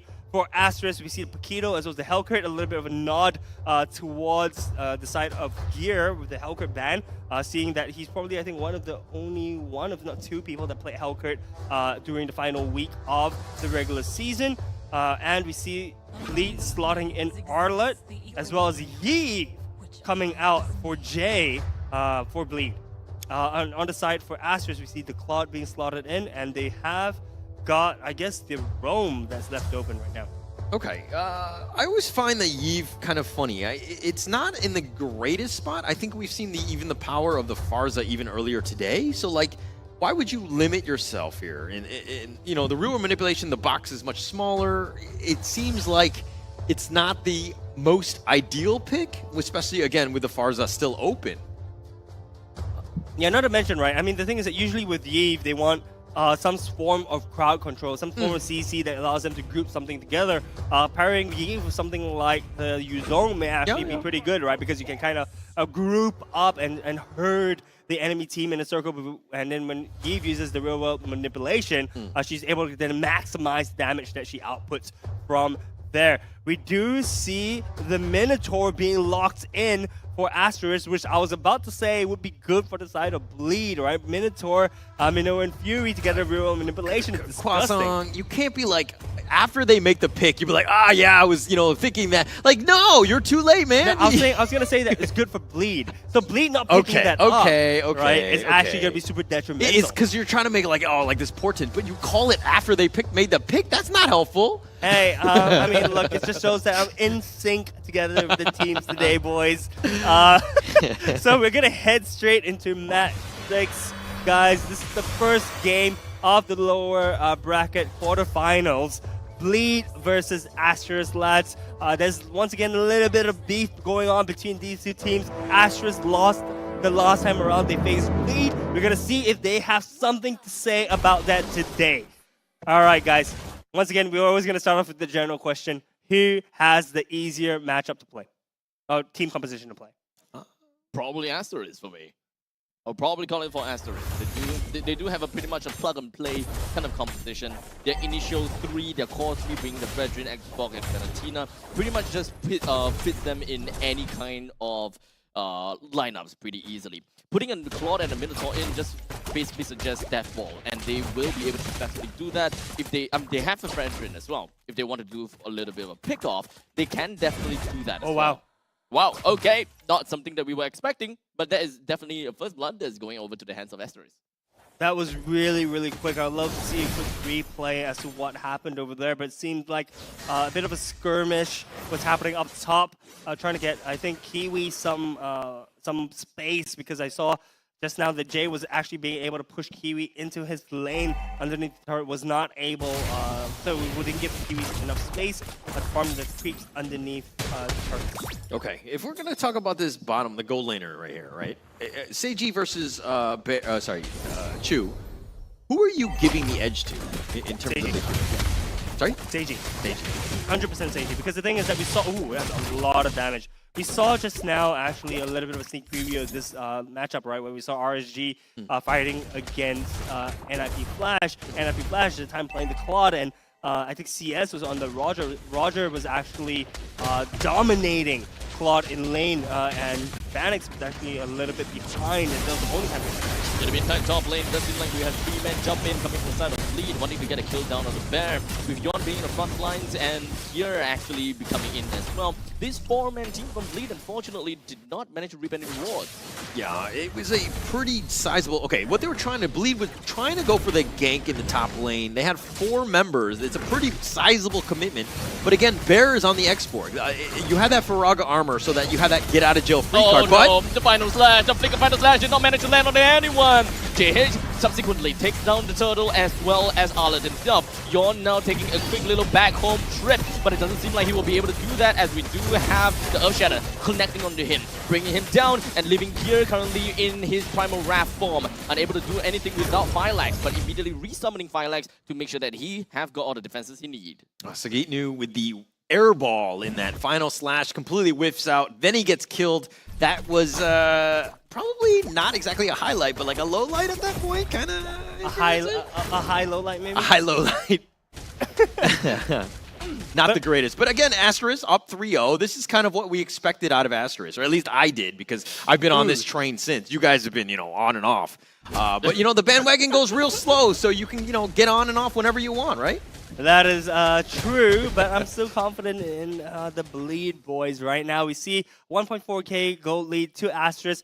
That's actually pretty significant considering that we're only 3.5 minutes into the game. Honestly, Bleed not really looking like the complete team that I know and love. So a little bit concerning going into game 1, but keep in mind, this is the first game of the series, and things can still be happening. A big jump onto FMM, but it's all just a quick little poke onto the members of Asteris. Bleed have not much of an intention, but really just to bring down FMM's HP just by a tad bit. Yeah, still very early. I mean, they're just kind of feeling each other out. Where are the weaknesses, right? You have another 30 more seconds before the turtle is up. This is kind of like a moment of, can I get a pickoff, hopefully in time? I mean, the 20 seconds is still going to be there. JH is spending a lot of time just looking for that potential pickoff. Here comes Yon. But it doesn't seem like they managed to connect with anyone just yet. JH has really been putting his time down and bottoming quite a bit, but it's not as bad as compared to Yon, because Yon is currently still at level 6. In fact, JH is 1 full level in front of Yon. So this is actually not going to be very good for Bleed to take on this turtle fight. But Bleed doesn't have a choice, right? The thing is that if Bleed gives this turtle free, they can't handshake anything else on the map. Right now, top lane is open, but Bleed is opting to choose for this fight. They want to contest. But it doesn't seem like they will be able to land anything when it comes down to the RWM.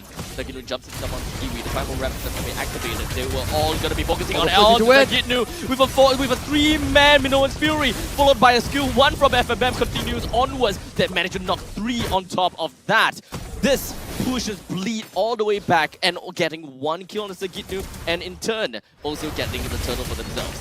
What is Bleed doing? I mean, they literally popped 2 ultimates before the fight even started. They did not have as many ultimates as Asteris going into the turtle fight. And look at this. AG, HP not looking good. Chu with the PDMI. Tries to get him running himself away, but Gear expanded a flicker just to ensure that he will be able to avenge for Seiji.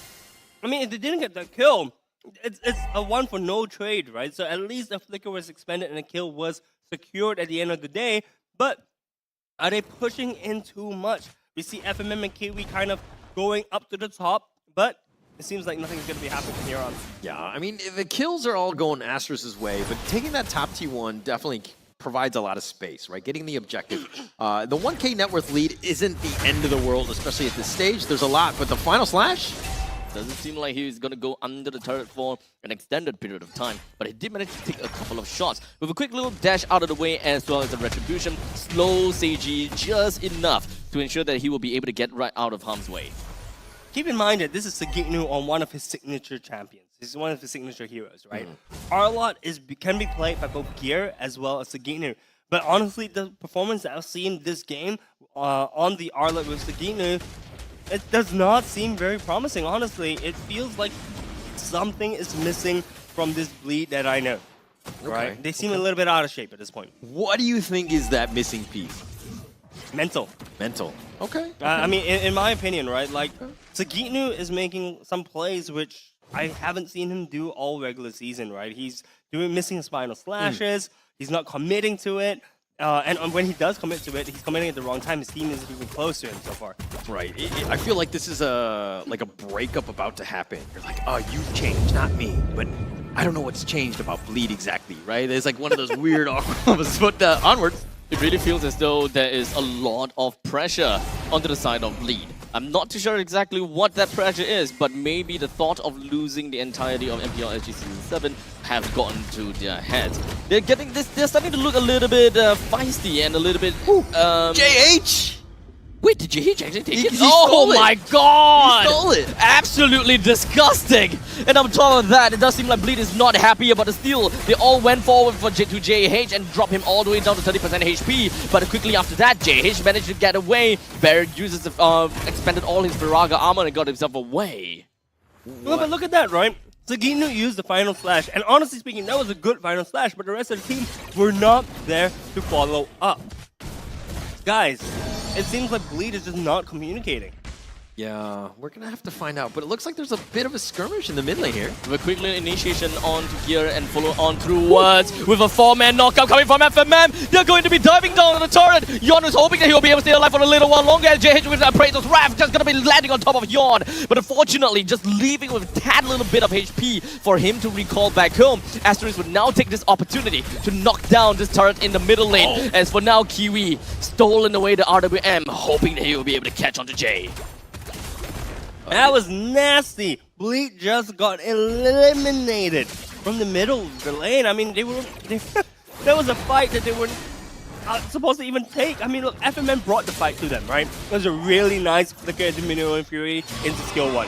It was perfect. They caught 3 people, 4 people, and then the follow-up from the Blazing Duet from the stolen real manipulation is just flawless. Asteris is on form, but there's a fight breaking down the mid. Aggressiveness all the way down to the bottom lane. They really want the blood of Bear, or can I say the oil of Bear, because he's the robot. Xbox, haha. Moving on.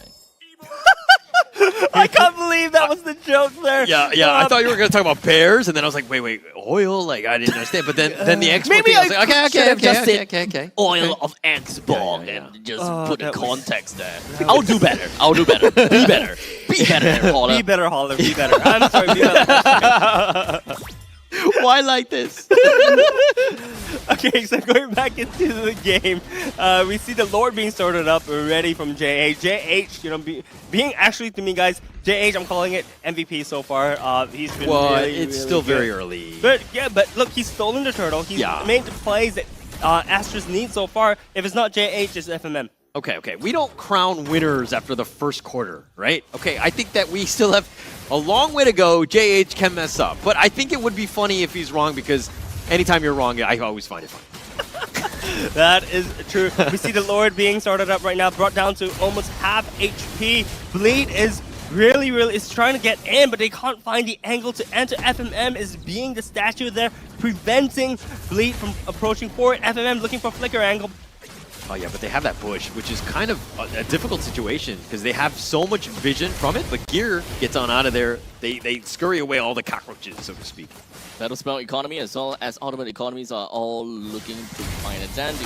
It's all about who makes the first move, and if whether the first move is even good. Kiwi start things off by dropping Jace all the way down to half HP. Gear's HP not looking all the that great final as well, slash but now the Lord is just going to be taken by the hands of JH. And Yon was hoping he would be able to go for the sidelines to try to take the Lord away, but now he's being in the middle of all three members. The fight is completely going to be mixed up, as now Chu went in straight for the duel onto three other members, which unfortunately is not going to reap any rewards. But you know, that's the problem, right? If a Claude can go into three members and chase people away, you know that's a problem that Bleed can't have on their plate as of right now.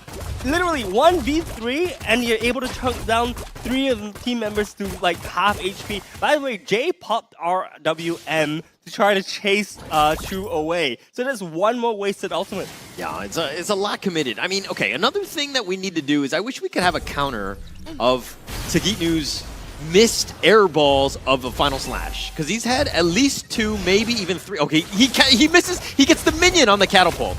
So Sagitnu's really hasn't gotten too much value out of the final slashes throughout the entire game. And I mean, you really need to hit those to kind of start this fight. Like, if you can get somebody pulled out, you got a chance to really make something happen.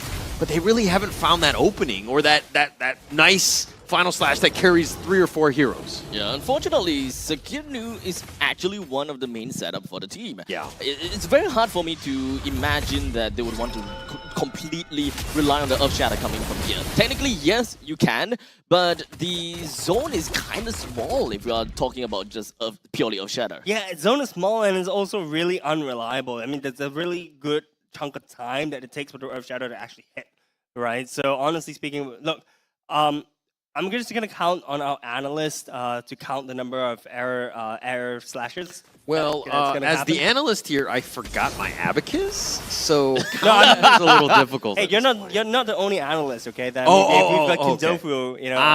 That guy. That analyst. Oh, the guy that's actually getting paid for it. Okay. Yeah, so we are actually putting a lot of pressure onto his shoulders right now. Yeah, counting something on that he didn't ask for, by the way. Kindofu, you have one job. Yeah, one job. Count the number of ass slashes. But going into the game, we see the Lord's warning in about 50 seconds, but we see it's kind of like a Mexican standoff happening right now as both teams are facing off each other in the jungle, not revealing each other's presences, but both of them are grouped up as 5. They kind of know where each other are currently at, right? Which is why they're not moving forward. But it's still a kind of strange situation since there's no objectives. I love this. It's like a giant game of hide and seek, but nobody knows who's supposed to catch the other one. Okay, Jay goes out. He does spot him out with the orb. So they gotten something, but now Gear probably should make a beeline back to base here. Oh, were they just guarding the Fenrir? Sorry, what? Were they just like guarding the Fenrir? Yeah. Oh, well, they get in the end, so yay. Yeah, no, but it's, I mean, a huge amount, it's a big commitment to have all 5 members to make sure that you get the Fenrir. I mean, Bleed, right now, like, scrapping for anything at this point, right? Especially with this Lord that's about to be started here. And Yon, looking for that right jump in, isn't going to go for this one.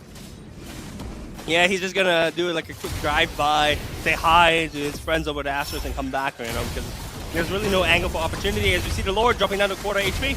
In the meantime, FMM did manage to get a quick little spot onto Gear, while Chu is just bringing down Gear's AP down to a small little amount. But we've got to take a look at the southern part of the fight, as we do have Yon being taken away. Gear continues onto the fight. He tries to go for the Primal Wrath, was hoping that abandoning Firelight will be able to get him his HP all the way back up, but that's not going to be working for him. Sagitnu, Seiji, and Jay. It's going to be the last 3 members remaining, but they're still going to be hovering around. May not necessarily be the best idea, because they don't really have much of a setup. They don't really have much of a way to bring down the Lord. As such, Sagitnu fed himself over to the wolves, and only then Jay and Seiji decided that it's time for them to bail. Why does Sagitnu even go back in? Yeah, to be honest, I'm not entirely sure. There was really no chance that you get the Lord. It's one of those things where if one person dies, or you have a situation where it's unwinnable, you just gotta go elsewhere. You gotta split up, you gotta figure out, you gotta find some sort of farm, you know where they are, right? So that there's openings in the top lane, you have a chance.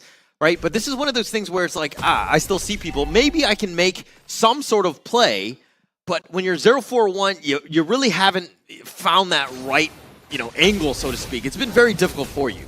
Yeah, look, I'm really confused. I mean, like I mentioned before, right? This is not the Bleed that we used to see in the regular season. This feels almost like a, shade maybe thrown, but like a qualifier team. At this point. Yeah. I mean, and they can find you at such abstract. I mean, let them do so. Like, right? You're calling them out. I mean, it's what Abstract's gonna do, right? The final slash being used to secure the turret minion as well. So honestly, I haven't seen anything. It's all right, Abstract. It's okay, Holler. Right, I forgot. I'm Holler now. All right, so back in the mid lane, again, a bit of a standoff. Like, this is a huge net worth lead, right, by Asteris. They played this one perfectly. They've completely choked you out. You have no jungle. They have the Lord even pushing in the top lane. Asteris are having, like, oh, nice final slash there, but Chu gets back with the image. And again, the top lane, the top T3 has already been taken out. Asteris pushing on all fronts at this point. Good thing that the final slash cooldown is actually relatively fast. So even if that has been used just now and being BMI'd away, I think that's not too big of a deal. In the meantime, here we do have JH. Oh, wait, take a look at that FMM! He did manage to go in for a pretty nice flick of jump, but when it comes down to Minoan's Fury, it didn't really quite connect onto much people. Oh, Bear! In the meantime, now Bear is just going to be stuck within the RWM. Immortality Pop, he still have his Fragile Armor, and Chu went back in, but quickly BMI's out. Asteris didn't even lose a single person, and manages to take away all 3 of the inhibitor turrets. Not to mention that they are up 10.8k gold right now. Asteris having a phenomenal lead. It is honestly slightly bonkers that this is only 17 minutes into the game, guys. 10 kills ahead as well. Asteris having complete map control. Yeah, nobody died in that last team fight, but all the T3s have been taken out. So Bleed right now, really difficult situation. They need to push things out. They need to fix the lanes. They need to push out all of the lanes so that they have a little bit of space. The next big objective, again, Lord in 20 seconds.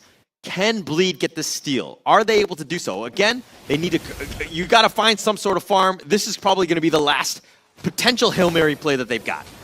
Yeah, but I don't even think they can afford to make the play. I mean, look at the side of Bleed. Yon isn't even at level 15 yet, so immediately JH gets the retreat advantage, right? Not to mention that they also are 10k gold down. That's 3-4 items maybe ahead that Asteris is at currently. And Sage, he's only at 111. Look at the items, okay? Thanks production for pulling up the items. Only Sage is at full item build right now. The rest of them, not even close. Yeah, it's not close yet, but this one is very precarious situation. Gear so low. Guns get the ear center though. But he's not going to go down anytime soon. JH immediately abandoned the Lord, but quickly got himself back in right after his energy eruption. Didn't really quite connect onto anyone. Lord's HP is slowly resetting, but it's still going to be hovering right around the 20,000 HP mark. The rest of the members from Bleed, they're still trying to play a relatively slow game, and Asteris knows that playing a slow game is actually going to be relatively good to them because they have wave minions pushing in from the top lane and middle lane, so taking a fight right now is actually going to be good. As such, Kiwi popping up with the RWM. Bleed, they're still going to be focusing down to this fight. Yon is going to be going down, and Bear is still going to be stuck within of the opponent's RWM. Quickly to flicker away, immobilized, but he's going to be a-okay. We do have Chu just going to be popping right in with the blazing duet, but it didn't really quite connect onto anyone at all. We do have Jade just going to be running back home to try to deal with the bulk of the minions. As such, Asteris now do have the advantage in terms of the numbers, but FMM's HP is down, Chu's HP is down. So Bleed, they have managed to reclaim themselves right out of this precarious position. They managed to defend their base and also managed to reset the Lord. Yeah. Wow, that actually went all in favor to get rid of Bleed, right? Bleed actually... Oh no, but guess what? Asteris is back on the Lord. Honestly speaking, it's a little bit weird. They don't have the jungler with them, but I guess Bleed as well does not have the jungler. Leon is going to be spawning back in 2 seconds though, so they do have the retreat advantage. Yo, but Asteris did the right thing. They understood the macro well enough. They knew the top lane and middle lane pushing in, and that was where they gotta have to force the issue. But it kind of seems as though the micro during that team fight just didn't cut it. You know, I fully agree with you. Macro makes perfect sense, but there's a fight breaking out. Lord. It does seem like we come down to the last insanity. We do have Yon just going to be bursting into oblivion. Gear somehow manages to take the Lord away, and Bleed has managed to successfully take on the 3 core members of Asteris that is hoarding down to the Lord. Guys, that is huge. Look at the gold count right now. Asteris is only up 2k gold. This was from a 10k gold advantage, right? So that's 8k gold already back into Bleed's pocket. Yes, Bleed are currently naked, right? They don't have a single turret left defending their base. But if this is their time to come back in the game, it's right now. Yeah, right now, I mean, it's all in. I mean, it seems like the tipping point had happened, and the momentum is on Bleed Esports' side, but look at the top lane. That's definitely a potential weakness, but with all, like, 3 members right now, there's a potential 4th that might join the fray in the bottom lane, as Yawn had to go all the way back to base, but they do have that opening. The Lord charges in, they've opened it up, they've taken that bottom T3. The Lord have managed to successfully plunder everything that Asteris love all the way from the bottom lane. We still have a couple of tier 2 turrets that are standing tall in the top lane and the bottom lane. But speaking of top lane, we do have quite a lot of mega creeps just going to be pushing in. Bleed, not too sure whether they're going to answer to that, but for now, Bleed's main idea is going to be destroying the second tier defense turret in the middle lane. No, but this is the point that we were talking about just now, right? This is how Bleed comes back into the game, where when they enter level 15, where the gold gap doesn't make that much of a difference anymore, and it just comes down to the micro plays. Right now, Bleed is up, by the way, 500 gold. This is a huge gold swing.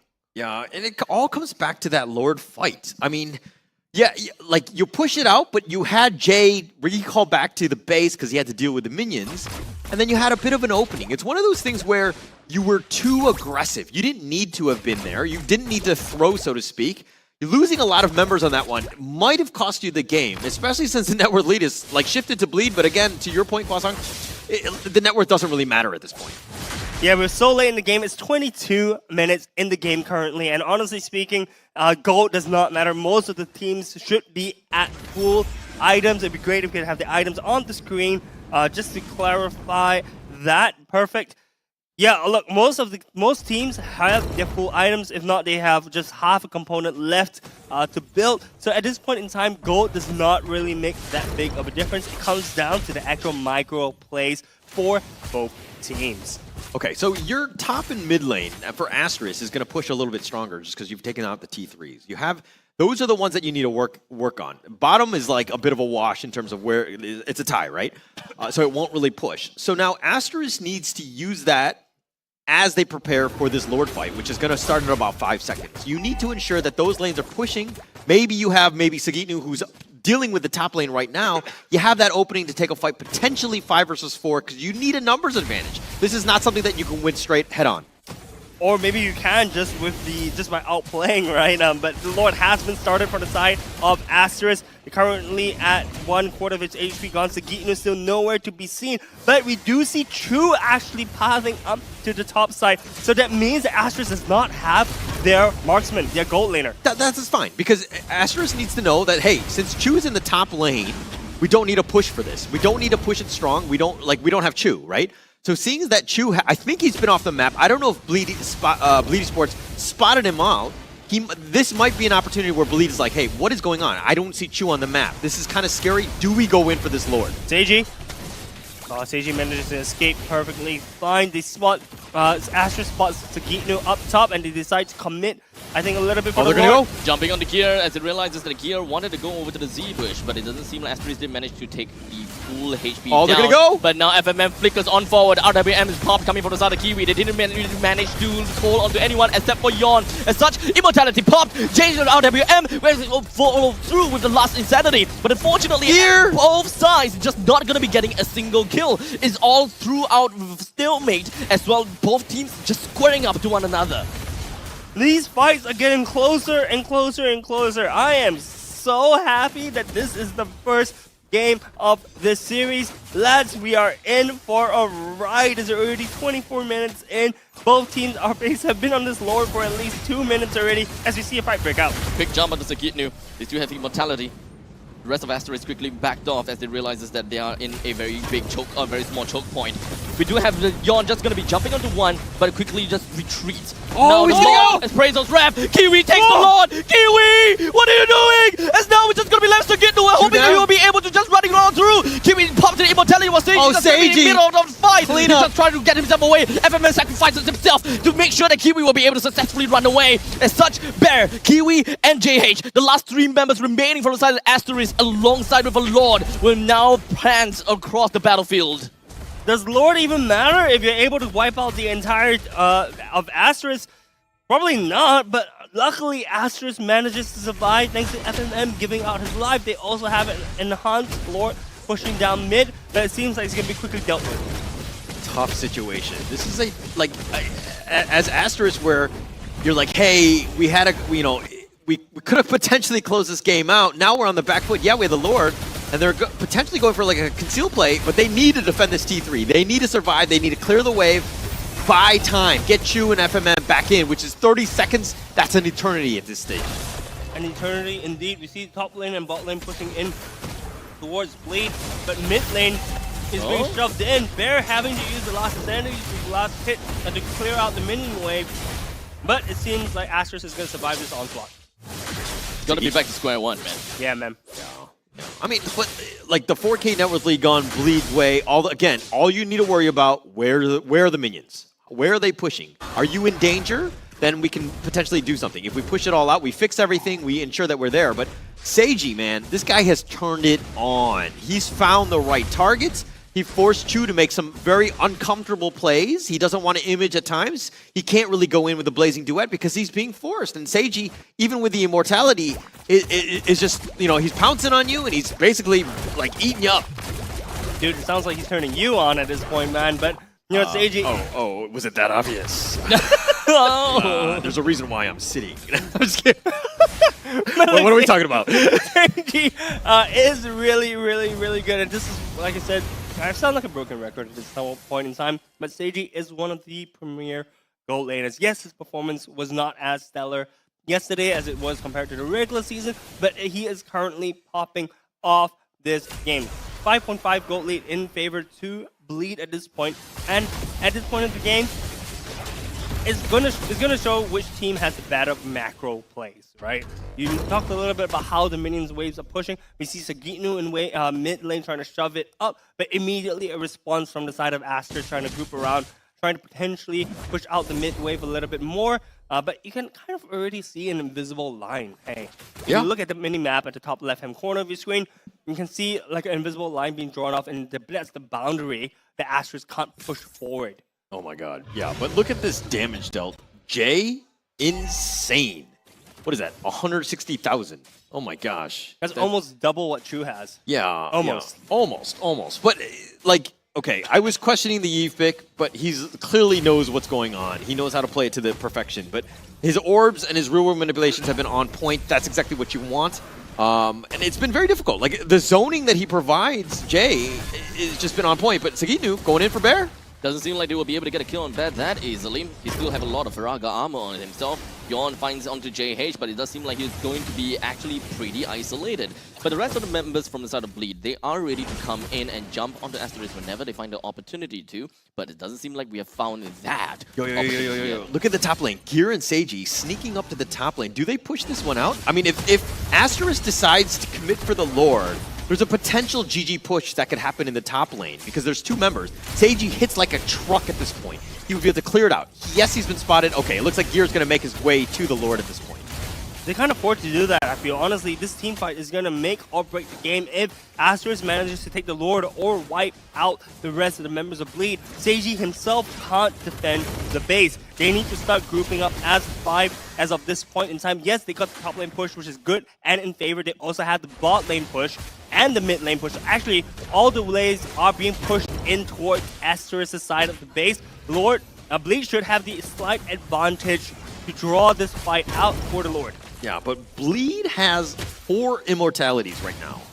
If Asteris decide to go in, it's going to be super messy. You need to ensure that you get the pick off. I would think that you maybe pop off some immortalities and get on out of there. But Bear now. Bear. Perhaps Bear might actually lose his Faraga armor, or maybe not. Yon's HP is just dropping all the way down because of Chu. His damage is just pretty much crazy. The good news though, have already lost his immortality all the way in the hearts of the enemies from here in Asteris. The next one is going to be Gear. He's already lost his firelights, but he's focusing all his damage down the Bear. Immortality popped, but he still has his Faraga armor. Raise those rams. Seiji! Be radiant attempts to, or perhaps not. Chu with the blazing duet. He's just going to be blinding down on the Gear as well as Jay, but he quickly BMIs himself right out of there. With 2 members from the side of Bleed taken down already, Asteris is more than ready to hammer them down in a 5 vs 3 manner, with JH continuing onto a pursuit. He's not going to be giving Jay up just yet. Okay, Bleed had like what, 4 immortalities? That's one way of Asteris dealing with that. He's definitely not gonna give him up. He's not gonna let anyone else down at this point in time. And now with the Drunken, unfortunately, Jay was not gonna be able to get himself right out of there. He doesn't have Phylax. He's just gonna be fighting back on the Kiwi, trying to get himself HP back up. But with that all said and done, his gear taken down, and Yawn as well. The Asteris marches down in the middle lane and brings the core down. That was such an epic game coming out from both sides. Yes, Bleed started off really shaky, but they looked as if they got their footing at the mid-game. Unfortunately, we're not able to close up the game. Congratulations to Asteris for solidifying their position right now, taking a 1-0 lead. Okay, I feel like Asteris kind of threw the game to make it more interesting for the viewers, right? Like, that's the only explanation for that, where they kind of, again, all jokes aside, they did kind of throw it. They let Bleed get back into that game. I feel like, you know, instead of getting that miracle team fight, which they did in the end to kind of close out that game, if they were, like, a little bit cleaner, they wouldn't have to get to that point. And I think that that's the difference between a Tier 1 team and a Tier 2 team. I'll let your own imagination put in which team is in which tier. But I'm going to go with Tier 3 Asteris because I'm such abstract. I'm gonna go with Tier 4 Asteris. I'm holler. Well, look, guys, I still consider Asteris as a Tier 2, Tier 1 they're team. Tier 2. So, in my opinion, Asteris has played this very well so far. You're right. I think they need to be a little bit cleaner when it comes into closing up their games coming into the next one. But for me, MVP so far, I will stick by my guns and actually say I think JH is still going to be the MVP. All right, let's see what production has to say about that. I'm thinking it will also be... Say it now! Oh, well, look, I said FMM or JH, so I'm technically... No, you can't say that. You didn't even say that. I did, you said JH. You can look back at the recordings. I said it like 6 minutes into the game. Did he say that? Such abstract. Yes. He did? No. Wait, what? Wait. Okay, nonetheless... I have no idea what the question was. I just said yes. In panic. Yeah, yes is the right answer, but yes is also the right answer to FMM being the MVP because he had 90% kill participation, 3-2-15 KDA. But the reason why FMM was also in the list in contention to get MVP was because of his zone control and initiation. We kind of saw this is a slightly different Minotaur style of playing in regards to Lulzy. Yesterday, Lulzy was playing the Minotaur as a disengager, as a prevention tool for the enemy team to come into his team. But in this case, FMM was the one initiating. He was the one taking the fight to Bleed, right? He was constantly flickering in Minoan Fury Q1 combo, right? This is a double knockup. That's a bouncy castle rolled up into one hero. Yeah. I mean, it's very nice. But we're going to find out. We're going to see all of those things in the highlights. Let's check this one out and see exactly where, you know, he made those plays. FMN, that is. Yeah, we see FMM. You see that's one bouncy castle. There's two bouncy castles. The Bleed is not having a rest, man. He would just keep up the cardio, but with all the jumping that FMM is forcing them to do. Look at FMM's positioning, right? So he's constantly in front. He sees where Bleed is trying to engage, and then he Q1s into Minoan Fury into Q1 again, right? So honestly, FMM getting MVP here was not, I mean, I expected JH to get it, but I think FMM is also a really good call. You can constantly see FMM just supporting his team, taking one for the team as well. We saw that later fight, right, where he sacrificed himself in order for the rest of his team to escape, because if the rest of his team didn't escape, that would actually have gone to Bleed. The game would have gone to Bleed, I believe. Yeah. And this fight right here, where Kiwi managed to get the Lord, I think was pivotal, right? Because they lost so many members. They were on the back foot. Yeah, you had the Lord, but Bleed, this is a part where they have to deal with the minions as well as the Lord, and they couldn't really push. They couldn't do that GG push. And so now, going into this one, I think there was a quick fight before this one, where now this is pretty much an unwinnable situation for Bleed. Like, it was just a matter of time for Asteris to pull that one out. But a great team fight, gave themselves a chance to get themselves back in this one. Because, again, we were kind of like, who's going to win this one? It was a really close game. And like I said before, I'm very happy that this was the first game of the series. It shows how close these two teams are, and it shows that Asteris wanted it a little bit more, I could say. I mean, they look honestly, the plays from the start to the end looked really, really good. Yes, it was a 30-minute game, but should have been able to close it off in, I think, the 15, 17-minute mark. Right. This is you talk about the psychology of each of the teams, right? Both drained, I would say. 30-minute games are a long one, right? And getting themselves in, it's great for Asteris, but this is one of those things where like, okay, it took me this long to beat this team.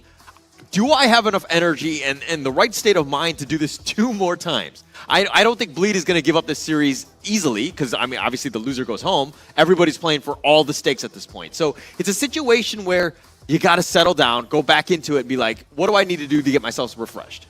So what do you actually do to get yourself refreshed, Holler? I would probably have some McDonald's, maybe a McCrispy, have the spiciness kind of wake me up a little bit, and I would probably, sit in my awesome chair and maybe just kind of chill out and maybe take a quick little 2-minute nap or so. I love it. 2 ad-libs rolled into one. But let's break down the stats for you guys real quick. I think one of the things that Asteris needs to do is really kind of take a little bit of a step back and realize how could they close the game out a little bit cleaner, right? So far, if you look at the stats, right, they managed to take 3 lords, they managed to take 3 turtles. So I don't think it's actually the macro plays that is causing them to look a little bit iffy. It's just the minor executions, right? The micro execution, that Asteris needs to work on. Bleed, on the other hand, they really came back strong. I have to give really a lot of credit to the side of Bleed for being able to come back from such a huge deficit. Keep in mind, that's a 10k gold deficit that they came back from. And in fact, when they lost the game, they're only 100 gold difference, right? So it was down literally to the micro. So Bleed, on the other hand, I think needs to work on the macro game for the early game. But in the late game, they just need to keep doing what they do. Yeah. And this is one of those things where it's going to be a lot of fun when you're on the winning side in terms of the entire series, and then checking the VOD on this one, because there's a lot to learn. Both teams made mistakes. Nobody played a perfect game. This is a situation where you can learn so much from this game alone, right? Yep. And then going into this one, obviously, if you're on the losing side, you're like, I don't want to check out the VOD or whatever. Like like I lost. I don't want to to go through this again. But there's so much to even as the viewer home, even at us, where we can kind of watch in and just see exactly what teams are doing and how to not make those same mistakes is going to be huge in terms of your own gameplay. Yeah, so what would you change for the side of Bleed? I mean, honestly, for me, my opinion, Saginu needs to wake up. Yeah. Right? I'm sorry, man. I love you, but you need to wake up, because the thing is that 063 as one of your main characters is unacceptable for the team currently, and you are missing a lot of those final slashes, right? So I'm sorry, but I believe that Saginu needs to change something, whether it's a mantle or whether it's his actual gameplay, in order for Bleed to come back into this. Yeah. Saginu, this is one of those times where you reach out to such Abstract and you let him know your thoughts, because he was kind of harsh to you. I'm just saying right now. Exactly. I mean, what the heck, Abstract? Like, what the hell? I'm pretty sure that Holler is just going on in the background, just going to be hopping on and enabling Abstract at the same time, huh? Yes. But I do agree. I do think that Saginu did miss some plays. There were some final slashes. I think we'll have Kindofu tell us the exact number of misses and how many heroes he hit. I think there's a lot of pressure on Kindofu for doing that. But I think that it's a situation where you can't do that. If you're at this level, if you want to proceed and you want to continue on, you're top 4, but this is you got to get to that next level, and you can't be missing any sort of opportunity. I would say that they're like layups in basketball, right? You can't be missing layups at this stage. Yeah, that's 100% true. What? Is it a 100% thing whereby when you do layups, you must get that? They're high percentage shots. You play the percentages. It's a very I see. Yeah. Okay. Yeah, I agree. I agree that layups have a pretty high percentage in going in, hooping in. Yeah, I knew that. I don't know where this is going, but I want to put the focus onto Seiji. He's still the rich guy. Gold per minute, 799. Right, Seiji, 100% kill participation rate, as well as gear. So the two of them looking strong. The two of them stepping up, as I mentioned before. Jay, highest damage dealt. You were questioning the Yi play, right, Holla? This is the reason why he picked Yi. 243k damage dealt during the full duration of the game. I'm pretty sure if you look at the full damage graph, it's gonna be. I think the second highest damage dealt probably isn't that high. Look, I call players out so that they can perform, right? I was like, oh, why is he picking Yves? And you look at him, stepped up. That's all on me. I feel like I'm a coach. You're welcome. Coach Holler. Oh, you Coach oh, Abstract. Coach Abstract. You had an opportunity. You had an opportunity. Got out of the game way too early. But regardless, I'll say that Bleed definitely needs to have a do-over. You know, they went back to their team room now. It's about time for them to really reset their mentality. Yeah, look, I want Bleed to perform well. You know, I did say 3-2 for Bleed. Yeah. But you know what? Let's break it down further with Kundofu in his analyst corner.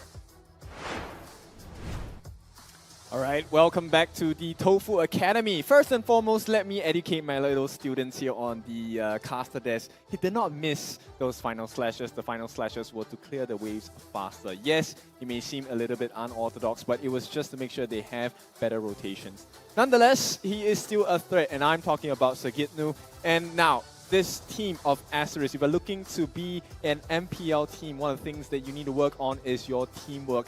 And Asteris showed this to the best of their abilities. Let me walk you through how it happened. First and foremost here, I think, you know, we were talking about Sagitnu pretty much the entire game, right? But here is the true focus itself. It is actually all gonna start because of Sagitnu here. The first energy eruption by JH was monumental because it put him in a horrible position. Even after the vengeance of trying to get out, he actually comboed with Kiwi. That's the first combination that they laid down. So combo number one, they had Kiwi with the RWM, stolen RWM by the way, to keep him in place. At the same time while they're doing that, this allows Chu so much room. He's far from damage, Yon is running away, he's almost dead. Gear and the rest of the team are on the backlines as well. What's going to happen next is you're going to see FMM jump in, our MVP of the day, with a beautiful Minoan Fury, followed by a secondary combination, the last Insanity. Look at the line drawn. It is just free damage all upon the side of Bleed. And Aster is doing a very good job of controlling where Bleed can go at this point. So this is the first huge chunk of damage being laid down here. Of course, once again, Bear is in charge of pushing away deterrents. For the rest of the side of Bleed, no saving of Sagitnu. So sorry, my friend, you are going to die 6 feet under. And that's exactly what Asteris did. And at this point, Bear, yes, he does have the immortality, so he is able to, you know, be a bit more risky in terms of play. Here is the next big one. JH, he started with the energy eruption. He's going to continue that combination, catching out Seiji of all people. The goal laner on the side of Bleed getting caught out as well. And from there on out, it was just combination of pain over pain. Kiwi laying on the damage. The next part I want you to notice is Chu coming in with the Blazing Duets, getting a lot of damage on Jay. Now, you guys mentioned Jay did over 240,000 worth of damage. He's definitely a threat. And at this point, the BMI is saving not only Chu's life, but enabling them to finish the job on Seiji. And this chase down on the last part is the icing on the cake if you have it. Asteris here having Jay his chase down Jay as well as Gear. They are always alone. You know, you don't leave your friends behind, but when you play against Asteris, you have no choice. Asteris will make you feel the pain. Another stun by FMM. Once again, so much control coming out by Asteris, followed by another energy eruption, and the rest is history as Asteris lay on the control, lay on the pain, and lay on the wins as well. Now, this is going to be a first series of the first game of the series, and by the looks of it, Asteris have a very strong hold of this series. It's just game one, but we'll see. Can Bleed come back? Boys, it's back to you. Well, my key takeaway from the Tofu Academy is that Purify is a thing. True. We talked about it in the previous series too, and I think RSG has picked that up before, but maybe a tad bit too late. I mean, one of the games they did manage to have like 3 purifies. Yep. That was great. They Yep. managed to win the game, but but we completely tossed that away for the next game, I believe. But main thing is there was Minotaur, you get Purify. No Minotaur, don't need Purify. I mean, if you don't have Minotaur, you have Tigro, right? So yeah, Purify is a thing. Purify should be used. That's my key takeaway from the Tofu Academy. So thank you, Kindo. Yeah. I think you know, when you see the Tigreals, the Minotaurs, all these things, you got to worry about your positioning. You can't just be grouped up, right? You can't just make it a field day for him, let him have his highlights, so to speak. It's a situation where it's situational awareness. Like, where are things going? Everybody needs to be in the right spot. Positioning is key in team fights, and I felt like they were kind of sloppy in the end. And sometimes it gets very cluttered, and I mean, it happens in games, but you got to be self-conscious about that.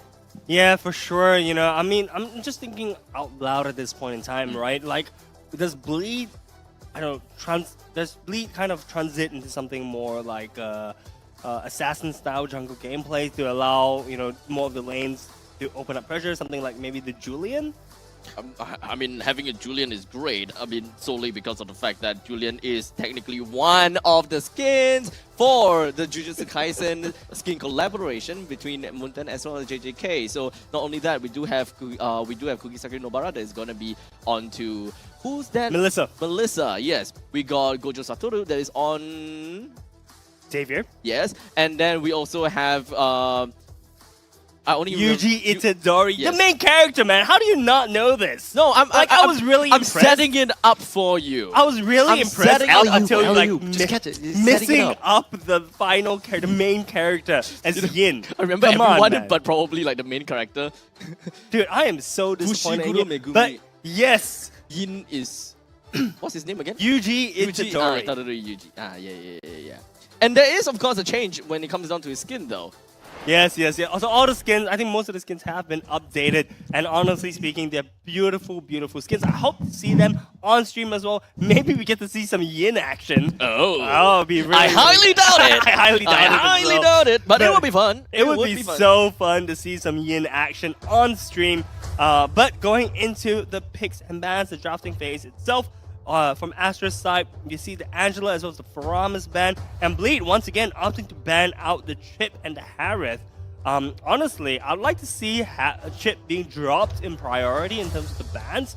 We saw it work against Asteris actually yesterday, and actually I feel like Bleed could take a page out of I think it was Flash, right? That played against Asteris. Yeah, it was. Yeah, so I think Bleed could take a page out of Flash's book and actually counter the Chip by picking heroes like the Minotaur to kind of block any kind of portal plays. Yeah, I don't really think that Chip is that big of a priority, at least in Singapore. We don't really play very well when it comes down to Chip because we kind of like throw macro away at the same time. But who knows? Maybe another team would show us otherwise how to play Chip together with a team that really understands the macro like super well and not completely throw it out of the window.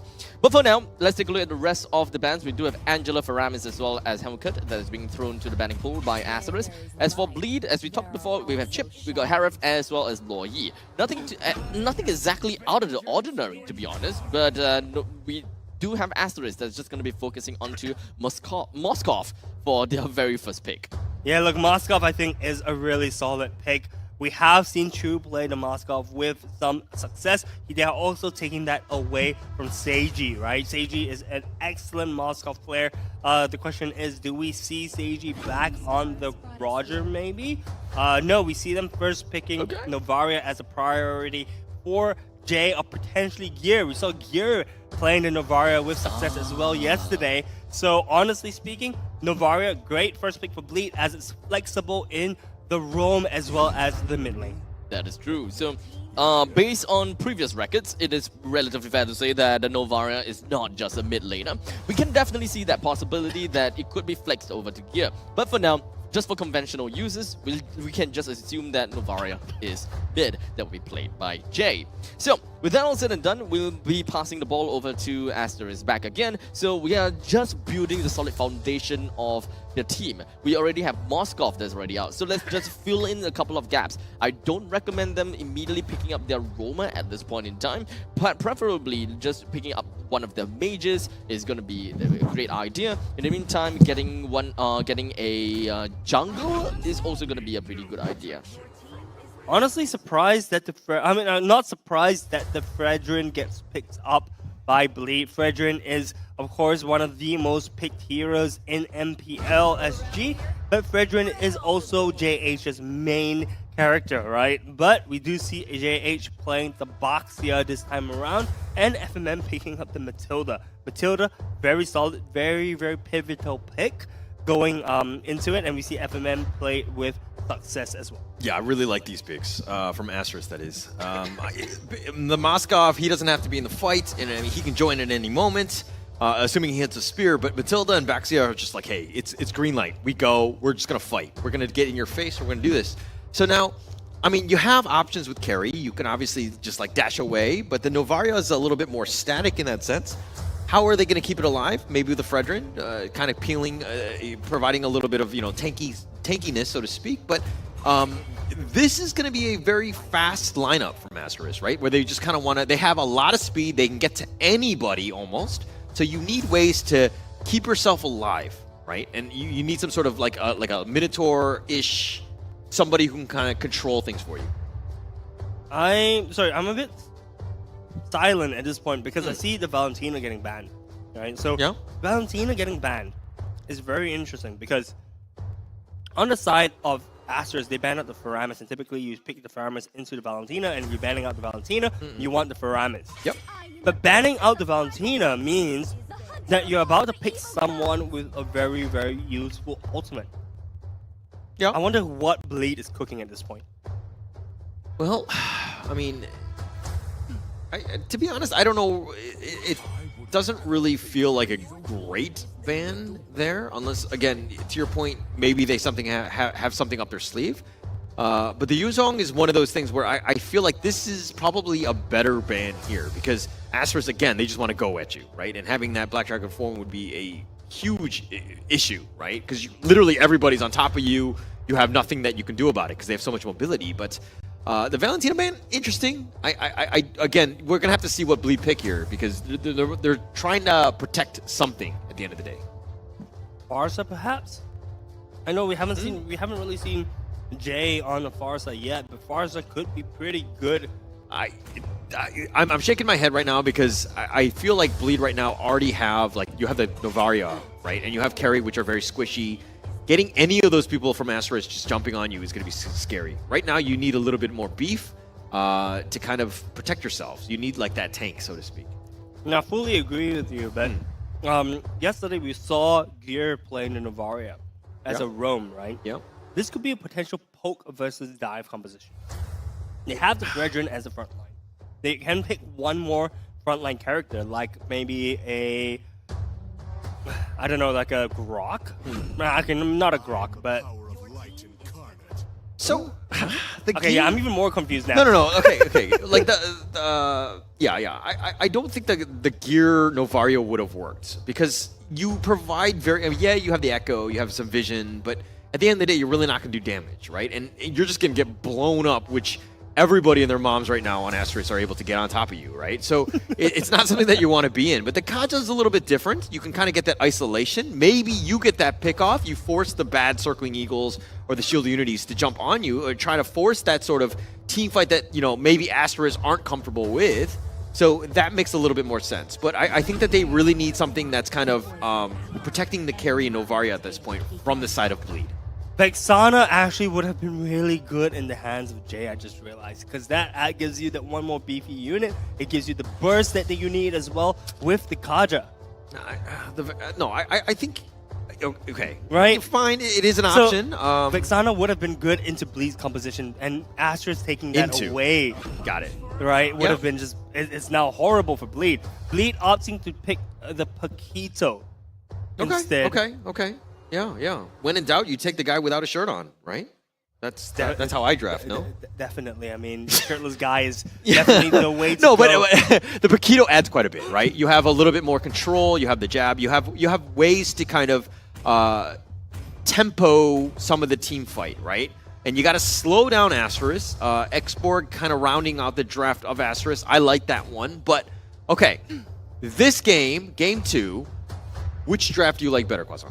I prefer Asteris' draft still. Okay. But Bleed actually having a solid pick and blow up kind of composition. Or you have a pick comp, right? Because if Gear manages to go into Divine Retribution, Sagitno can blow up whoever they take, but that would mean that Sagitno has to follow Gear or Gear has to follow Sagitno. Right, and that's a little bit counterintuitive to what the Bleed wants to do because Asteris, if they manage to outnumber Bleed, Bleed is just gonna explode. Okay, okay. And who from the side of Asteris do you think needs to have like the best game? Who's literally carrying this game? Chu.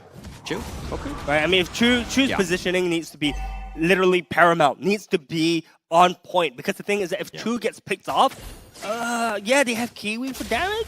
Bear, I guess. Yeah. But they're missing a lot of that front-loaded damage that, sorry, the sustained damage that Chu can do. Right. You have Bear who can blow up using the using his Last Insanity. You have Kiwi who with his first, second skills. But other than that, that's all your sustained damage that's going to be front-loaded if you take away Chu. Yeah, yeah. So literally the strategy from Bleed is find Chu. We kill Chu, we win. That's as simple as it gets.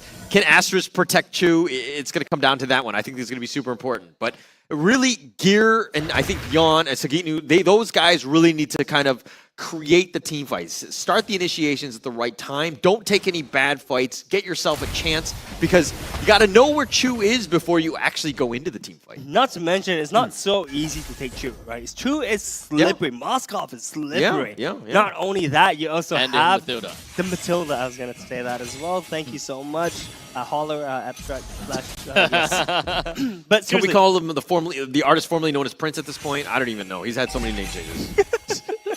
But yeah, what I'd to actually remind everyone is the fact that Bleed's lineup currently is a very heavy on pickoff. They just want to pick off the enemies as much as possible. And let's not forget about the innate battery between the carry as well as the Kaja. The both of them is ultimately going to roam around together a lot once we reach the mid to the late stages of the game. And no one, pretty much no one will be able to stop Seiji and Gear the moment that it actually happens. But for now, let's just focus on the present, as we do have the internal knight that's going to be jumping right down onto the adversaries here in Bleed, putting Yon down in a 1-for-1 trade. Asteris does definitely have a better trade. Yeah, Asteris taking the turtle here, but giving up first blood. FMM still squishies, not level 4 at that point. Gear, I think, was level 3 then as well, so he wasn't able to do the Divine Judgment. But nonetheless, that's still not the worst situation to be in, still a tie at this stage. But Bleed Esports right now, I feel like they really need to have a pretty good early game. Get themselves some space for Seiji to kind of carry that game. But Circling Eagle. Just going to be FMM. Just hoping that he'll be able to do a little bit more, but quickly got himself out of the way. Yeah, I mean, look, there wasn't anyone to follow up on FMM's Circling Eagle, right? Yeah, he landed on 2, but without any backup, FMM would have just been fried chicken, I think, if he continued on trying to take on that fight against 2 members of Bleed. Right now, Astra's 500 gold up, thanks to the turtle that they managed to sneak in a little bit earlier. But if not, we have just some pretty standard gameplay happening throughout the map.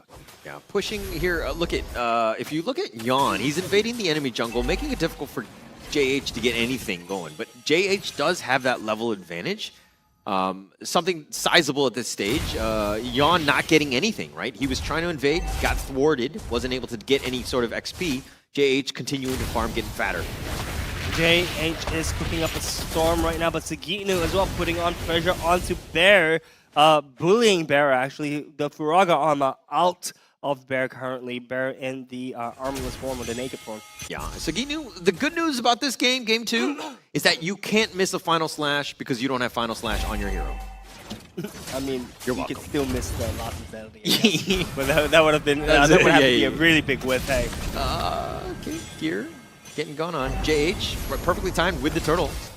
They do have the echo. That's going to be working his way, but it doesn't seem like the rest of the members from the side of Bleed, they want to play things a little bit more quietly. After all, they are a pick-off comp. They can't just willy-nilly show themselves, but Asteris, they gotta be real careful about this, as we do have a second Eagle who's going to be part of it. And Bear, actually, somehow Bear's the one that has managed to take the turtle away from the side of Bleed. How did that happen? It wasn't even the last insanity explosion, it was just one of the hit stacks that somehow burned it to death. As such, Asteris now manages to clinch a very successful turtle take by bringing down Gear and Sagitnu. That feels so bad. That feels illegal, dude. Can you imagine Yon? He's like, yeah, you know what, turtle's mine. You know, retribution has been used. I'm gonna be fine. What? It got stolen?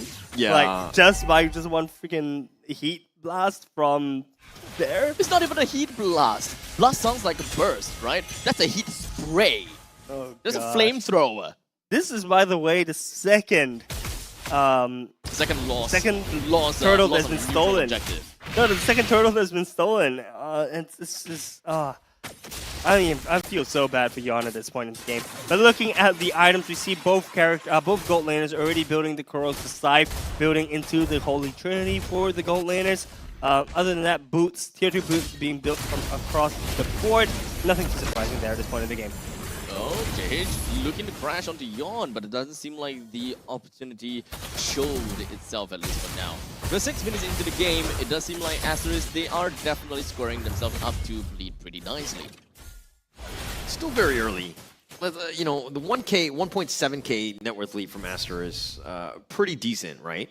But in terms of the objectives, they've only taken the top T1. They have a bit of an opening there. The biggest thing is just pushing things out, putting a little bit of pressure elsewhere. That turtle's up in about 15 seconds. So Asteris, that's going to be the next big objective for them. Yeah, look, I like what Bleed is doing, right? Bleed is grouping up currently, trying to get vision, like the map control for the top side of the jungle, as we see the turtle spawning in about 2 seconds. But they're just giving that vision control away now, right as I say that. A little bit puzzling. Yeah, still a little bit puzzling, but not the end of the world. JH right now is going to start this turtle. Yon, they see it as well. They're not going to go, but here come the reinforcements. They're looking to go for a flank. FMM going the long way around. Does have the circling eagle from FMM. Manages to actually get a lot of the missiles actually hitting down the J, but not like it's gonna matter. Oh, Yon! Finally! Yon, finally! Manages to take a turtle for himself in the steal attempt. Pretty good now, pretty good. As now Asteris continues on forward, wanting to get a quick little revenge for having their turtles taken away. Yon feeling a little bit vindicated at this point, saying, yes, if you can steal it, I can steal one as well. But look, Yon still has to prove himself. He's still got one more turtle left to steal from the side of Asteris in order to make things a little bit more even. Yeah, very nicely played. And that's exactly what you want. You can't give things up for free. Yon was, you know, by himself. It was only going to be him. Was he able to get fast figures and like time it perfectly, and he was on point? Yon really needed that, especially because that net worth lead would have just skyrocketed at that point, just pushing it in, making things very difficult. But now Seiji, ooh, immediately with the Divine Judgment plus Flicker's combination onto Bear, the battery is showing up pretty nicely. But unfortunately, all of that has been used completely, all of that was completely nullified over one thing, Firaga armor. As such, Bear, he didn't even lose anything while Bleed lost an ultimate as well as a battle spell. The FMM is just going to be jumping right in with the Circling Eagle, manages to connect on to 3. The rest of the members from the side of Asteris focuses on the 1 and has managed to bring Yon down. This is the power of team composition that Asteris has chosen to pick, right? They've chose high mobility heroes, which is able to traverse the map at insane speeds, so that they're able to just collapse on one member of Bleed, or just collapse on Bleed, full stop, anywhere on the map. is this what it's like to have friends? Because if you look at the top lane, all of a sudden, like, one guy, you know, Bear was getting gone on, and then he was like, I need help. And then 4 of his friends came, and they tried to save him, right? I've never been in that situation where that happens to me. Well, there, you need to find better friends, my man. This is also probably why we haven't played a game yet. Or you can just ignore me like Abstract does. I mean, honestly speaking, probably wouldn't. It's just you after all. But it's funny, right? When I saw Asteris collapsing, I just get the phrase, everybody get in here. Yeah. Everybody get in here. Let's go. All right, now the Lord is going to be up. Bleed right now, they need to find something, right? They stole the last turtle, so they're in a better spot, but the lanes, they really need to worry about where this Chu is. He can come in at any point, so they don't want to stray too far from the Lord. They want to make sure that they do, put as much pressure as possible, get that so that Yon can ensure that he gets that steal or the kill, as it looks like Yon is kind of frontlining this. Yeah, Yon frontlining this, doing the Lord dance. Both junglers at level 11. JH with a little bit of a EXP advantage. As long as he doesn't hit 12, it's not going to matter for this Lord fight. Litho being picked up by Bleed as well, so it gives them a little bit more vision control for the side of the Lord pit. Conceal play. It does seem like they're just gonna go for the Divine Judgment on JH, but he's gonna be knocked up together because of the Lord as well. And now we've got the Last Insanity coming in from Bear. Blast Yawn into oblivion and allows JH to take the Lord away. In the meantime, Sagitnu is so deep in. He's all alone. Flickers himself right out of the play. And FMM follows through, but unfortunately, the rest of the members from the side of Asteris is not looking for a continued pursuit. FMM makes his way down the middle lane, but Bleed himself do not want to touch him. Okay, Chu actually missed his spear, and that actually helped him because he's like, oh, okay, I can't fly in first class, so I'm gonna just kind of take the long way, and I'm gonna continue to push the bottom T2. He takes it down. Like, Asteris won the team fight without Chu. They were able to split push in the bottom lane, so that was a win-win throughout for Asteris. Win-win, and they can't lose. That is disgusting. It seems like Bleed is the team that's bleeding out at this point. Asteris looking incredibly strong. And by the way, Yon took the full brunt of the Last Insanity coming out from Bear, which explains why he just exploded, right? It's so unfortunate to see. Jumping in coming from the side of FMM, they did manage to pop the HP of Jay all the way down to half HP. Well, in the meantime, top lane is going to be taken down by the Lord as well. Not too sure whether they can actually successfully do that though. Yeah, top lane looking strong at half HP still. Mega Creep still going in, manages to actually push down the set tier 2 turret for the side of Bleed. Guys, this game not looking too hot for Bleed at this point, but keep in mind, this is exactly what happened during game 1. 4.4k gold lead to the side of Asteris. Look at the levels from Asteris, right? The fact that Chu is higher than Seiji, I mean, like roll for roll, JH is higher than Yon, Bear over Sagitnu, like they're winning throughout. Getting to 15 first is obviously a huge advantage. Not only is the net worth lead, leaning their way, but this is a sizable lead. And Asteris are good even in game 1 where they understand how to play the early and mid game. They put themselves in a position to win. Can they close it out? It's like chess where you have a great early and mid game, but if you don't know how to close out the game and go for that checkmate, you're going to have a hard time. So I'm hoping that Asteris learn their lessons from game 1 and are able to do a much better job in this one. Up in the top lane, Gear finds himself being stuck down onto the Tortoise's Passons. As such, Gear goes down without even using his Divine Judgment. There's a quick little pick-off coming in from Asteris. Funny speaking of that, because Bleed is actually the pick-off team instead. Yeah. I mean, look, Gear had no business being there when he got picked off by Asteris. And honestly speaking, things aren't looking super great for the side of Bleed. Okay, I play role myself, so when I see, like, I'm in situations where that happens, right? Where I get picked off and I'm in the enemy jungle, just whatever. But it's a situation where, hey, I can tell my team where the enemy is, right? They're on me, they're jumping. So you get a little bit of intel, and at the end of the day, I'm kind of the lowest level on the map. So in terms of value, it's probably not as much, right? Because I'm just the roam. It's better me than my carry. That's the kind of idea that we have, right? Yeah. Yeah, What it makes a team sense. player, guys. Yeah, position 5, man. It's all about position 5. You're gonna have to, make valuable trades and, think on the bright side. Divine Judgment. Speaking of the bright side, the Divine Judgment just gonna be connected down to the JH as FMM is down in deep a little bit with the Circling Eagle. Nice little guiding wind to actually send Bear all the way back home. They're gonna be A-okay for now, but Bleed takes center stage now. They do have the grasp of the Lord. 10,000 HP left onto the Lord. Yon focusing on through. He still don't have enough weight. He does have that Princess Wrap that he can eventually bring it down. But here is the one that takes the Lord. You know what this suggests? That means Yon missed the retribution again. As for now, Chu just gonna be popping the Wind of Nature, hoping that he'll be able to run away. The Spear of Destruction just gonna be connected on the Yon. And unfortunately, Yon with the Princess Wrap did not manage to land on anyone. As such, Bleed manages to bring the Lord down, but at the cost of, okay, not really at the cost, but Asteris, they lost the AH as well. Okay, so Gear died early, gave intel, we made that joke, but then he made that miracle play right there, gets the Lord. That is something that I would not have done, okay? Let's be honest. Gear making that play, getting that Lord was actually huge. Now they're looking to turn this around. Look at the net worth lead, dwindling. This is a repeat of game 1, guys. Oh my gosh, now we have an enhanced Lord knocking on the door of Asteris. Just misses the charge, by the way. Excellent Lost Insanity from the side of Bear to ensure that the Lord was not able to touch the turret. But we still have minions knocking on the door of Asteris. Asteris tier 3 turrets are all being currently pummeled. Gear! That's the one that I'm talking about. That's what I want to see. The battery between Kaja as well as Seiji is putting on into effect. As Chu is one of the only few people that can really clear waves effective enough. Bleed definitely needed to make that play there. And that is exactly what I want to see from Bleed. That was one minor overstep by Chu, and he got heavily punished, was not able to use a Biz Walker to get out of there. Speaking of which, Asteris still actually have Kiwi. Kiwi still being able to wave clear, but being pulled away from the team right now. Oh, here we go. The top turret. Here's another Divine Judgment. Wait, how long is the cooldown on that thing anyway? It does seem like the fleeting time is definitely putting in very good effect.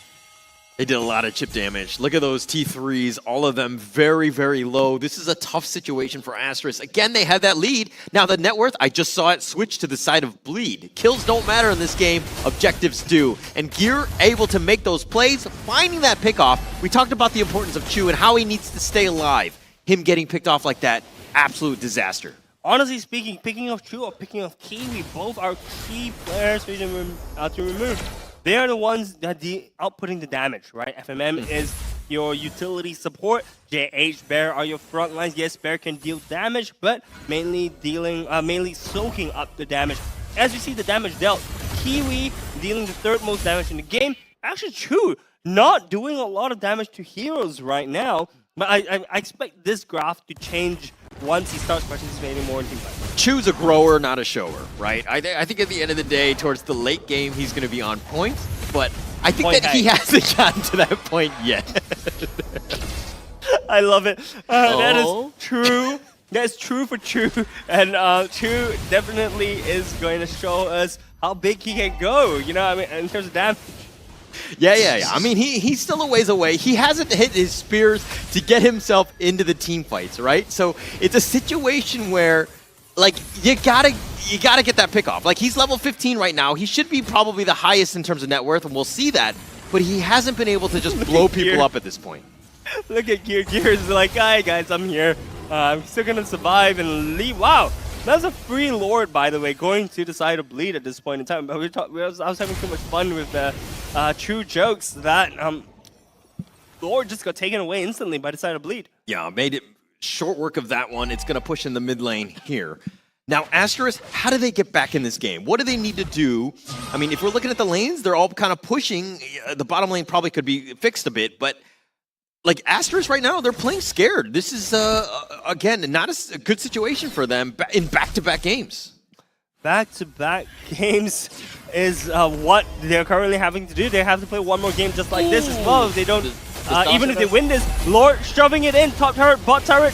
Mid turret managed to connect down onto Chu indeed, but for now, Bear is just going to be holding on to the front lines and trying to deal with this Lord as much as possible. But Bleed, it doesn't seem like they are very interested in trying to catching onto starting a fight, because Gear, he just won one person only. All he won is Chu, but Chu is playing real careful now. Observe his positioning. He's always going to be in between of two other members and always tag them long. JH trying to guard that last inhibitor turret. If the last inhibitor turret goes down, they're going to have to play some tower defense. But Bleed has something to say about that. They're preventing Asteris from just defending that last turret. They're having to use the last Insanity to clear ads means that he's not going to have it for the next team fight. But last Insanity cooldown really, really short. Yep. Now the middle wave is just going to be pushing in. The bottom lane is losing out his spark. The bottom lane inhibitor turret is probably going to go down real soon, and I don't think that Asteris will be able to hold that down for any longer. Never mind. With a sliver that is just left on this little turret, I'm pretty sure the Bleed will want to brute force their way through before finally moving back. Yep, they managed to brute force their way into Asteris' home. They're like, guys, this is my property now. But they can't do much because they don't have the support of the minions. Bot lane is pushing in right now. Top lane has one cannon minion left. Yep, pushing that in as well. So honestly, minion waves pushing in from two ends. It does not paint a pretty picture for Asteris since the Lord is spawning in 37 seconds. Okay, you say that Bleed took out all the T3s and then they claim that this is our territory, this is our property now? Like, let's talk to Potong Man later about this, because I'm pretty sure that's not how real estate works, okay? By the way, if you need to find a guy, talk to Potong Man. He's going to help you out in terms of all real estates that you need. Mo-Man, you mean? Mo-Man. Mo-Man, Potong Man. That's his social. Right? I'm looking out for him. But nonetheless, I think this is a situation where, Asteris need to figure things out, right? Bleed have kind of put a stake in the ground, so to speak, and they've claimed it as their own, but now Asteris need to bounce back. This Lord fight pivotal in this game. No, but honestly, I don't think Asteris has anything to say about this Lord. If Bleed has anything to say about it, they're just going to take the Lord and knock on the doors of Asteris. But it seems like Bleed has a different idea from me, as you see 3 members of Bleed hovering the top lane. Sagitnu, Seiji, as well as Gear are hovering to the top, trying to shove that down. We see Jay shoving the mid wave and Bjorn just doing the Lord dance. Actually, now that I think about it, it makes perfect sense. They're trying to play the map, not the game. No, it's super smart. Yon doesn't have to go anywhere. Like he's definitely going to be, if Asteris wanted to go for the Lord, he could go for the steal, right? It was one of those things where Bleed push out the top lane. Look at Chu all the way in the back in the base. Yes, he could potentially spear, but if they go for a team fight, has to hit it. He has to be there. So very smart play by Bleed, understanding the state of the game, where the lanes should be at this point. And as I say this, looks like the Yawn will be going to start the Lord again. Yeah, the Lord dance, as we love to call it. It's starting again. It's going to be here for a while as we see the waves pushing in. Sagitnu trying to shove in the top lane, I think. No, he's actually hiding in the bush. I think they're trying to go for picks, which makes sense because they are playing a pick composition, right? Yeah, but this is a situation where Asteris, they're probably not going to just wander off into the top side. I mean, the Fenrir, they're leaving it alone as bait, right? They're like, okay, Asteris moves around, they're going to take this. But Bleed right now, they're just hiding in the wings. They're not doing anything. They're not forcing anything. They just want Asteris to make that first mistake. They get that pick off, and then they can close out the game. They just want Asteris to start to become greedy, especially for Chu. They want Chu to shove the wave and just go straight out. Conceal. Nah, I think the conceal is just to go safely across the map, not to give vision away to the side of Asteris. We see potentially the Lord being brought down to like quarter HP before resetting. Wow, this is you can just feel the tension in the air right now. Yeah. I mean, really, who makes the first mistake? Chu has to fix the lanes. He can't really fight for this one. So Bleed know that. But if Gear gets that pick off, and again, he does not want to go for Bear. That is not the target you want. But as I say that, he's going to back off. But Gear finds it. There we go. It's just going to be Divine Judgment coming in. This is going to be connecting down on FMM. So the guiding wind is all going to be over. Sagitnu always to the back lines. He was just going to be focusing down on Bear. He still has his Spiraga armor. He's going to be fine. Chu is slowly making his way back into this fight. But the Lord is just going to be taken down for the side of Yon. And Asteris understands that this is no longer a fight for them to continue. They all marches back home and wait for the eventual dawning of the Lord. I have to give props, right, to the side of Asteris. They knew when to turn the switch off and run the heck away, right? We saw Sagitnu actually trying to corral them back in and try to close up and clean up the rest of Asteris, but was not able to do that as they, literally turned the switch off and they were like, I'm out! I'm running away! Yeah. No, I mean, it's disciplined play.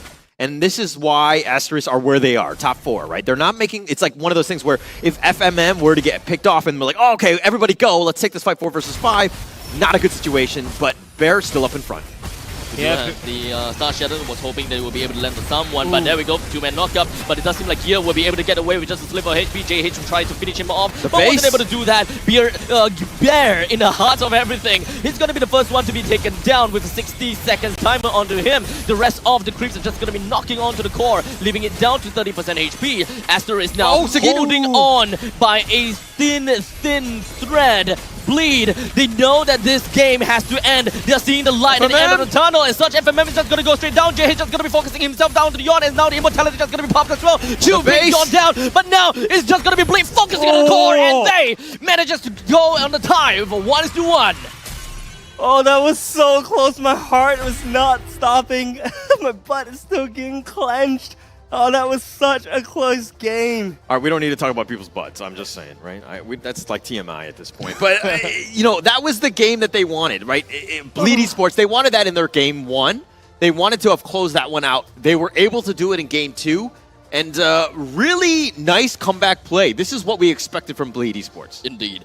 It definitely took a bit of time before Bleed eventually get himself back in the game and back down, get their hits in the game. So it took time. And I truly hope that this is something that Bleed will be able to continue, can keep up, because it's kind of tough to see them as such a strong team. Yeah. Who have such great history. Only to get just drop like that is heart-wrenching. So seeing them being able to take one game away from Asteris, in fact, if they're able to take 2 games, that's great. So at least, you know, they don't quote-unquote fall. What about 3 games? Sure. I mean, to be honest, I have my hopes up for Asteris. If they were to get all 3 games and actually knock Bleed away, I think that is definitely something that we would want to see from a qualifier teams, because we have never seen that before. But in the meantime, if a qualifying team is able to do that to Bleed in a 3-0, 3-1 fashion, I'm pretty sure the Bleed wouldn't be able to take that nicely. Yeah, for sure. It's not nice getting completely swept away by a team, let alone a qualifying team. Not trying to, you know, throw any shade to Asteris, but seriously, if you get 3-0, it's never a good feeling, right? So honestly speaking, congratulations to Bleed for taking that one game down. I have full confidence in you guys to go 3-1, 3-2. But my MVP for that game... You better say Gear. Probably Gear, yeah. Yeah, okay. Thank you. Yeah. He's quite literally the winning condition of the team. They are playing pick-off for the very reason that they have Carry and a Kaja. And even with Paquito is able to dish out quite a lot of damage throughout the entire game as well. So without Gear and without that Flicker Divine Judgment, they quite literally would not be able to reach the current win that they managed to have. Yeah, I mean, that's what you want, right? As your roamer, like, yeah, he got picked off that one time. We jokingly said that he was, like, providing vision for the team, but he was, like, every single Divine Judgment that he made was on point. They got the right guy, the right pick-off. He made sure that he picked off Chu when he needed to have and could just control him. But Gear was clear MVP in this game. I mean, he was able to do that in the later stage of the game. In the first part of the games, he was like pulling Bear, in which I was like, but he has Furaga armor. Yeah. But definitely later in the game, he pivoted into picking the right people. I think when he was picking off Bear earlier in the game, it was just because he was there and they wanted to try for something a little bit cheeky, but that's perfectly fine. Gear, 100% the MVP of this game right now. Kill participation also 100%, by the way. Yeah, so I mean, that's what you want, right? As the roamer, you got that control. Gear brings Kaja to that next level, right? That's exactly what you want as a roamer. I expect to see more of this. I don't think it's to the point where it's bannable, because Kaja is still something that you need to work around in terms of draft synergy. But, you know, it's something that you got to fear. Yeah, for sure. Fear of perhaps getting me up on the stream, but fear of being pulled away by one person is definitely something that Asteris has to be fearful of next game. Perhaps banning out the Kaja. I mean, you said it's not a worth a ban, but I think it is, as we see the MVP highlights. All right, so here we go. This is JH's. This is an interesting one. The first 3 objectives, they were like steals back and forth. There was just a lot of uncertainty, I would say, and Asteris really needed to have earned it, especially in the early game. But they ended up doing very, very well. But again, I don't know what it is about this team where they have gaps where they allow the enemy team to get back into games. Honestly, I'm not sure if it's in Asteris' court, right? Because the thing is, Bleed also played this game very well. Once they managed to start taking those picks, right? Bleed was getting the ball rolling. Bleed was honestly had a really good showing, right? So I'm not sure if it was Asteris giving up the lead per se. Yes, 4K Gold is a lead, but Bleed was playing it to perfection towards the end of the game, right? We saw once they held the lead, they held onto it. They weren't going to let go. So honestly speaking, not sure if it was actually in Asteris' court. It was probably Bleed playing super well. Yeah. But this is what we wanted, right? You and I predicted a game 5. I'm pretty sure we're gonna get there. Like these are two. No, because you chose Bleed Esports. Don't leave me hanging. No, I'm gonna leave you hanging, sir, because you chose Bleed Esports. Yeah, but Bleed Esports, if you look Fine. at We're gonna go to game 5, but nonetheless, I still think Asteris will do it. They're gonna come back from this game. I think that this is definitely a winnable game.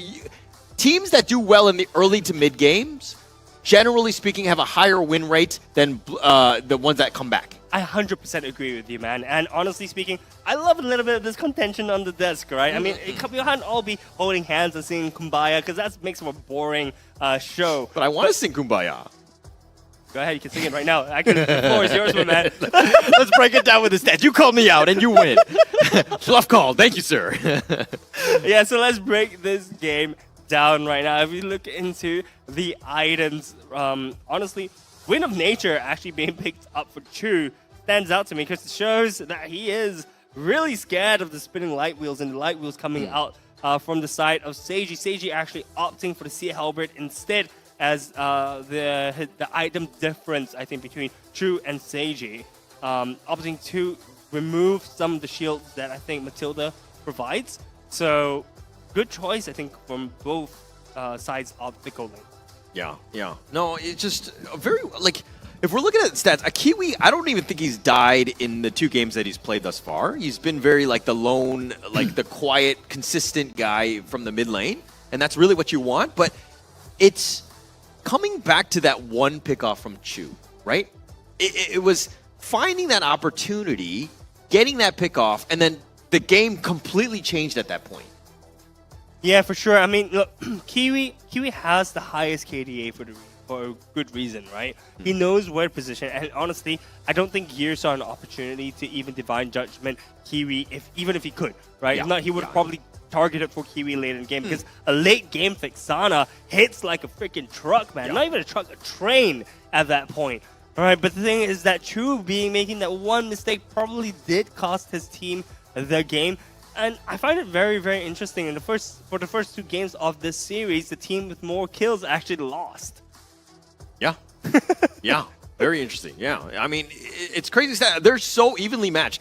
Kills do not matter. It's about how you play strategically, how you're taking objectives. Very important in this game, and you're seeing why. Like, it doesn't matter if you have like 5-0 or whatever it is. It's a matter of how do I get myself back in this game.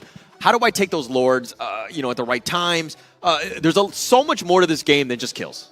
I love this series so far, guys. It is so close. You can cut the tension in the air with a knife or with your finger at this point, man. I can imagine both of them didn't win like landslide games, right? They didn't win games that they were like stomping the other team. It was so darn close.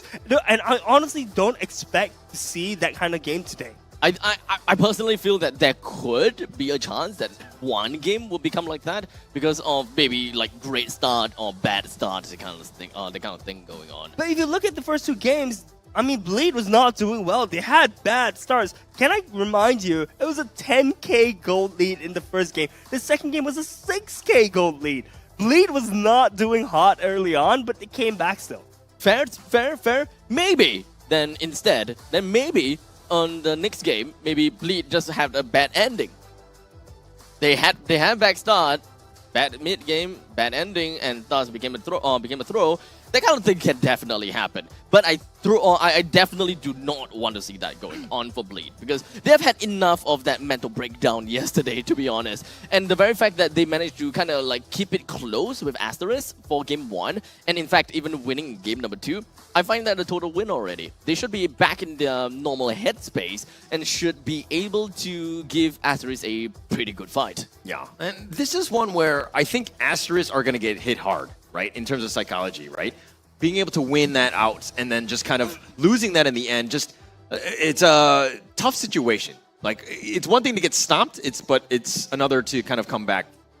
Yeah, I love how you talk about psychology of the game because if you've ever been in a best of 3 or a best of 5 kind of competition, momentum is very, very key, right? So if you win the first game, stats show you're likely going to win the second game. But if you win the first game and you lose the second game, it's going to start flipping Yeah. the tables, and the Yeah, team yeah. that won the second game is then gonna take over the momentum, and then suddenly Yeah. that second game team is gonna start closing the rest of the games out because of that mental state that you've mentioned. Correct, but Bleed need to do better, right, in the early game. You cannot be expecting to win this series all coming back, right? This is a situation where, yeah, it's great that you won, but this is one of those things that you cannot do again, right? So You what need to play much better in that early game. Is the quote always be better?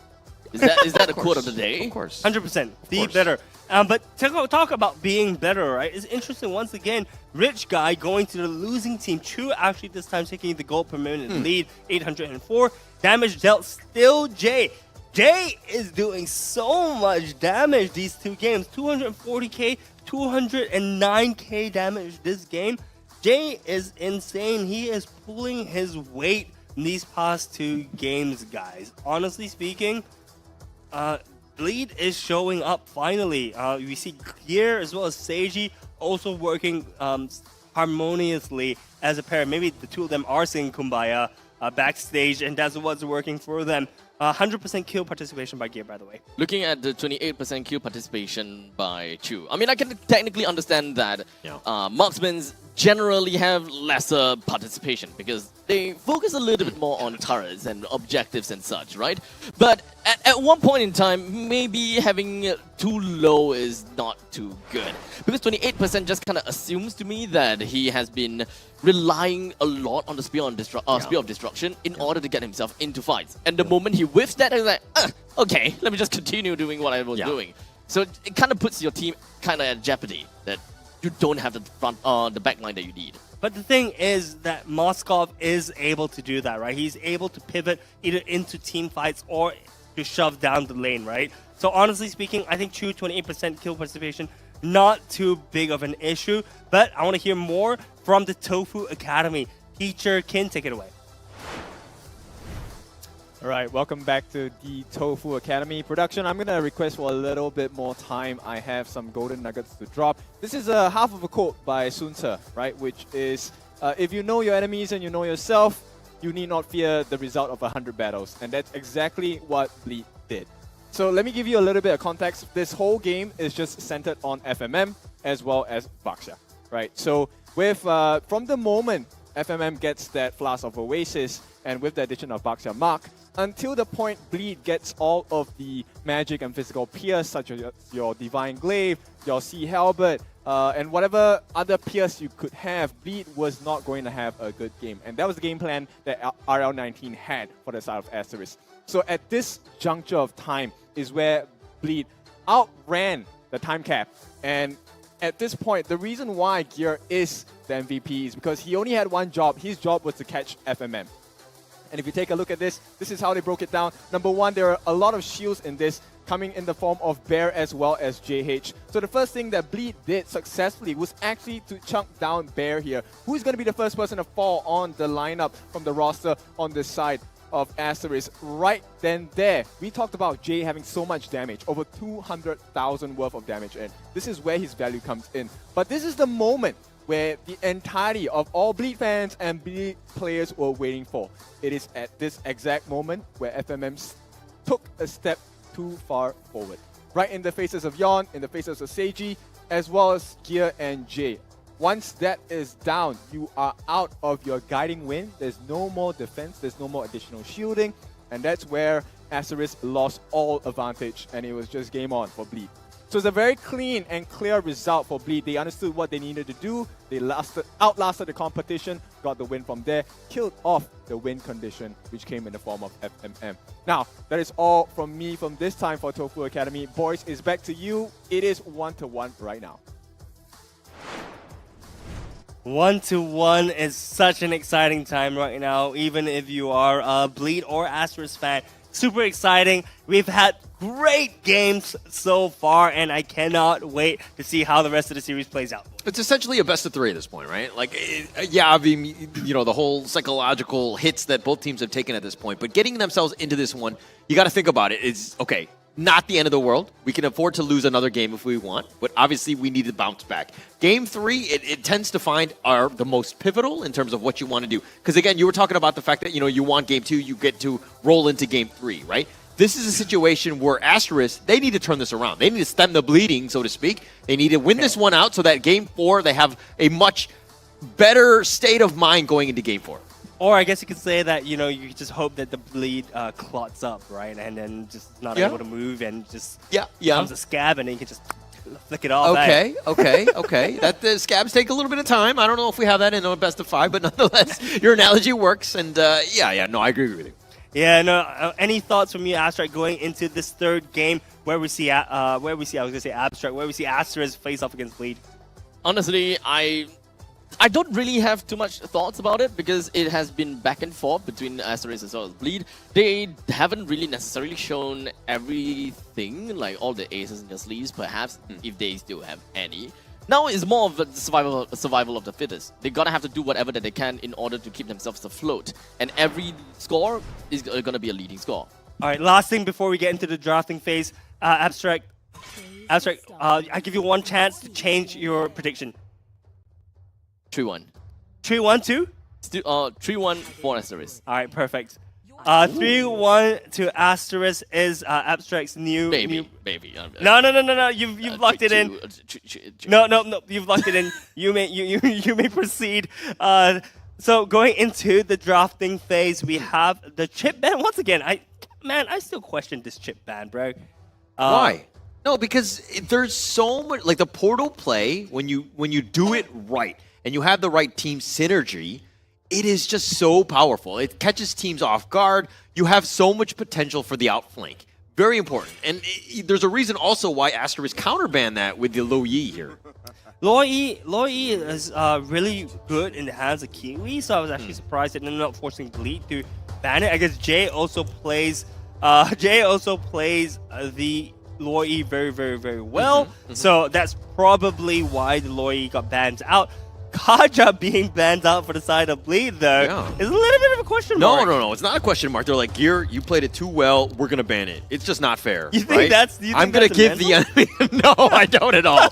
Obviously, they have something else in mind. But, I mean, Gear played it to the T, and that's exactly what you want to do in terms of the Kaja. So, it's one of those situations where we're going to try something new, and we're just going to ban it out. I don't think that, Asteris would have picked it up because they had their own first pick. They don't want Asteris to pick it up in the first phase. Yeah, but the thing is, FMM also has a really good Kaja gameplay as well, right? So, I'm just probably why. I don't know. I'm still kind of poking the air at this point. But we do see bans of Faramis and Valentina being banned out for the side of Bleed and Asteris as the last bans. Novaria first pick.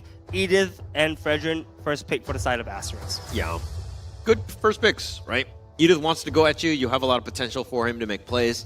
And it's somewhat like role, flexible, right? So you have an extra element from where Edith can be, right? So I do like that pick, but look at Bleed Esports going right back to the well, so to speak.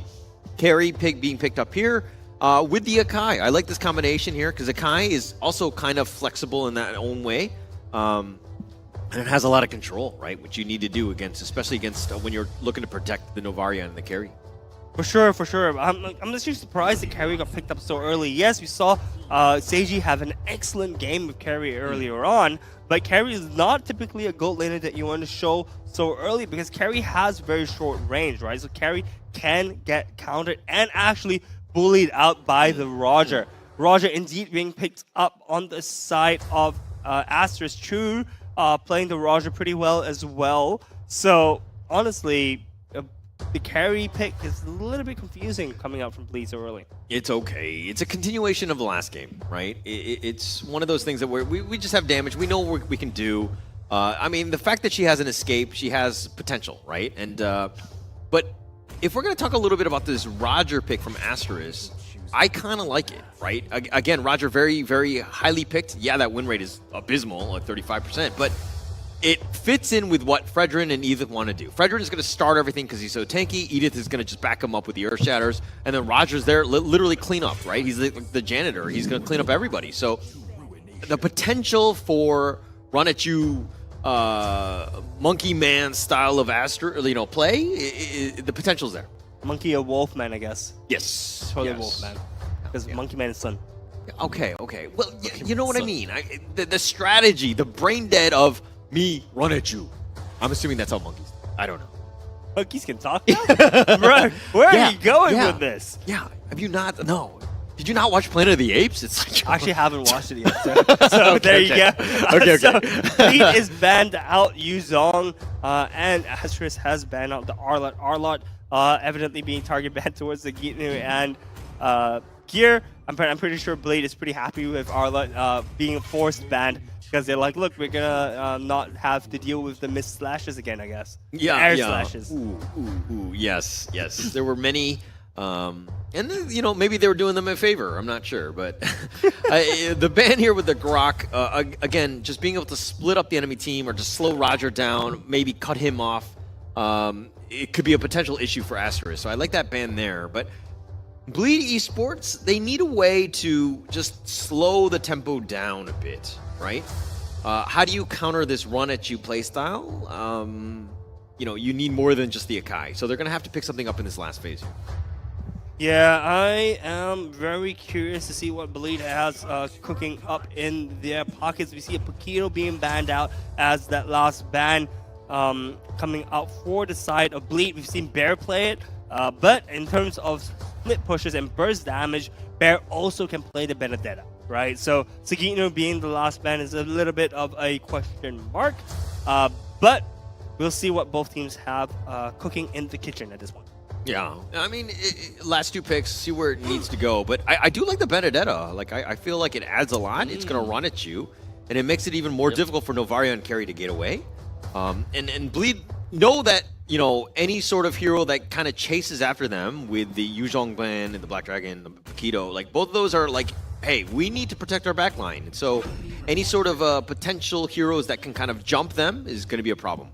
Xborg once again picks up for Bear, most likely. Yes, he could be flexed into the jungle, and but I doubt we'll see JH playing the Xborg. JH loves the Fredrin. It is his main hero. So it seems like Bear picking up the Xborg once again. Third game in a row, my man. Yeah, it's one of the most contested ones. Who picks it up? To be honest, I felt like even decent on Bleed for the Xborg, so I think that's kind of why they kept it open. But the Paquito and the Yuzhong probably bigger threats, so it makes more sense. And you had the potential of giving it up, and Asteris do pick it up, so it makes a lot of sense in this one. Wow, I'm really liking how Asteris' lineup is shaping up right now with the Edith Earthshatter, with the Fredrin Energy Burst, I think, as well as the Last Sanity coming out from the Xborg. All three of them have a lot of big round crowd CCs. And we see the Benedetta being picked up for the side of Bleed, as well as the Carmilla in the jungle, most likely. Okay. You have a little bit of sustainability, you have some damage, and you have mobility, right? And all of those things are good at this stage. Because the counter to Asteris' somewhat tankier lineup is just, being really big and fat. We saw the Carmilla being paired together with the Novara yesterday, which makes perfect sense, right? Paired up with the Star Shatter, Carmilla's ultimate is going to just connect all of Asteris together, and the damage is just going to spread massively in a team that wants to group up, but we see it, Guisan! Wow, we haven't seen the Gusion in the longest time ever. I'm speechless. Wow. First time it's been picked, right? Zero bans, zero picks, zero bans. Yeah, I believe we haven't seen a Gusion picked nor banned. And to add some extra spicing on top, Gusion is always played as a jungler in ranked games, but we are seeing Kiwi rocking the Gusion in the mid lane instead. Almost in a must-win game, RL19, the coach of Asteris, whips out this pocket strat. Let's see how it goes. Okay, but you see, the Gusion makes sense, right? Because if you're lumping all your enemies together, that's where Gusion really peaks, right? Because if you use the incandescence, he pulls everything in together, all his knives come in, and you just bring tons of damage to the opposite team. But we're gonna see right now, going into game 3 of the lower bracket finals. It's gonna be Bleed once again versus Asteris. I am excited right now. My excitement is peaking. Seeing Kiwi on the Gushin with the Petrify, by the way. Oh yeah, it is a Petrify. I mean, it's definitely gonna be a fun game for us all. Understandably, they needed the burst damage coming in from Asteris' side, and they identified that it's probably going to be a good idea for them to find a way to really deal with people on the back line, such as Seiji and as well as Jay. They do have Yon that qualifies kind of as a battery with Seiji. It's almost the same kind of thing, whereby they try to go for pick-off kind of strat, because as long as Yon is able to hit the heavy spin onto someone right to a wall, that's a good long 3 seconds lockdown. I am completely speechless still at the Gushin pick coming up from Kiwi. Excited and nervous. I think for the side of Asteris, you see the Kiwi just exchanging a little bit of blows with Gear. By the way, Gear is not in the jungle. The Camilla is not in the jungle. Camilla is gone for Gear in the roaming position. So we are going to see Yon playing the Akai. There's so much going on this game, man. Yeah, so honestly speaking... Oh, here we go! Oh, Jay! blown up Kiwi! Got caught by FMM with a quick little onwards, and that is absolutely fine and dandy. In the meantime, we do have the turtle that is going to be popping out within 5 seconds, and Asteris is more or less ready to take up this fight, because Jay, going down like that, puts him at level 3 and missing out one entire wave. That's going to be huge coming in for the turtle fight. Oh, it looks like Jay manages to sneak in that last wave, but he does not hit that level 4. You know, he just barely. Barely hit the level 4, so he's going to be able to use the Echo to kind of spot out where everyone is. I hope the Observer brings it back to the turtle fight, because it is 100% happening right now. Oh, immediately with the heavy spin, Sakitnu gets himself the turtle here. And amazingly, Bleed has now gotten themselves with the first neutral objective. Asteris, though, with the first Gushin in SG, this is, well, there's quite a lot of things that they gotta have to prove for themselves. All right, why is Yon, he was not using his Retribution on the turtle, and he just playing with fire almost, and letting Sakitnu, I mean, gets the steal, which is very fortunate for them, but that seems a little risky to me, no? If you look at the cooldown timers, right, of both retries are actually used almost in tandem with each other, right? So I think when JH saw the Retribution being... So when Yon saw JH use the Retribution, they figured out, might as well use it, leave it onto Sakitnu to secure it. Maybe. Okay. Or maybe it's just, you know, the telepathy that went on between Yon and Sakitnu. Yeah. Okay. All right. Yeah, it's very helpful for them, you know. But okay, let's talk a little bit more about this Chu Roger against the Seiji here. I feel like Chu needs to be a little bit more aggressive. As I say that, it looks like he kind of scurried off Seiji a bit, but who are you giving the advantage to? Chu versus Seiji? Chu should be able to out aggro Seiji at this point and push him off the map, but it seems like Chu is playing for his team, trying to move around the map as the window of opportunity opens up as the minions kind of clash in together at the top lane. A little bit of emote action happening from Seiji at the top side, but pretty much stock standard game so far, as we've been seeing, I think, in the past 2 games. Kiwi taking a lot of damage here. He's going to help out with his Fenrir onto JH. FMM is going to make an appearance just to ensure that he's, you know, everything is protected, nothing fishy is going on, and JH is happily able to farm. But now this is the turtle. This is the one that they really kind of need to start pushing for. Because again, the early game, very important for Asteris, because that's their playstyle. I'm looking at Kiwi to see whether he can show up, right? I mean, now he's looking, he's joining the fight. He does get spotted out by the Astral Echoes. Turtle being stolen by JH. There's a lot of people just going to be knocked up right now, and in the meantime, Praise's Wrath coming from JH. It did manage to clip on quite a bit of people. Yon going down to the hands of FMM, losing out the Phylax. And such, it is going to be a single kill for the side of Asteris, while also taking the turtle for themselves. 600 gold lead thanks to that turtle fight happening in the bot side of the river. JH had something to say about the previous turtle. Manages to retrie it before Bleed could. So now FMM is going to recall back to safety. A nice turn of events for Asteris again. The early game champions, I would say. But, you know, okay, Kiwi here. I thought he was going to get gone on by here, so he doesn't be careful. We haven't seen too much. Yes, he's 1-0-1, and, you know, he does have a slight, at least, XP advantage against Jay. But, you know, when do we see the Gujin, like, kind of, like, pop off? What does he need to get to that level? He needs, I believe, if memory serves right, 3-item power spike followed by a team of them clumping together, probably being caused by an Earth Shatter from FNM or by the energy eruption from JH, and then from there do like a huge like 2, 3, 4-man ultimate and manage to just burst the entire team down. Okay, so at least the Genius 1 is already built up on the side of Gujin. It's still great that the Genius 1 has been built up, so at least when it comes down to squishier members on the side of Bleed, it's a lot simpler and easier for Gujin to actually take them down. But the main problem when it comes down to being a mid-lane mage, at least for Gujin, is the fact that he actually clears waves extremely slow. So there must always be a constant rotation coming from the side of Asteris to come in and help Kiwi to keep him around the map and keep him very, very active. If not, Kiwi would not be in most of the fights. In the meantime, the Curse of Blood is just going to be activated only onto JH, surprisingly, while now we also do have the Heavy Spin just going to be racked up. The Appraisal's Wrath just going to be connecting, and Baron successfully gets a kill. JH follows up through with getting a total kill, and in the meantime, Energy Eruption connecting down Gear holds him down onto the spot, granting them a total of 2 kills and a single turtle.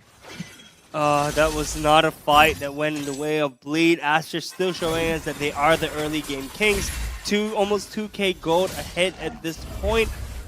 Bleed losing the members one by one, pretty unfortunate. Yon got caught by the full brunt of the lost insanity once again by Bear. Seems like a repeating occurrence.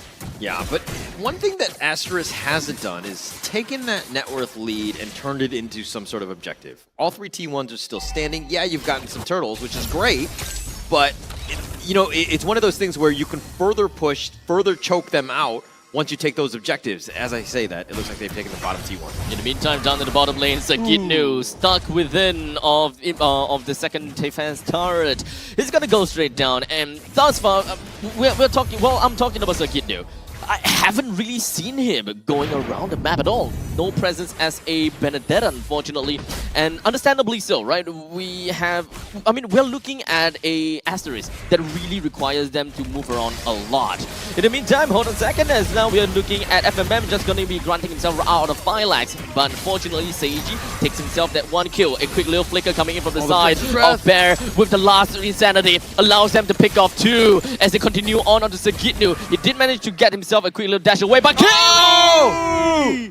That's what we want coming in from Kiwi. That's what we want coming in from Gujin. I love it. I love it. I love the pick off there. The potential was on point. They were chasing them down. That's the Asteris playstyle, right? Now, how do they turn this into a bigger lead? JH is looking to, you know, push the mid T1, but again, that's so important. Yeah, Seiji's down for the count, and he's back up right now, but this is the thing where, okay, you got to get something, you got to get more than just some kills at this point. Yeah, kills, as we said earlier in the in between matches, don't really amount to anything unless you're able to do something with it, right? Asteris now has 2 turtles in their pocket, 2 turrets. Bleed has only 1 turtle in their pockets, but a Lord fight is about to break out. First Lord. In the meantime, I believe that we do have a Kiwi all the way down to the bottom lane wanting to get a kill down onto Sagitnu. It's not going to be all that easy though. But back to the main battle that we're going to have to look out for, and that is going to be the Lord's Dance. Asteris is already posing themselves up in front of the Lord. The Lord's HP has managed to go back up to 100% already, as both of these teams have decided to reset that out all the way. Asteris though, you're gonna have to take a bit of time and wait things out. Kiwi's HP is down to half HP. Conceal on the backside. It's not easy for him to actually do anything for now. Sagitnu is just gonna be joining into the fray. FMM unfortunately completely blocked out and unable to do anything. Chu, however, did manage to get himself a killing spree while Seiji avenges onto Bear. Gets himself that 1 kill. Chu, I don't think they can continue on forward anymore. As such, Asteris will now take a bow and leave with a losing fight. 1-2 for the side in favor of Bleed. Gold lead has dropped slightly, 3k gold only in favor to the side of Asteris. I say only, but it's only 10 minutes in the game as well. So that's still pretty significant. But we have seen Bleed come back from worse, right? And oh wow, look at the damage being dealt by Kiwi, man. That's like 66% of Saginu's HP just gone with one rotation of skill combination. It was decent. I mean, Asteris right there, probably not the best fight to take. I felt like it was very disjointed. There wasn't really any target prioritization. And the fact that JH wasn't the main initiator or the guy getting jumped on, that's the target that you want because he's just so tanky, and then everybody else jumps on top of him. Middle lane, Kiwi got himself caught by Bleed. And now Asteris, they are definitely not going to be looking forward to this upcoming fight, but now that the Lord is already lower than 10% or 50% HP, they really need to reset this. And if they are able to run away, it would be for the best. I don't think Bleed is going to let them go that easily though. Lord is at 33% HP, but with Gyrick dropping below 50%, I think both teams are finally going to leave. Nice. Be with the Lord. A complete reset for Asteris is exactly what they want. In the meantime, Bleed shouldn't have let it reset. Without Kiwi around, it's actually gonna be so much better for them. And CG and J, they literally don't have to worry all that much. Look at Sagino. Sagino manages to take down the tier 1 turret, but he's being matched by Kiwi right now. Sagino should be able to escape from the 1-to-1 head-on confrontation. But Roll is currently enhanced, guys. This is the first enhanced Lord. First to start, but JH is going to eat a meteor right there, and Bear's still up in front. Nobody's really committing to this one. They're looking for the perfect potential start to this. Gear thought about going for it, but he's just going to more provide vision. Bear gets the speed burst. I don't think he's going to go for this. And again, the Lord dance, it's a real thing, but with Saginu now making his way to the Lord, I think they will probably start something at some point. Guys, take a look at how low JH is currently in terms of HP. He has to go and fight the orange buff right now to gain some HP because the meteors have just been hitting from Jay. Yeah, where's the curse of blood? Where's the curse of blood? There we go, but unfortunately he's just gonna go straight down almost immediately. Saginu manages to get a kill down on the FMM with a 1-for-1 trade, but it's AG focuses on the Kiwi. But he tries to run away. The Lycan has managed to get himself away from the grasp of Bleed, and they now understand that Bleed is going to be a very tough contender to work with. And the Star Shadow almost connecting down to JH. Bleed found that opportunity, and now they will be moving on forward by destroying the first defense turret and the Lord. Oh, Seiji, he's doing some damage. You gotta find him. I mean, we were mocking the fact that his range is somewhat short, but man, when you hit like a truck, it doesn't matter how far or how short your attack range is. It's enough. Seiji, his positioning has been on point. He's taken it over. And look at, yeah, Chu is 3-0-4, but if you're looking at that team fight, Chu is on the run. I was just about to say, you know, before this fight broke out, I was gonna say that Seiji is 3-1-1, Chu was 3-0-4. Who is gonna be actually more impactful in this fight? But it seems like the team fight painted the picture for me. Seiji showing off, you know, like he's the #1 marksman coming into the playoffs, right? And this is the reason why. Even with the shorter range, he's still able to find his way, find his positioning in the correct spot so that he's able to output the most damage. And once again, the gold lead has swung over to the side of Bleed. Yeah, 2k gold ahead. Oh man, this fight. The bottom lane, inhibitor turret almost going down. Now the heavy speed coming from the side of Yon. He did manage to blast it onto Bear, but Bear did manage to run himself away. None of the members from the side of Asteris have managed to die just yet, but they did manage to drop down to an all-time low. That was super close by FMM. Seiji was trying to blow him up. I mean, he's 5-1-1 for a reason, and I think that this is a guy where, you know, again, if Asteris cannot find Seiji, like, they should really not be fighting. They need to ensure that they do this. And another thing that we've seen in team fights is that Kiwi is kind of getting caught out. He's like, once he dies, then Asteris have a hard time really fighting. Again, you want JH to kind of be that front liner, and then him coming in on the sides and things like that. But the team fights have not gone their way. Yeah, for sure, but you know, we can't count Asteris out just yet. You know, there's still the potential for Kiwi to just blow up the entire team. And keep in mind, Gear is actually pretty squishy right now. Gear doesn't really have a lot of defensive items built up yet. All I can see is that he has the Dom Ice as well as the Immortality built up, but that's it. He has a cape as well, but honestly, he's not that tanky as of right now, and he is getting blown up. He is getting caught out, but Camilla needs to be in the middle of things, right? So honestly, Gear is a little bit caught in between a rock and a hard place, but thankfully Seiji is there to cover him up, and he's able to take on the kills that, well, Gear was not able to continue on. Okay.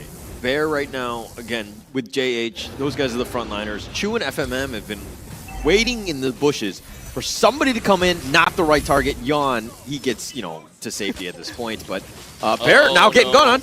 Bear got caught because everyone is just going to be hiding inside the ZBrush, but he's going to be okay. FMM is just going to be jumping over to the background, but unfortunately, Yon with the heavy spin pushes him all the way into Seiji. As now, Asteris losing their FMM, realizes that they no longer have that front line that they so desperately need. That heavy spin was just a snap away. Yon ready with a quick button press and just throws FMM all the way into behind the mid turret. Oh man, that was immaculate timing coming out from Yon, but he does not have heavy spin for this Lord fight. Ultimate economy wise, Asteris has everything. Has everything, but Kiwi, he's getting focused. He does dodge the final blow. The Electro final blow. But the Lord... Petrify has already been used. That's not going to be good. But maybe Asteris is just going to be taking the opportunity to do something. The last insanity going to be popped. JH takes the Lord. Bear is going to be taken down throughout the midst of all of that. Yon just going to be running himself right into the face of Asteris, but realizes that maybe they don't follow on through. Honestly, that wasn't too bad, I think, for the side of Bleed. Yes, they gave up a Lord and one Enhanced Lord, but right now they have full map advantage. Tier 3 turret broken down in the bot lane. Top lane, Tier 3 turret very, very, very low. And they still are very healthy in terms of turrets, right? They still have all their mid lane turrets. They've got this Tier 2 bot lane turret. But honestly, they should be able to deal with this Lord and just run away. Keep in mind, they have the carry, right? Carry can just shred through this Lord in an instant. Sagitnu. Oh, maybe Shadowblade swapped and Sword Spike. No. He did manage to connect on the Sagitnu, but unfortunately, he did manage to get himself away from the grasp of the Kiwi. And now, with the heavy spin connecting on the FMM as well, Asteris loses too. Oh, Sagitnu being that bait for the side of Blade, drawing Kiwi in. Kiwi thought he had enough damage, but he was a little bit lacking. 2, 3, and 5 right now on this Grecian. Grecian still questioning the pick. I mean, it makes sense on paper, but he's not able to execute it fully. I wonder if it's just like not really comfortable with the hero because Bear. No, Petrify. Petrify just going to be connecting Chu as well as Bear needs to run for the hills. JH is going to be the only one remaining, or rather, Chu and JH the only one remaining as the Star Shatter connects down onto Bear. Kiwi is now back in the game, and Bleed understands that time is of the essence, yes, but they cannot be complacent. They now fall back and wait for the right opportunity to spring back in the action. Shatters Bear's hopes and dreams just like that with the one skill. Man, the timing is on point. Jay is amazing and shows us why he's holding the highest, the trophy for the highest damage dealt in these past 2 games. Okay, well, look, Seiji is... No, Seiji's been doing it. I mean, it's neck and neck, right, with Jay. 100%. But Seiji has been... He like, literally set him up so that Jay could get the snipe out with the meteor/donut. Whatever that skin is. I mean, he was just completely like tearing it up. But heavy spin. Oh, Kiwi being locked in again. Oh, being caught again. This is not good for Asteris. As long as Kiwi just keeps getting caught, Asteris lose a huge chunk of damage. A huge chunk of damage indeed, and a huge chunk of damage was thrown back at Kiwi's face. Kiwi getting caught like that is not what Asteris wants. Honestly, this is a very, very surprising performance coming out from Kiwi. Kiwi, once again, typically has the highest KDA. I believe it's the 2nd highest in the whole of MPL SG. So this is a huge surprise coming in into this game tree. But guess what, guys? For Asteris side, I'm just going to shrug this off, okay? Yes, it's the 3rd game, but they still have 2 more games that they can come back on. And by the way, this game is not over yet. Yeah, not over, but still not looking good. I mean, the net worth lead at this point. Oh no, the onwards coming from FMM didn't connect on anyone. At least Earth Shadow did manage to land on 2, but his HP is not looking good at all. As he immediately go for the Primal Wrath, he didn't even manage to hit anyone at the point in time. And now Sagino and Gil, they want to focus down on the JHJ. His positioning, he really got really close to Bear. But now the rest of the members from the side of Asteris understands that they can no longer fight for that Lord. Asteris having to play tower defense right now. All 3 towers stripped away from them. Lord going free to the side of Bleed. 5k gold leading in the 20-minute game. Guys, we've had 20-minute games back to back to back.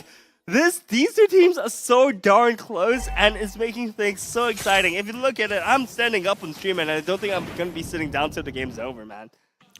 Still neck and neck at this point. Obviously, Bleed have that advantage. Where can they potentially screw up? And I feel like with this Lord push, you know, Asteris right now, it's all hands on deck in terms of this base defense right here. But finding that opening, difficult.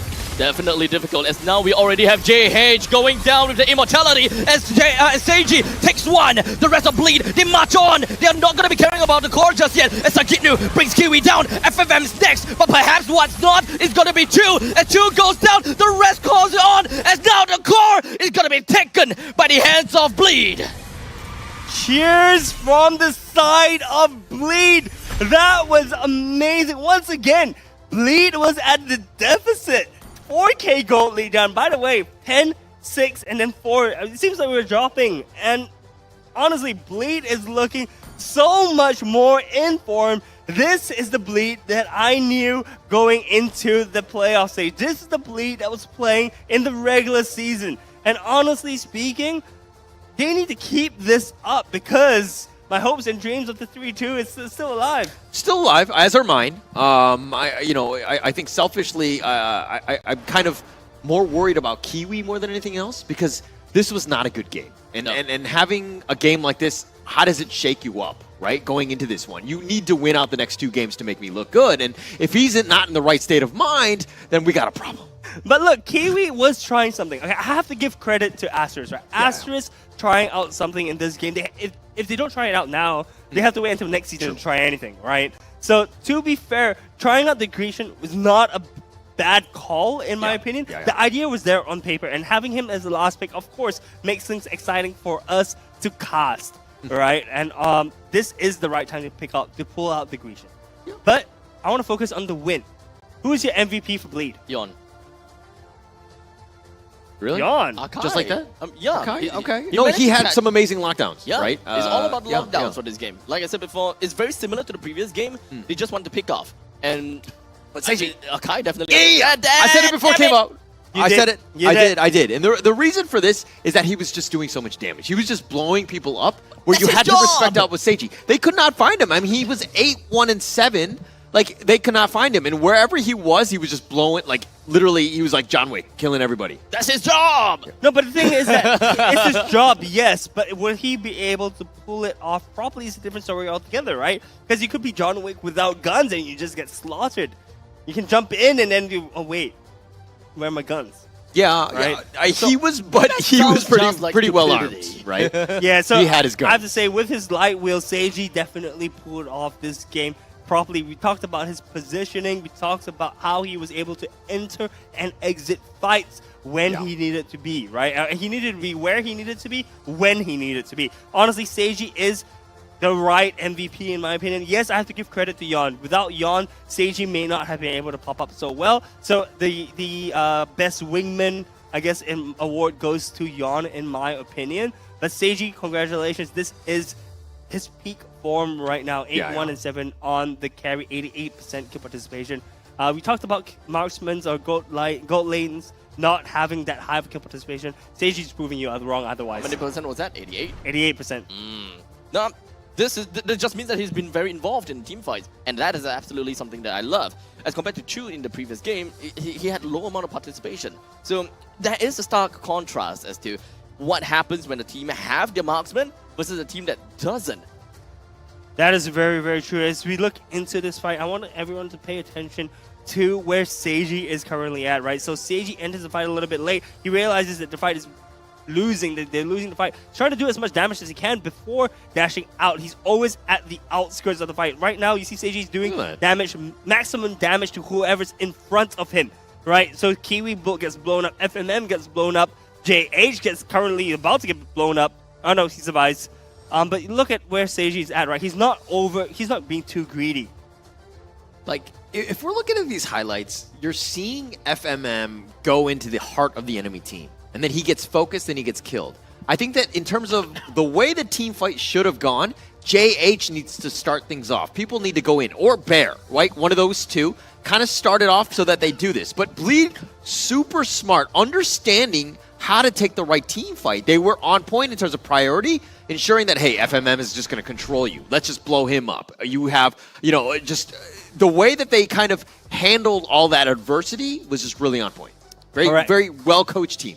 For sure, and this is, like I mentioned before, Bleed was playing like this as a team in the regular season. So this is what I expected to see from them coming into the playoffs. Now they're 2-1 in comparison. Asteris finally, the team with more kills, finally won the game. But let's look at the item builds. Right now, I mean, Seiji pretty much a standard stock build with the Winter Trunken being built instead of the boots, or changed for the boots in the late game. Chu actually not being able to change his boots for immortality yet shows that Seiji was that much more ahead than Chu was. Well, one other thing that I'm looking out for is the fact that Sagino is looking at about 13,000 gold as well. I will assume that he haven't really managed to get much gold to really change the boots away as well. Kami, we're looking at Benedetta. Benedetta can definitely not require boots. And just kind of like walk around completely bootsless, shoesless, and the kind of stuff. He still can be relatively fast. But to be fair, Sagitnu did manage to pick up a triple kill at the end of the game, so there is probably quite a lot of gold in the bank that Sagitnu didn't manage to use because the game was just simply over. Yeah, I have to say, I want to shift the attention over to gear, right? Not in terms of his items build, but notice how well he was able to play around being blown up. I think in the earlier part of the game he was at 144 at some point, right? But even then he was able to come back from that and became a 1-4-14. So Gear, even though he was dying very early on, he was dying for his team, but he was able to make a comeback later on. And look, his items isn't fully complete either. He had the Dom Eyes for the longest time, he had the Cape for the longest time, and the Immortality, but that's pretty much all he had until the late game. So huge props to Gear for making it work with what he had so far. Just really well played. I think the itemization was on point as well. Gear, don't count him out, right? I think that even if he might have a rougher start, he's going to find ways to make an impact in the game, and you've seen exactly what he can do, right? The fact that he ended up 1-4-14, just, miles, so to speak, in terms of the net worth, like 2K over FMM, which is pretty sizable at this stage. For a 20-minute game, I would say almost an expected way of winning by bleed, right? Everybody just understanding their roles and playing to the T. Like, you could have kind of put almost anyone as an MVP because they really showed up that game. For sure. I'm very, very interested in Chu actually picking up the Master Assassin emblem, actually. 7% more damage to lone heroes shows that he wanted to go after Seiji, trying to get kills early from Seiji, but Seiji actually kind of out-predicting that because, in lane, if you look at Roger versus the carry, in early game especially, the Roger carries a lot more of a kill threat, right? So I think both players recognizing that the advantages and the weaknesses they have, and Chu picking the Master Assassin showed how aggressive he wanted to be going into the game, but was not able to actually secure the kills early on against Seiji. I'm sure that Seiji picking a full fighter emblem with the base common emblem made a very big difference in their laning potential as well. Being unable to die with the Brave Smite as well as the Festival of Blood, I'm pretty sure that it contributes a lot, which probably been why Chu couldn't get all of these kills. In fact, it could also be one of the main reasons why Kiwi couldn't get kills off of Seiji, because of all these intermittent healing that Seiji is capable of getting for himself. Yeah, it was tough. They weren't able to find Seiji. And again, you know, Kwasong, you mentioned the fact that how Seiji's positioning was on the outskirts and he was like perfect, right? And he largely was with only one death. But I feel like Asteris need to do a better job. Like, you cannot be taking any sort of team fights if you don't have vision. You don't know where Seiji is. You should not be fighting. Or you need to find out ways for Chu or, you know, Kiwi to just get on him to just blow him up. Because you kill Seiji, and it's pretty much this team is going to fold, right? Yeah. With how much damage Seiji provides. Yeah, for sure, you know, and the thing is, if we look at the stats right now on the screen, Seiji, rich guy, Seiji carry. Once again, he's playing carry, and he is the carry. 185k damage dealt, not as high as Jay in the previous 2 games. Jay this time taking more of a support, a utility kind of role, but Seiji really being the star and stepping up to the stage. And not to mention Gear also being that wingman for him. 14 total assists. It's kind of nutty right now. Seiji and Gear, remember we said 2 players need to step up today, right? We needed to see Seiji, we needed to see Gear, and I'm glad that the 2 of them have stepped up. And whatever they're doing in the back of the room is working for them, man. Yeah. And I mean, this is what we wanted, right? Like a better early game, because it shows more dominance in terms of this league, right?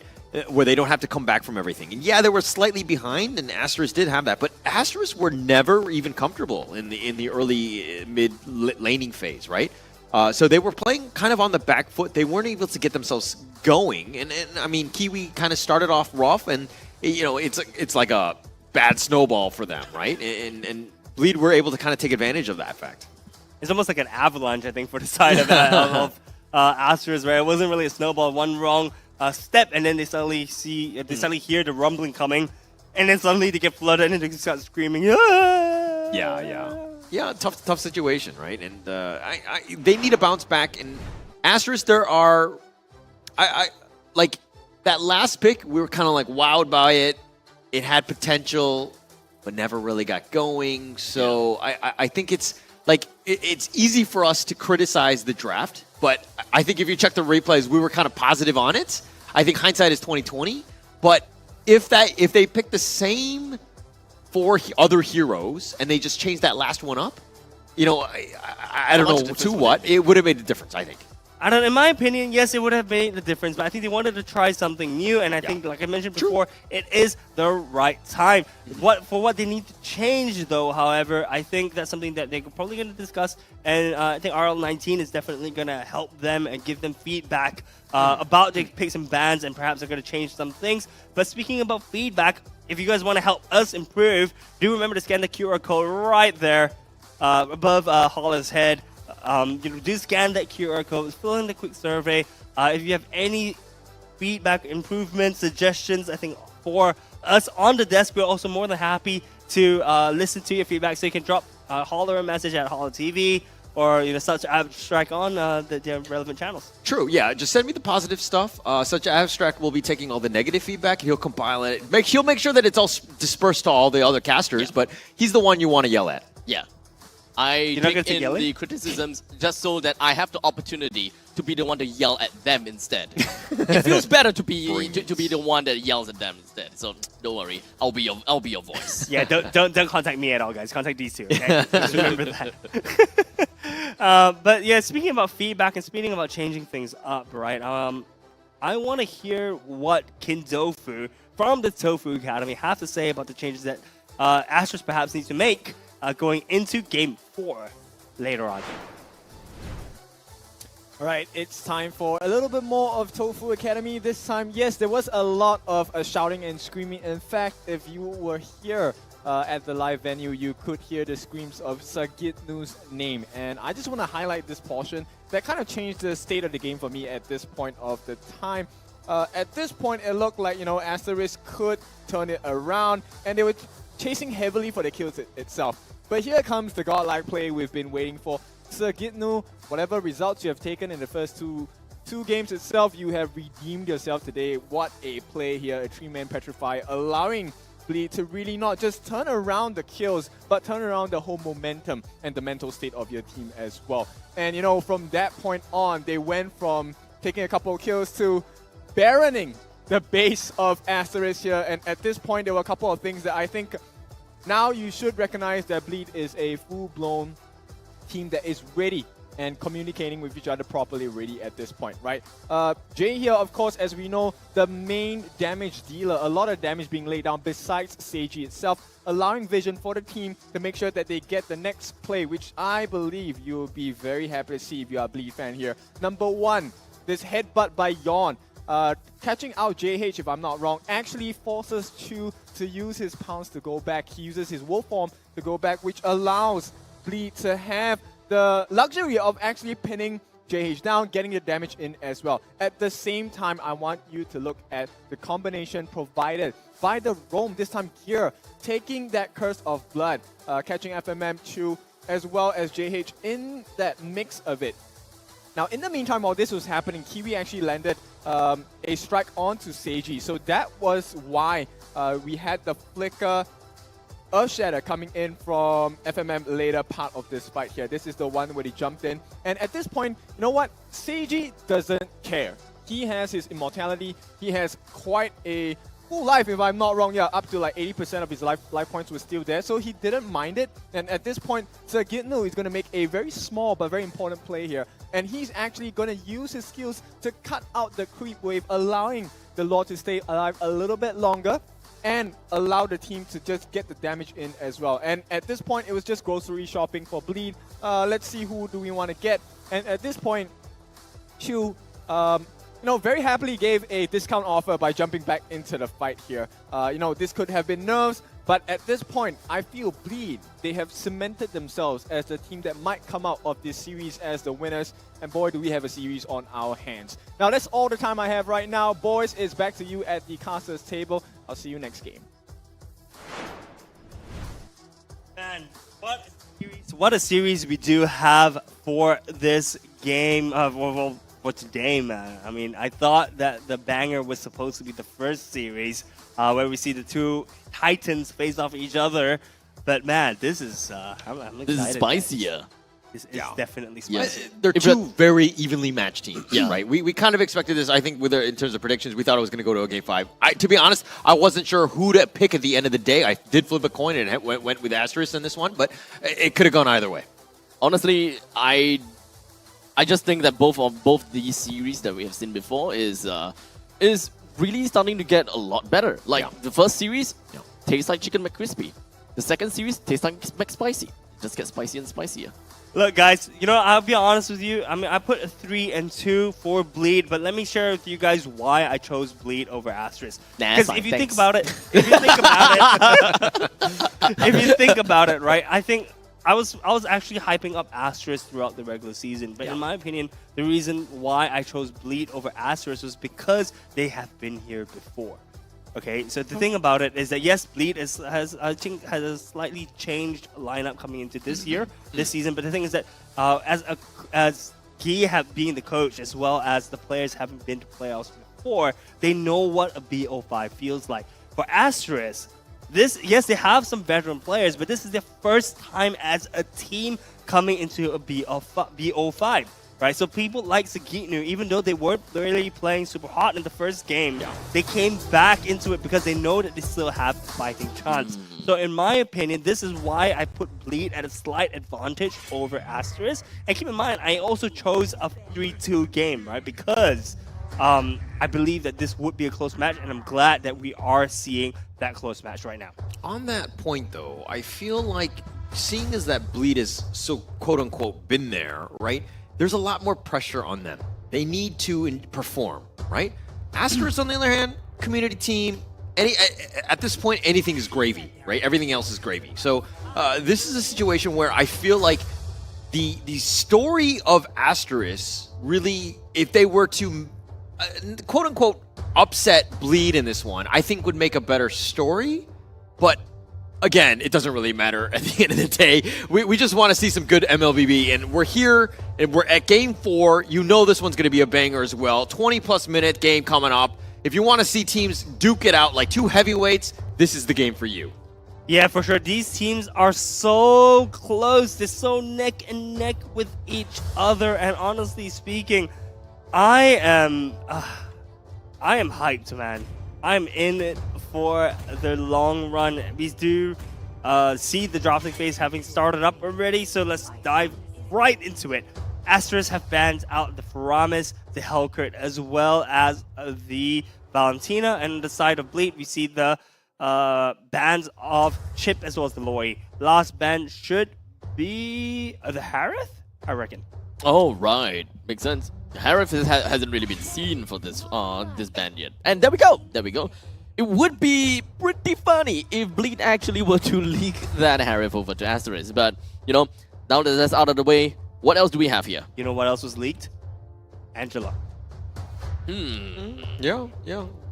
Angela has been leaked through, and so far I believe she's something like the high 90s pick-up ban rate, even potentially a high 100%, right? So Angela being leaked here, the question is, does Asteris or Bleed pick it up? It doesn't feel like Bleed would pick her up. You know, they're not Gear more of a fan of the fighter type roamers, so I'll be very surprised if Gear picks it up. And no, we see Novaria getting picked up. Novaria actually being able to be played by both Kiwi as well as Jay and Gear. So Novaria is in contention. Angela's still up for picks, but I don't think Angela will be picked by the end of the drop phase.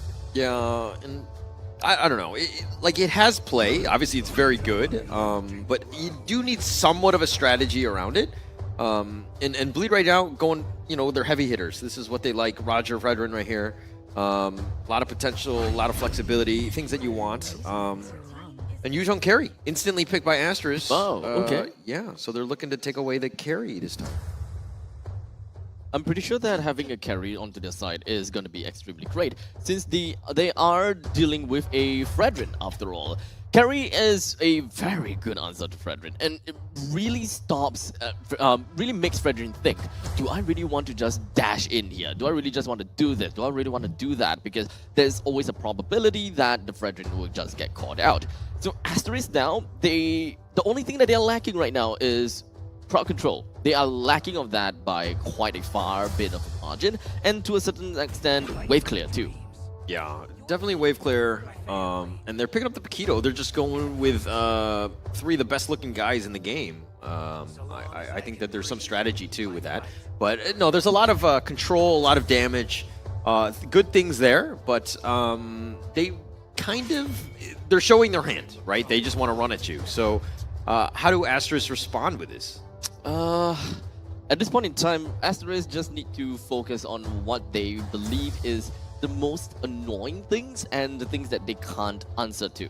Right now, tanky heroes is something that they have an answer to. Yuzhong can definitely deal with backline mages and so on and so forth. So at this point, they just need to blanket ban heroes that haven't been picked. Mage, for example, because they already have picked up Novaria for themselves, so having Fasa or Eve, these 2 heroes are arguably good because Asteris themselves have the high ground. As long as they ban the Eve as well as the Fasa, they are actually eliminating quite a bit of high ground for the side of Bleed. Yeah, but you're kind of worried if you were, as Bleed, if you pick up like the Farza or the Eve, like the Yuzhong jumps on you, right? And getting to your back line, not great. Right now, Yuzhong, who are you going to grab onto? Who are you going to jump on, right? The Roger, he probably wants to be in your face anyways, so it's like, you need a mage, you need somebody kind of sit back, but you don't want to be too static, I would say. You want to move around. Moving around kind of mage. I believe that if we want to look into that point of view, Lilia could also be another point of contention, since Lilia is arguably pretty strong in lane and gives the lane priority over to Bleed. Because Novaria, from a relatively far range, the Star Shatter can actually do quite a lot of damage. So clearing out the waves, no problem. But Bleed now, they do have a Roger, they have a Paquito. They generally can go for more of a pick-off strategy. They haven't really had much of the opportunity to pick up heroes such as a Franco because of the suppress. There could also be a chance that they could pick up a Cho for themselves. In fact, we have seen Jay play a Cho in mid before. So it wouldn't be too out of the question for us to see Bleed actually picking up a Cho for mid. But that also means that they need to supplement that with more damage somewhere else. Yeah, but if they just go all melee, there are some gaps in this draft then, right? Yeah, it will be difficult because of high ground. Yeah. You're going to have a hard time there, and I think they do need to balance it out a little bit. They need to go a little bit more squishy / damage dealers. Mage is probably preferred at this point, but you need something to kind of round out your draft. Asteris right now, looks like they're kind of, what else? Like, you probably need some more beef on that team, right? Team Asteris? Yeah, Asteris definitely need some beefiness. They need some crowd control. As such, heroes such as Tigreal, Akai, they are all pretty standard picks that we can definitely expect coming out of Asteris. What other tanks we can expect here? Edith has been banned, unfortunately. So I think going for conventional tanks may actually be a better idea. If they want to play the Carmilla, I will say that Carmilla is still a decent pick because the opponent has a Fredrin and is a very good target for you and carry to actually just focus down onto the Fredrin, which will eventually leak out to the rest of the team. Yeah, but look at this Grok pick here. Okay, you got your beef with Akai and Arlott. Frontline guys that want to that can potentially, disrupt and push people around. So you have a lot of ways to kind of keep Carry and Novaria alive. Now, on the other end, Bleed Esports picking up the Grok, going with the 4-man, just run at you melee strat. I see some potential issues here. And what is that? What is that? Just 4 melee guys. Of course. High ground is definitely the issue. Yeah. And there's no way that they... Okay, there we go. There you go. To target that, we do have a Sicilian that have pretty good high ground. Yeah. The bad impact itself have got massive amount of damage all across the board. So, and also, it does seem like this is the first official Sicilian game in MPL SG. What's with these mid laners picking these off-meta picks? First we see the Grecian, then we see the Sicilian. Guys, we are in for a long game. Even though this is like the first Sicilian in MPL SG Season 7, it doesn't feel too off of a pick. It feels as though we have seen it quite a lot in previous seasons or something along those lines, because Sicilian is a very hard hero. Hard as in when it comes down to consistency as well as when it comes down to growth. Sicilian can definitely stack up quite a fair bit, and it's pretty scary and annoying to deal with once we reach the late stages of the game. Yeah, Sicilian has a passive where he gains, I think, more mana as long as he hits an enemy hero with his skill, and the more mana he gets, his ability skill with that, right? So he's going to hit harder the more he hits his skills, and the later the game grows, the more his damage is going to grow. So we are in for round number 4, I believe, of MPL SG Season 7 of the lower bracket semifinals. We have Asteris versus Bleed Esports. Right now, the score is 2-1 to the side of Bleed if you are just joining us. And wow, if you're just joining us, you are in for a ride, and you need to go and watch the first 2 games. First 3 games. 3 games. Yeah, I mean, like, look, every game has gone the distance in that sense, and it comes down to the micro plays, like the little late game decisions. And that's kind of what's turned this one on, is that it's been so interesting because you have something that's like, you're making mistakes, and how does the other enemy team capitalize, right? Like, that's the biggest thing. Like, you don't have the stomps, you don't have the full control that you might see from, some of the other teams, but these are 2 evenly matched teams that really want it. Yeah, being evenly matched is just so nice to watch because you're seeing some pretty high-level gameplay, I think, coming out from both sides. You see, yes, mistakes being made, of course, but, it's high gameplay nonetheless. And I'm excited to actually see the gold lane a little bit more because we see Seiji versus Chu. The tables have been flipped. This time, Seiji on the Roger, but I have to give credit to Seiji. Seiji does look like the better Roger player overall, so I don't want to see how much of a difference it makes in this matchup. All right, back in the top lane, Seiji and Chu. Okay, we're going to jump to the turtle here. Bleed Esports probably pushing back FMM. He doesn't need to deal with this. Now, Akai is still up in front, JH that is. He will be scared away, I would think, but this is going to be a close one here.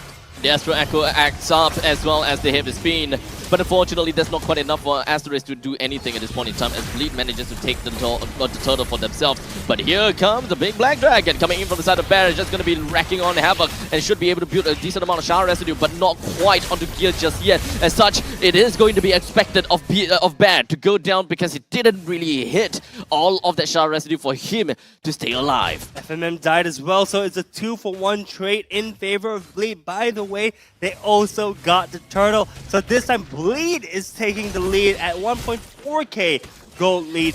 3 minutes into the game. That is actually pretty significant for Bleed. We have seen them, once they got a lead, they haven't let go of that lead.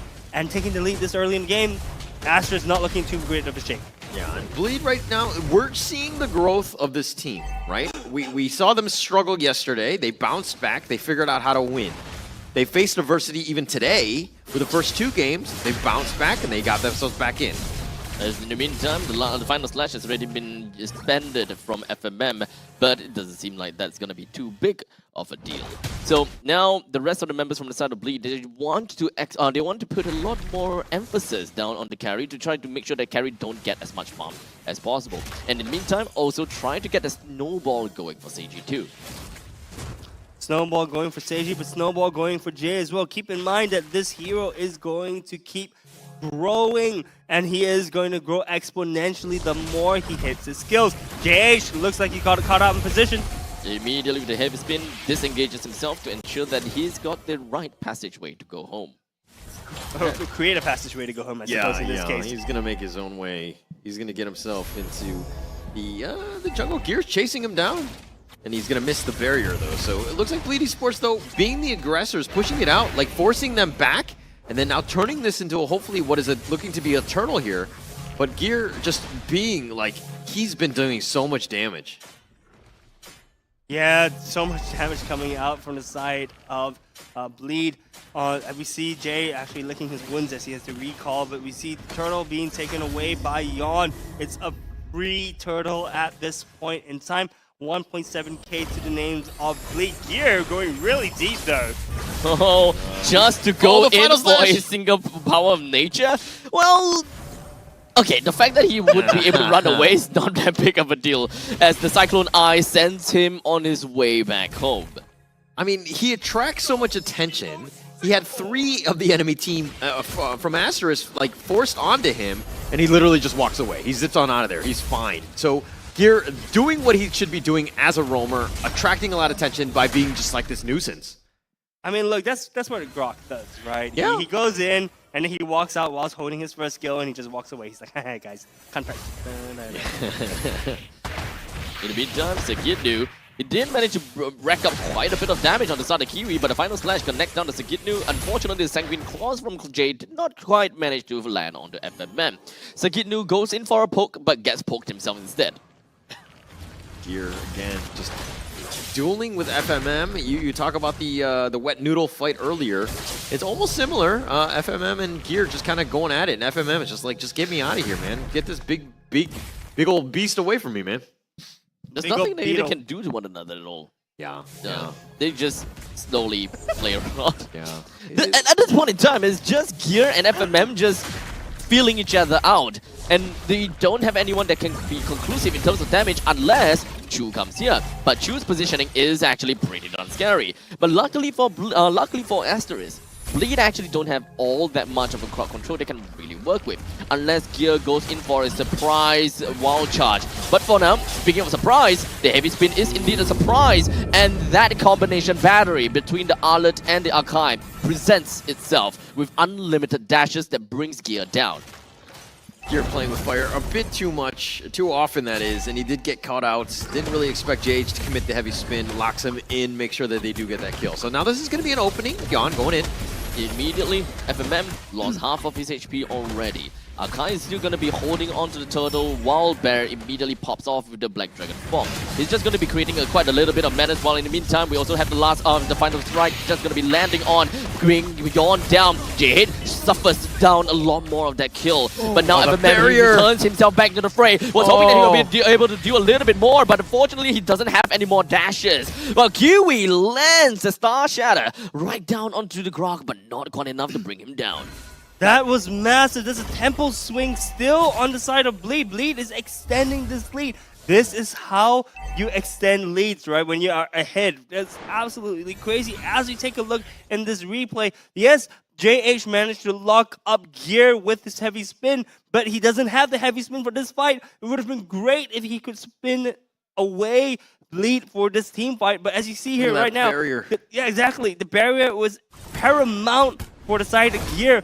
Honestly, that was a very, very well played team fight for the side of Bleed, noticing that JH does not have this heavy spin for the turtle fight, went all in and came out the winners of that fight. It's scary that Seiji got 2 kills in that one. Jay has been quite amazing. I mean, he's got a 2-level difference against Kiwi.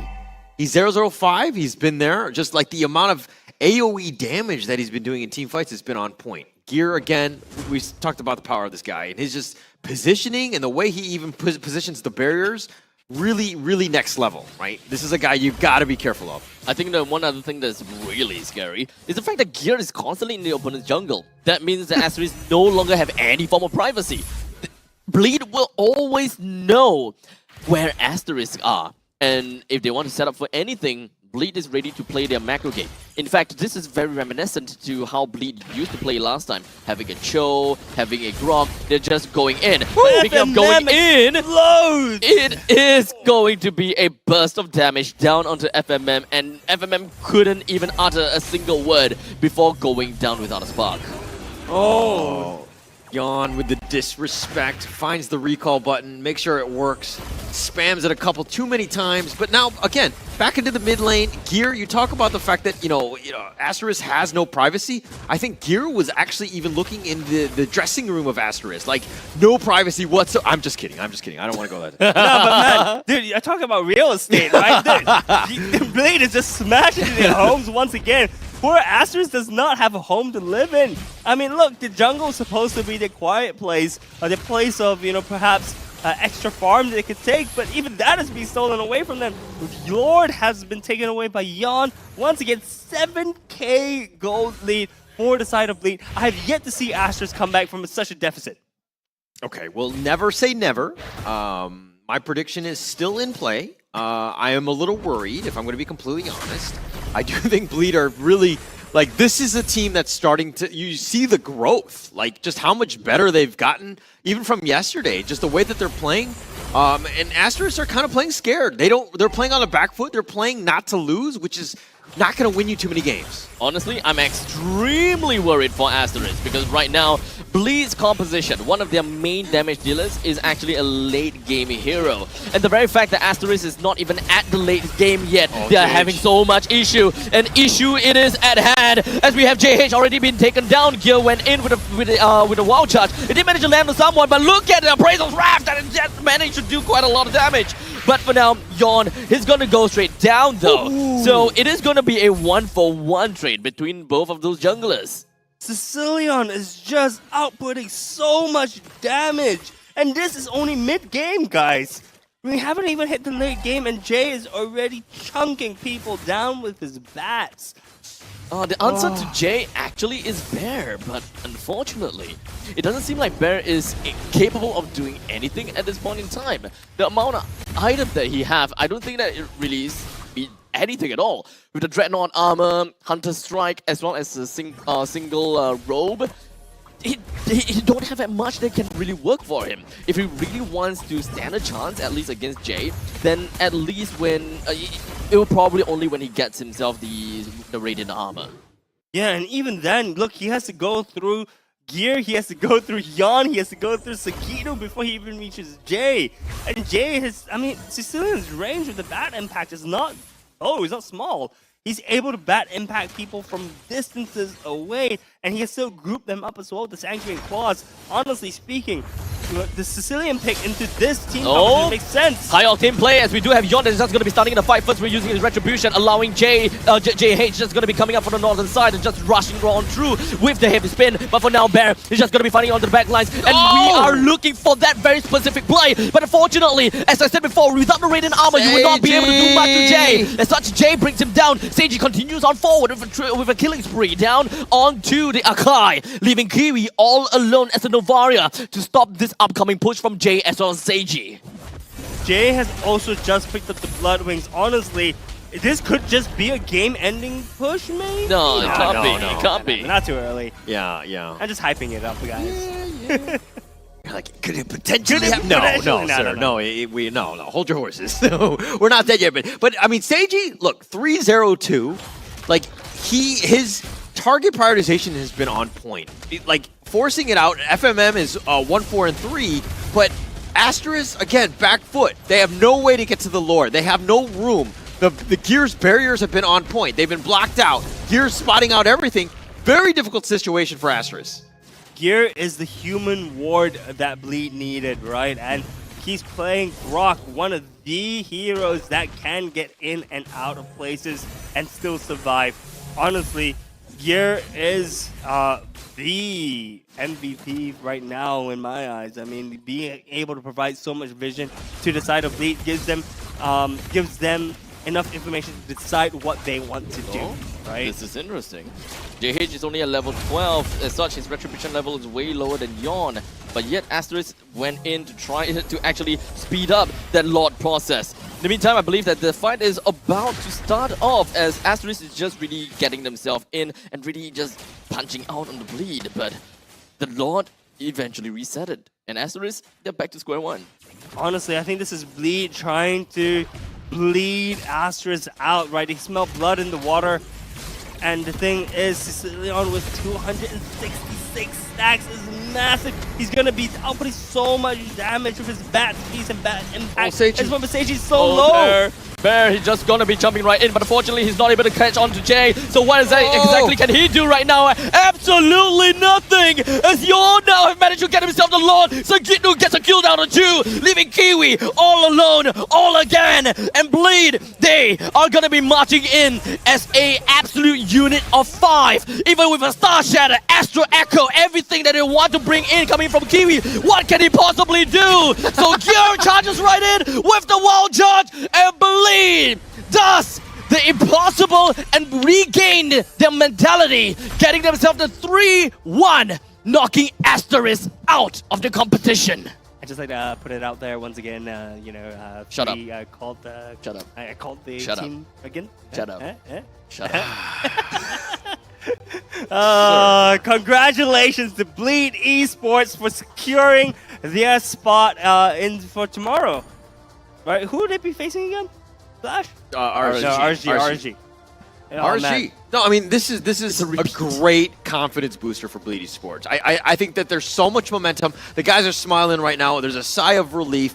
All of these guys are just kind of like, there's so much pressure, right? You need to perform. If you were to get knocked out and you were going to be the 4th place team, they would have had some struggles, right? That team right there, this is a much needed win. The fact that they won yesterday, they won today, and now they're going to move on to the losers bracket or the losers finals speaks volumes about the how tenacious this team is and how much they really want it. Yeah, I mean, look at that. A great sportsmanship coming out from both sides of Bleed as well as Asteris. You see smiles from both players, even though Asteris just took the L. But huge congratulations once again to Bleed. It was a spot well deserved, and like I mentioned before, I am glad this game went to a game 4. It could have been a one-way stomp, but even all up until the last game, the first 3 games were super close, right?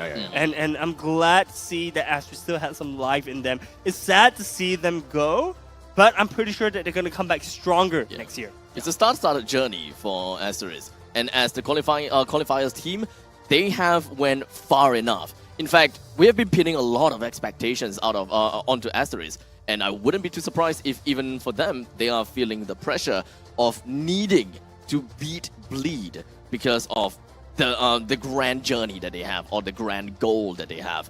In fact, Bleed is still one of the top dogs all in all because of their progress in the regular season. The only reason why a lot of us, be it the viewers or the casters, have got more of a expectation. Sorry? Expectation. Expectations, yes. From Asteris, it really boils down to the mentality of Bleed, which wasn't all that good yesterday. So, Bleed being able to come back from that mental breakdown and being able to reverse that altogether, I'll give them my applause. Yeah, huge applause to that, right? And I think that was the big question that we had as casters going into this match, whether Bleed was able to recover their mental state coming into this match. And I just want to say, MVP for me, Gear.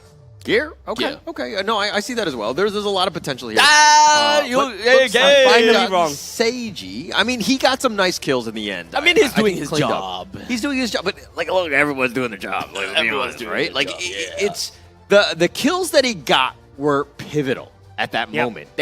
If he doesn't get those kills, this game might have gone a different way. That is very, very true, but they wouldn't have gone this far in the game if they didn't get the information that Gear was able to provide. But I'm not discrediting Seiji. Seiji was phenomenal this series, right? Seiji was absolutely phenomenal this series. He was able to carry the team on his back, bringing in all the kills that his team needed to get this far. Sorry, Kwang. What was that forehead rub on Seiji just now? Oh no! Nothing. That was a little bit of a mark on my screen. That's all. No, okay, got it. Because only like from my rubbing his head for perspective, good luck. it was only from my perspective as you're talking about Seiji. You just happened to be rubbing on the forehead of Seiji. I was like, what the heck? There's a little spot on my screen. That's all, man. I don't know what kind of fantasies you have, but I definitely don't have those. I just share in those fantasies as well. But yes, once again, huge congratulations to Bleed. I think both Gear and Seiji really stepped up to the plate today, and they really showed us why they are Bleed, right? Why they made it so far. And honestly, I'm happy to see Bleed in this kind of form as we see them into tomorrow. But let's hear from the mic check as we check it out. What the? We can. Oh my god. Guys, they're trying to kill me.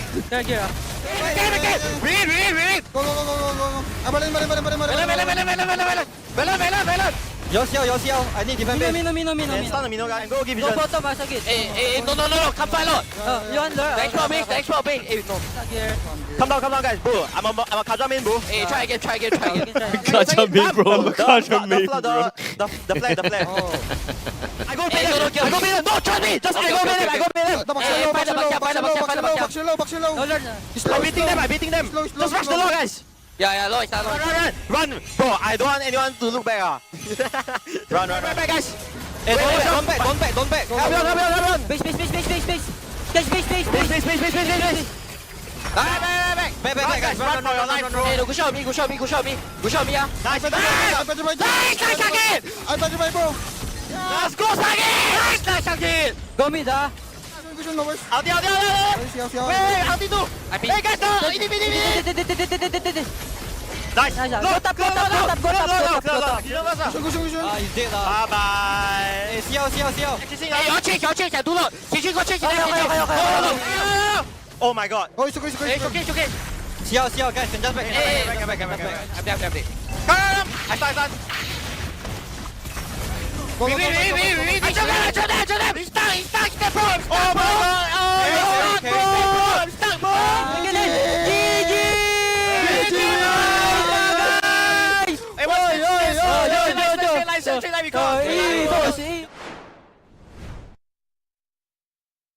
Oh, death. What do you say? I'm deaf. What? I'm deaf. What? I'm deaf. You're deaf? Huh? I'm deaf. You're deaf? I don't know what's going on. I couldn't quite hear you. What? Excuse me? What? Excuse me? I couldn't Sound hear anything. warning I'm now if deaf. it wasn't too late. My ears kind of bled a little bit from hearing all that screaming, but I love the communication. If you actually hear it, right, besides the screams, you could hear Gear actually making the calls every single time. Don't Right? turn back, Huh? Sorry? What did he say? Don't turn back, or something? No, he's like, I'm a casual Don't let me guys. catch anyone I got this. back. He's like, I got this, guys. No, but honestly speaking, right, Gear, huge props to you for being able to control all that energy from your team and directing it to the right people at the right time, right? You saw every single time he was saying, look, guys, trust me, I got this. I'm the Kaja, trust in me. Or, you know, we got, for example, FMM got cut out. We're going to deal with that, right? So, honestly, huge props to him and the rest of the team for playing out this series immaculately. Look, Yeah, can we also talk about, I mean, Gear, like his comms are on point, his play was on another level. Seiji was MVP, but let's talk a little bit about Jay, right? The Sicilian pick, the first one in this season, and you're kind of questioning why isn't he picked more with how much damage he did. The fact that he was 4-0-10, almost like played a perfect game by Jay, and we didn't really even talk about him much. But I think that this is a guy that really needs to, like, he needs his time in the sun as well, because he literally carried this, you know, from more of a support mid lane. Well, the thing is that if you put him in the sun, he's just going to burn to death. I mean, he's a vampire, man. Stop trying to kill him. Jeez. I'm talking about the player, like Jay himself, not the actual, you know, like, come on, man. But yeah, 4-0-10 is indeed a very impressive scoreline coming from the side of Jay. Especially since we know that Sicilian is not necessarily the strongest mage in the early stages. Because what we want from mages is level 2 power spike. But here we have a random Sicilian, bad impact. What kind of damage is this? And then you pull out a Sanguine Claws and a bad impact again. Oh crap, I'm out of mana. So what kind of sustainable mage is this? So at least when it comes down to Jay, he understands what he gotta have to do in the early stages. He finds himself in the midst of a team fight and then back in the lane. He have a very nice, very perfect kind of balance between all of that. He knew when to be in for fight, he knew when to be back in for the lanes, and just ensuring that Bleed's timeline for a victory all the way until 0 minutes to 14 minutes is just immaculate. Yeah. Flawless game. Like I think that Bleed really just stepped up. Like Sagitnu, like Yon, like the plays that they made, the objective, and just how they controlled the fights. Right, every single fight from Bleed was like they had sentries at the right position so that Asteris could never get that flank or that potential steal because of just how their positioning was. Bleed played a very good game.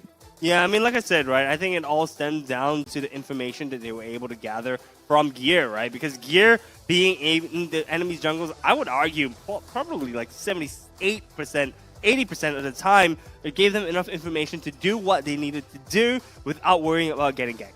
One thing that as much as I don't want to, you know, state this out because Kwa is the one that stated it, so I'm actually just giving him even more credit for it. I'm not as much as I believe that Asteris did a really good job throughout the entire season, I would say that it really boils down to that stamina. Asteris' stamina and their inexperience on the MPL SG stage definitely took a toll on them, I believe. We are starting to see them starting to lose their steam, and a player such as Kiwi, who had an impressive score all the way in the regular season, yesterday's games and such, but today we saw him starting strong, and then slowly it starts to climb down, down, and down ever since we saw his Gusion coming in. Yeah, you talk about the inexperience, but Asteris, this is the thing about Game 1, right? They were winning, they let their team come back, but then they were able to pull it out, right? And it's one of those things where, okay, I feel great. But it took a lot more of a mental toll. Game 2, they had the same situation, but they lost that one. So now you're in a situation where you're like, oh my gosh, are we going to do it again? And so we kind of struggled throughout. Game 3, yeah, they had a slight lead, but they weren't, I mean, like, as the series went on, they got kind of worse and worse because of the whole shakeup. It was 10K, 6K, and then 4K, and then they didn't even have a lead this game, right? So honestly speaking, like I said before, having the experience playing on the stage this large, right, goes to show the inexperience as a team. But keep in mind, guys, this is their first season. I have the utmost confidence, guys, that these guys, this is not going to be the last time we're going to see this team as this shape, right? They're going to continuously evolve in the off season, and they're going to keep growing as players. Keep in mind, guys, this is their first season, right? I said that before. But can you imagine how they're going to look in the second season? Yeah. They're only going to keep growing from here. Yeah. Right? I mean, look at this. This game didn't even touch the turrets. All the turret damage was being dealt by their minions. And even the sandbag, the person that took the most damage, was also Gear, which we usually see sandbag being given to the team that lost. But Gear took the most damage as he absorbed the most amount of aggro as he kept going into the enemy jungle, right? Jay, by the way, is the rich guy, the carry, as well as the best wingman. This man, I think this is the first time I've actually seen this where one person has taken 3 titles, by the way. This guy is just quiet, dude. You can just see how quiet it is, but yet he's pulling so much strings behind the scenes. Yeah. Pretty crazy, Jay. It's completely behind the scenes, but you know that's the thing where we need to give some visibility to the guy because he was on point. The fact that he was able to like do so much damage, provide so much AOE, where Bleed just wants to run at you, and they have all these melee heroes. Like Jay, that's exactly what you wanted. It totally rounded out the draft, and it's a perfect game by Jay. Yeah, and honestly, the last pick, I believe Sicilian was the last pick, right? So it was the perfect choice of the last pick, and I wonder how long Bleed actually kept this in the back pocket, because that did not look like a first-time Sicilian player, man. No, it looks like he's been playing Sicilian for quite a while, so I'm very, very interested to see how long he has kept that waiting for the right time to pull it out of his pocket, right? But anyways, I think that is it from us for today. So thank you so much for coming out and watching us. We will be back tomorrow, I believe, bright and early with the morning cast. Yeah, I think it's like 10 a.m. See something like that. Yeah, right? yeah. But for now, let's throw it over to the Tofu Academy. Kinzofu, my favorite kind of tofu. Take it away. All right, last lesson of the day at Tofu Academy. I mean, at this point, it does pay to have experience. Asteris, they had a very good run of the season coming in from the qualifiers all the way till the end, right here on the second day of the playoffs. So let's run through a little bit about what went down on that final fight itself.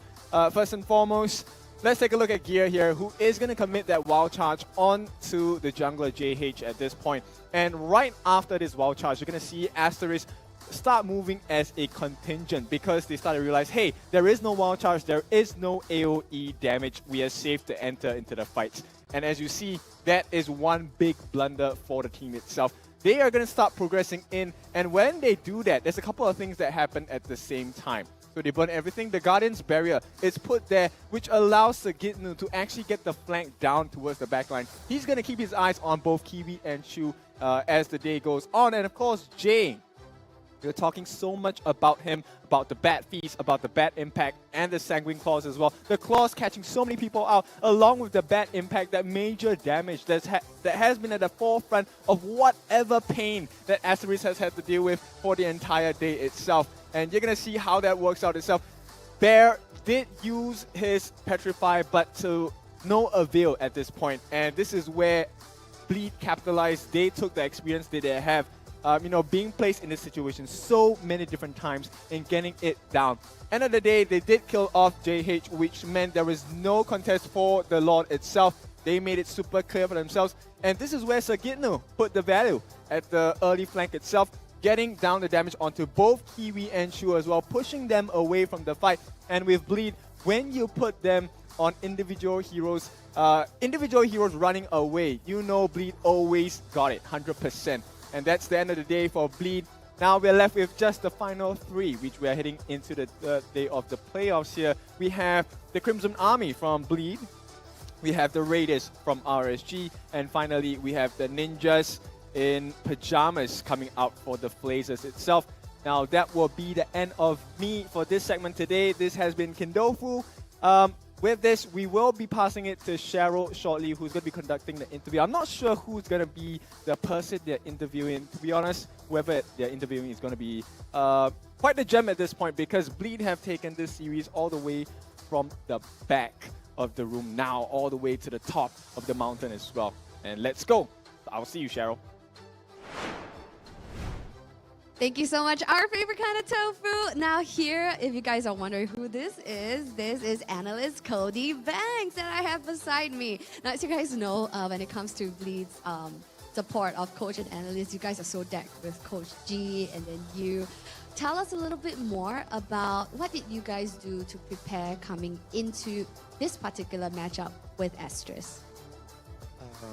Basically, what we actually did is to realize more that we can actually follow the step-by-step structures of the game, and we can actually do the basic fundamentals. Just need to be calm and trust each other. We need to build the trust again, and whatever comes, whatever the results may be, we'd have no regrets, nothing to lose. That's it. Right. So yesterday was a little bit of a shaky day when it comes to Bleed's performance.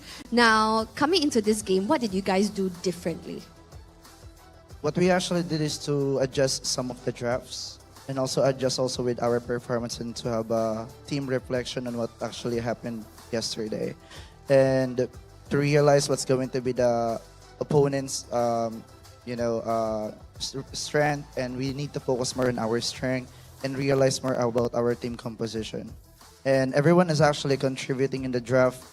So basically the team is actually having a teamwork, not just the coaches, not just the players, but everyone, including Potato, including all of us, putting a lot of efforts to make sure that we're gonna win this game. Right. So, perhaps there might be a few words here and there from the interview segments that I've done that they say that, Bleed's drafts are kind of safe, predictable. What do you have to say about that? For me, if it's actually predictable, that's fine, because at the end of the day, it's going to be the results will do that. Okay. So whatever be the basic, if it's actually an old draft or a new draft, so long that you can win that draft, that's totally perfectly fine. Right. So the question is, do you want to win? It's not how flashy it is, it's getting the win. It's getting the win. Because even old draft, new draft, old draft can actually win the game, so long that you can win the game. Wise words. Now, winning this game, you guys will be meeting SG. And this is going to be a rematch of what happened in match 2 in playoffs. So it's going to be a do-over chance. All right, in that match, RSG cleaned you guys 2-0. What are you guys going to do differently? For me, RSG is actually a good opponent too. And we actually prepare when it comes to their strength and also their weaknesses. For me, I don't want to focus more into enemies. We want to focus more in ourselves. We want to focus more in our strength, because that's how we win today. So we're just gonna focus more on what we actually can do, and the enemy just gonna react on it. Right, so not focusing on anything that you cannot control, but control what you can control. Yeah. Wow, that's amazing. Okay, now finally, is there anything you want to say to anyone or your supporters? Yeah. At first, thank you so much to God for getting us here, another win for playoffs. Thank you so much, God Elohim. And also, thank you so much for your family supporting me. Thank you so much for Bleed Esports from Sir Ian, Sir Mervin, Sir Anthony, and also Potato and Coach G, who was always guiding us all the way. And also, I would like to have a special thanks to Sir Jean, who always actually guide us. Without him, actually, I'm not actually possible to be here. That's why I really want to special thanks him. And also, I want to support my friends also in the Philippines who always chat me to motivate me and to support me. Even the Filipinos residing here in Singapore, like Joe. Thank you so much, Joe, by the way, and also Keisha. Fantastic. Thank you so much, Analyst Cody Banks. Thank you. Thank you. So yes, that was Cody Banks, and congratulations to Bleed Esports for securing the win. Now, with that being said, and day 2 of playoffs being concluded, we have unfortunately said goodbye to one of the qualifying teams, and that is Asteris, who has made such significant waves right here at the Land of Dawn. Now, let's take a look at tomorrow's match schedule. So here on the screens, what's coming up tomorrow, ladies and gentlemen? The final day of MPL SG playoffs. Starting off the show bright and early at 10 a.m., we will see the likes of Bleed Esports duking it out with RSGSG. Now, and then we will head on over to the grand finals. For the winner of match 7 itself, we'll be heading over to duke it out with NIP Flash, the defending champions, happening at 5 p.m. Wow, it is an intense game, and right now we are down to our top 3 teams right here in Singapore, duking it out for the crown. That is MPL SG, in hopes of heading over to the MSC 2024 to represent Singapore on the international stage. Remember, The MPL SG Playoffs Grand Finals will be happening tomorrow, and we're located right here at our brand new venue, and that is Skate Ground Theatre, Level 2, located here in the iconic hearts of Orchard Road. So stick around, join us, and also show your support on all of our Facebook platforms, YouTube, and even TikTok to stay in touch on all of the wonderful streams that we are having just for you. So remember, we'll see you tomorrow, Sunday at 10 a.m.